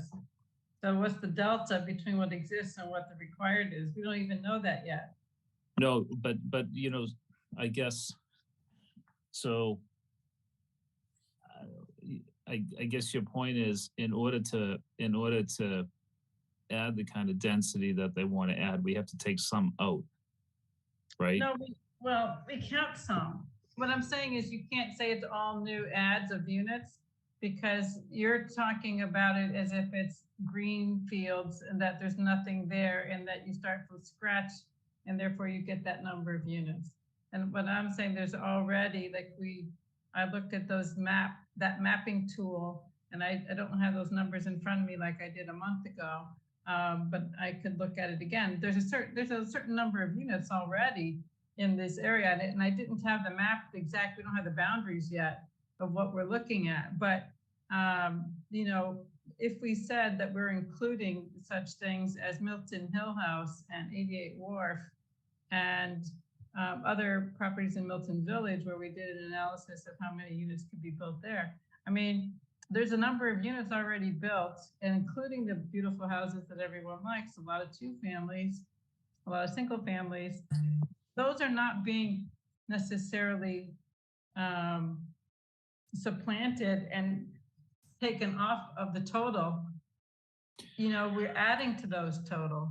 So, well, right. It does have to be contiguous though, right? So if you're going to include 88 Wharf, that's the beginning of the contiguous area. 88 Wharf is right next to the trolley. I can't see leaving it out. You're not going to replace the buildings. I think it's probably going to hit the right density. So, but it's in the zone. You remember, we're not building the units, we're zoning for the units. I understand that. I understand. Mm-hmm. Yeah, Sean, I think a question that your question kind of raises is what is the time horizon of build out? You know, so like we're not required to build 2,400 units. We're required to zone for 2,400 units. And so what is a reasonable expectation for those units to actually be built? You know, 10 years from now, after we pass zoning, are we going to have 200 new units? Are we going to have 1,000 new units? Are we going to have 50 new units? This is something that is a sort of added wrinkle to the analysis of, you know, and quite frankly, I don't know if the crystal ball exists. You may just need to make an assumption and then sort of go from there. But so having that understanding of, you know, okay, how quickly do the impacts of these new units need to be absorbed? How quickly do we see the benefits of these new units? You know, these are going to wind up being assumptions that go into whatever, you know, I'll use the term modeling, although I don't know if it'll be as elaborate as a model, but just a way of kind of framing your thought process about this zoning. And so, you know, that becomes an important kind of metric. You know, how are we going to think about how quickly this is going to happen or not? I think we have to look at it long term, like what is the potential, and this would be the potential.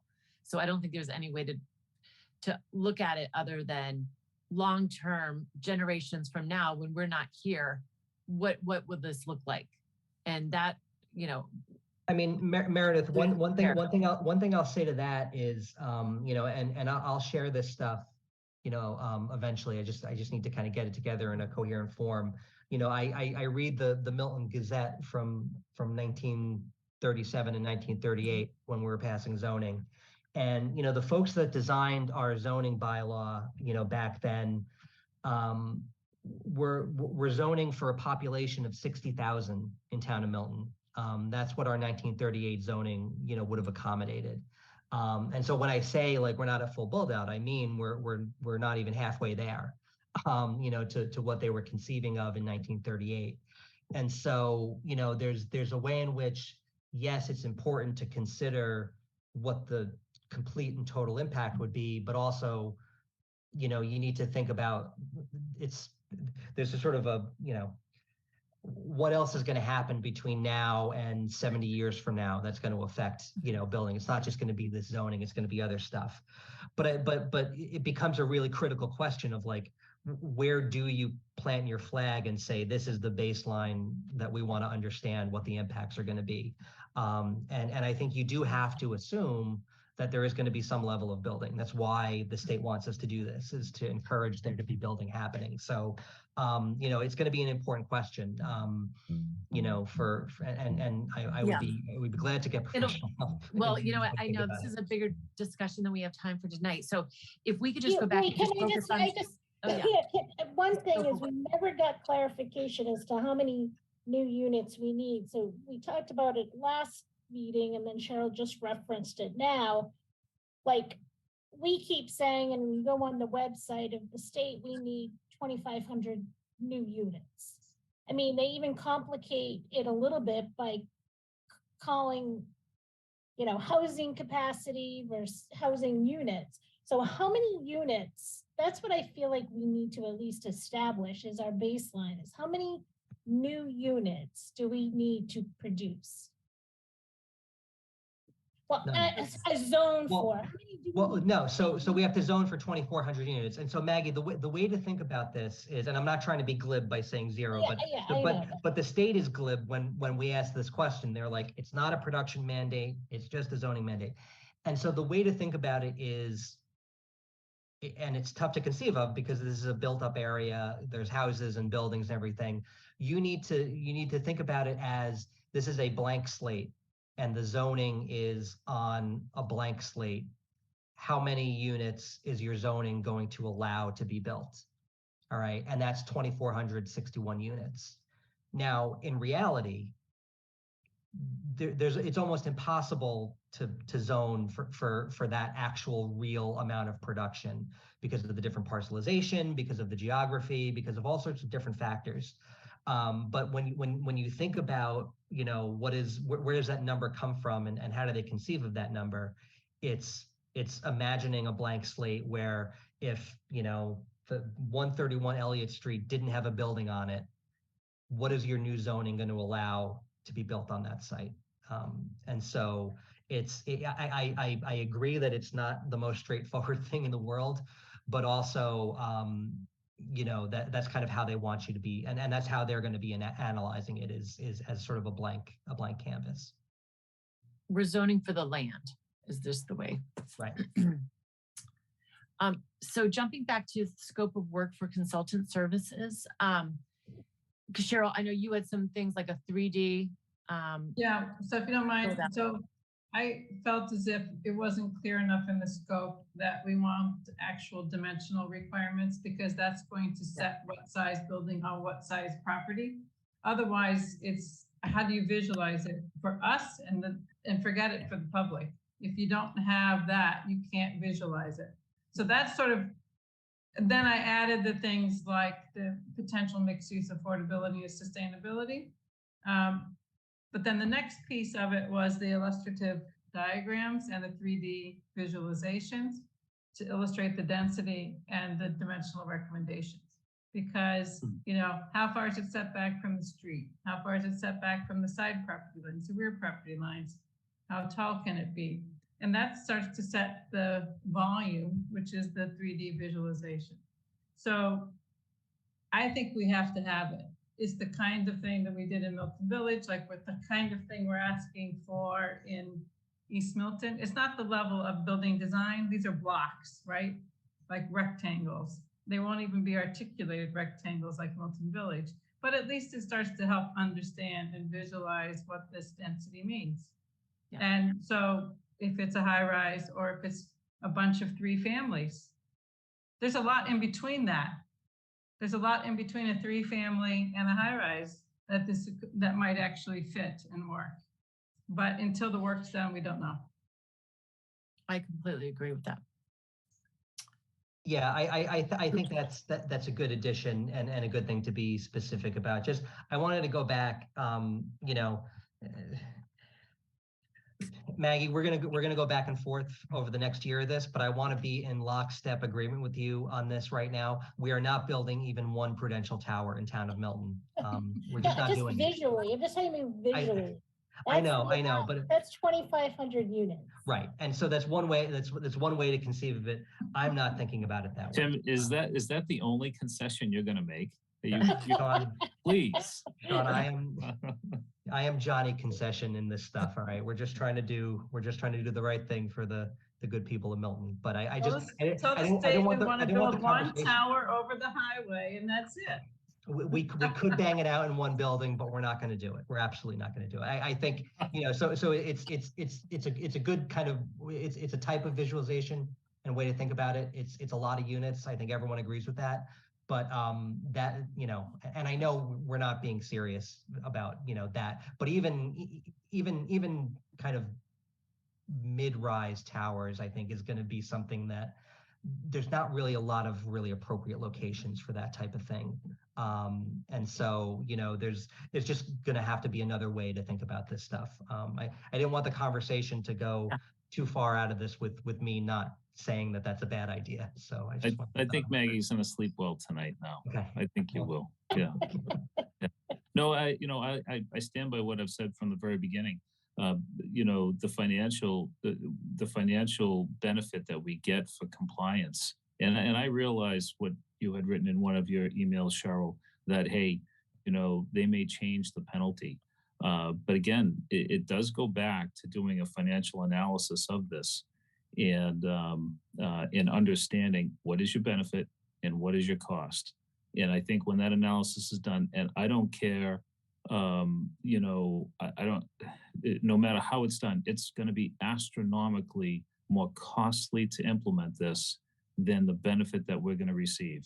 So that's you know, it will be disrupting what is regarded as many as some beautiful neighborhoods in order to accomplish this. And there will not be a financial benefit. There'll be a financial loss. So, you know, the residents of the town are the ones that are going to have to decide, you know, whether or not this is what they want, you know, and I've said it before, I don't believe people moved to Milton, invested in Milton, bought homes in Milton because they wanted to live in a community that this would become. Yeah, and I agree. And that's like, I do feel like doing all this modeling and all the build out analysis before doing the financial seems to be kind of like a waste of time, sort of.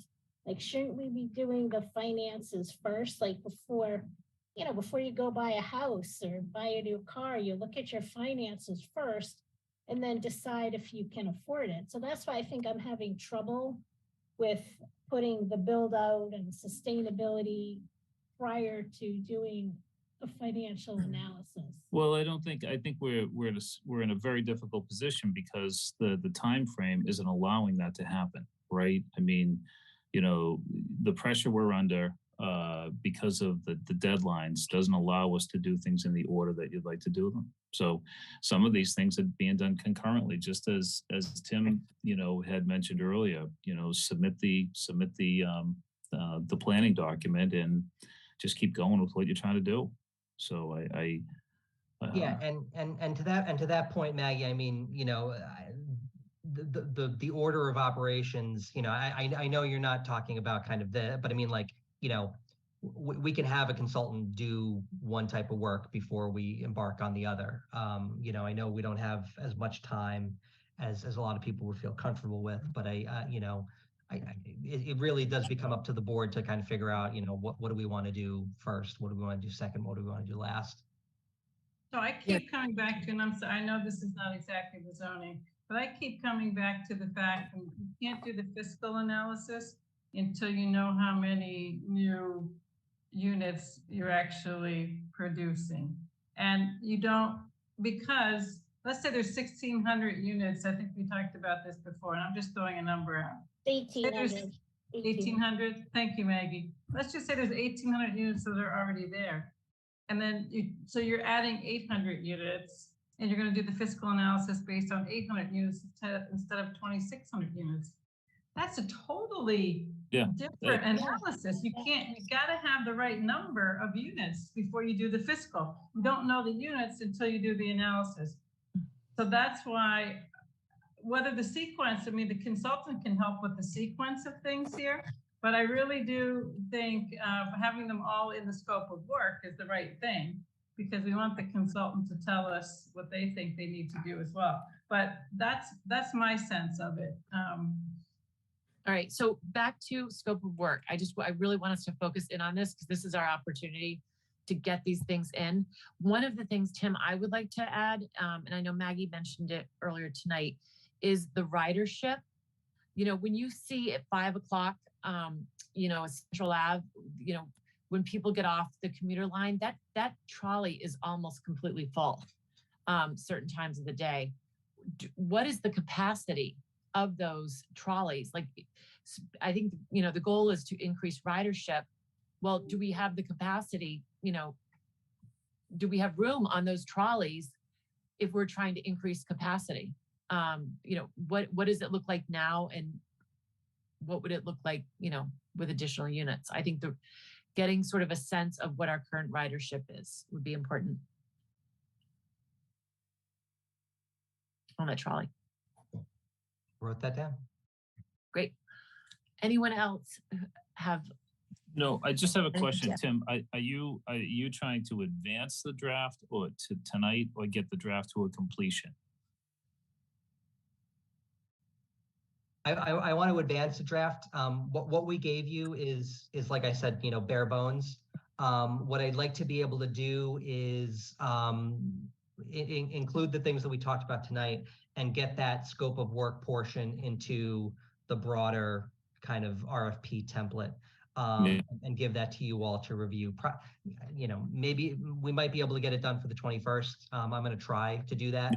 But yeah, I'd like you guys to look at, you know, with East Milton, we kind of worked on it for such a long time that I feel like, you know, it was kind of done. This is something that I want you all to look at what the final draft is going to look like, you know, and give the sort of the thumbs up to that going out. Do you have any, Sorry, I was going to say, Tim, do you have any other colleagues within other communities that are in your role that have put this draft together? I'm almost certain that there are. So, you know, if there's something in particular that you're looking for in terms of a best practice or a precedent, you know. I just think somebody that's faced your challenge in another town that may have already done this, you know,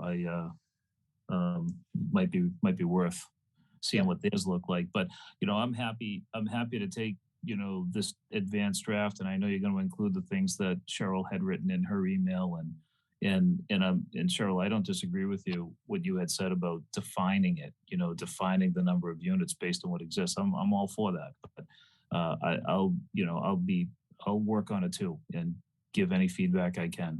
So yeah, no, I appreciate that, and hopefully the turnaround will be relatively quick, because again, we, you know, a lot of the stuff is boilerplate. A lot of it, you know, we'll need just a little bit of modification, you know, from the East Milton RFP. But you know, we've got a good template with that one. So we'll try to turn around a draft of that in relatively short order for everyone to take a look at, and then we can get it out on the street. That's Tim, great. The only thing I would think that we didn't ask for in East Milton specifically that we could ask for in terms of submission requirements is some examples of this kind of diagramming. And to the extent that we think it's important on the fiscal impact analysis, you know, and the examples of that, I just don't know that anything is 100% the same for this, because MBTA communities are so different, but we could ask if there's anything, you know, so that we could get an idea. I think that makes perfect sense. That strikes me as the type of thing that folks would do anyway. But absolutely making it explicit is totally fine. I may also take a stab at adapting the selection criteria as well.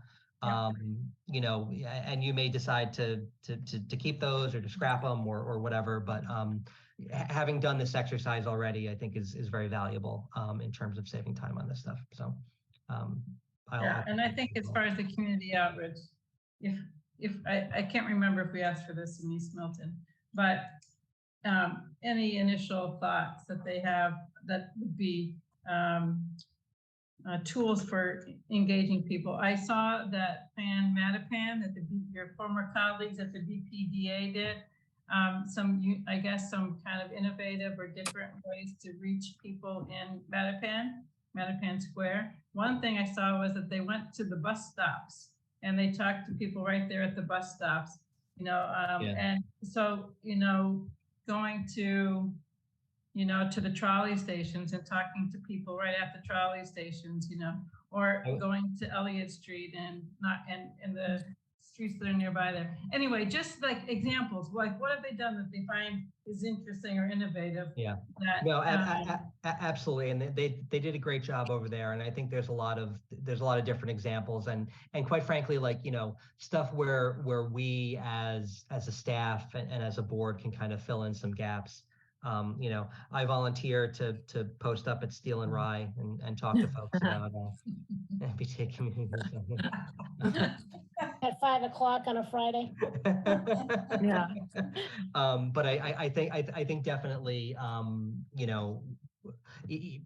we'll want to full court press that element of things. It's tough right now with the holidays. I'd love to be out there a little bit more, but it kind of we're going to hit the ground running in the new year for absolutely certain. So yeah, we'll get that in there as well. Tucker School would be another one. Okay, Paul. There's another. Gang, it's 11:30. I'm about to make my motion. Can I really quick get some guidance on the land count solicitation? So Yes. I ran through this in an email, but just to sort of let you know kind of what happened. So there's tranches of procurement law. If a project is below $10,000, what all you really need to do is what they call best business practices, which is periodically keep up with firms about what their prices are. On a one-off project like this, it kind of, we're not frequently asking for this type of service. We're only asking for it really once. So that best business practice becomes more like, ask a couple firms for some quotes, which is what Denny did a year and a half ago. The issue becomes one of the quotes she got was in the next tranche of threshold from $10,000 to $50,000. So if we wanted to do the $10,000 proposal, we would actually have to do an entirely new procurement. Not a ton more effort, but you just have to do it and demonstrate that you've reached it. You have a written scope of work and you've reached out to at least 3 firms, which we haven't quite done yet. The other thing is under that first solicitation method, you're obligated to take the low bidder. Which we have in both instances, because I got a new quote from BSC, which came out to 95 something. And then I got a fresh quote from Horsley Witten where they basically said, no price escalation, we'll still do it for $10,000. So we're kind of in the same spot as we were, where we're obligated to take the low bid. And if we don't want to do that, we have to do an entirely new solicitation. And again, quite frankly, those 2 firms are going to come back with the same number. And then maybe we get a third firm that has a different number, maybe lower, maybe in the middle. So we've got 2 proposals in our hands. We can either take one tonight or do another solicitation tomorrow. I don't mind making a comment on this. I don't see any reason to pursue a third. If you're satisfied with the services that BSC, can provide, and they're under the $10,000 threshold, and we can simply make a decision as a board, I'd be happy to vote on that and get somebody moving on this. I'll The only second thing- that motion, Sean. I'm That's sorry. Okay, second, we have a second. I do want to go home. I'm still in my office in Beverly, so I I know. still have an hour ride once we end this. So I'm fine if that's what people want to do. I just wanted to add the comment that Horsley Witten is doing our open space and recreation planning. And so part of this scope, this work will impact that open space and recreation plan. I also thought that it was, that Horsley Witten actually had a little bit more of a robust, what they were willing to do. They had a lot more clear check-ins with DHCD on making sure that the wetland area or whatever the area would be complied to what DHCD would find compliant and acceptable. And that's sort of the end goal, that, you know, if they reject the plan for whatever reason, and I just thought that was good, those check-ins, but I'm fine. I mean, Tim, I look to you on this and, you know, your recommendations. I guess what I would say is that your point is well taken, Meredith, and I think it's valid. We know what the other firm is gonna bid, and so kind of. You know, the other thing I'll say is that there's two different kind of teams at Horsley Witten that would be handling the open space plan in this. Right. And the other thing I'll say is that so it's going to be important to have a very clear and I think either firm is going to do a fine job. They know these requirements. They've done these things a dozen times before. Because we don't have, this is a little bit of a speculative exercise. So it becomes less important for that kind of like direct check-in with DHCD, because we're actually a little bit of a ways off from actually submitting something to DHCD. This is something of kind of making an assumption, like, here's the 40B situation. If all of these things pass, are we at 1.5%? That's the question we're trying to answer. So that direct DHCD outreach becomes a little bit less important in this one.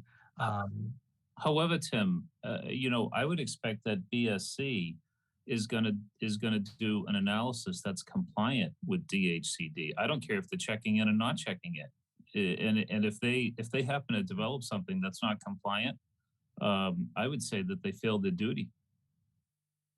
We'd probably ask for our money back. Yeah, or not give it to them. Yeah, exactly. Yeah. It's important that it's done right, that it holds up. Okay. So we have a motion, we have a second. Is there any further discussion? Tim, did they say a timeline? I read the quote, but I can't remember how long, if they wrote it in there. I'd have to go back and double check, but you know, the sooner we get moving, the sooner it's done. Yeah, what I guess I would ask, if they didn't, please establish a deadline with them. Something yeah, we can. And the other thing now that I'm thinking about, I know you all had this. I was at another meeting. Just in terms of like that BSC price being a ceiling and not a floor. I'll confirm that with them. And if that's so if that's something that's kind of up for grabs, then I'll come back to you all on the 21st, and then we can talk about it, because you know, and I'm sure that'll be fine. I don't think that it'll necessarily go. Yeah, we just want to make sure it's an apples to apples comparison, Exactly, not apples to oranges and what Yep. we're getting. So, all Meredith, right. would you please repeat who made the motion and the second? Yes, Sean made the motion and Cheryl seconded. Thank you. Okay.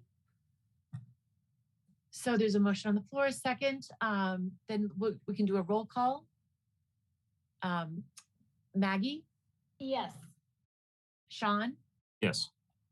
Cheryl? Yes. And myself, yes. Great. Thank you, Tim. And now Any further comments, or, if anyone, please reach out if there's anything you want to see on a future agenda. We're definitely going to get our town administrator in. And please get any of your questions that you might want to have him prepared to answer. If you could email those to Tim. With that, if I could have a motion to adjourn. Make a motion to adjourn. Second. Second. Okay. All in favor. Maggie? Yes. Cheryl? Yes. Sean? Yes. And myself, yes. Okay. Good Good night. evening, all. Thank Good to see you you. guys. All right, Okay, take care. good to Bye. see you. Bye.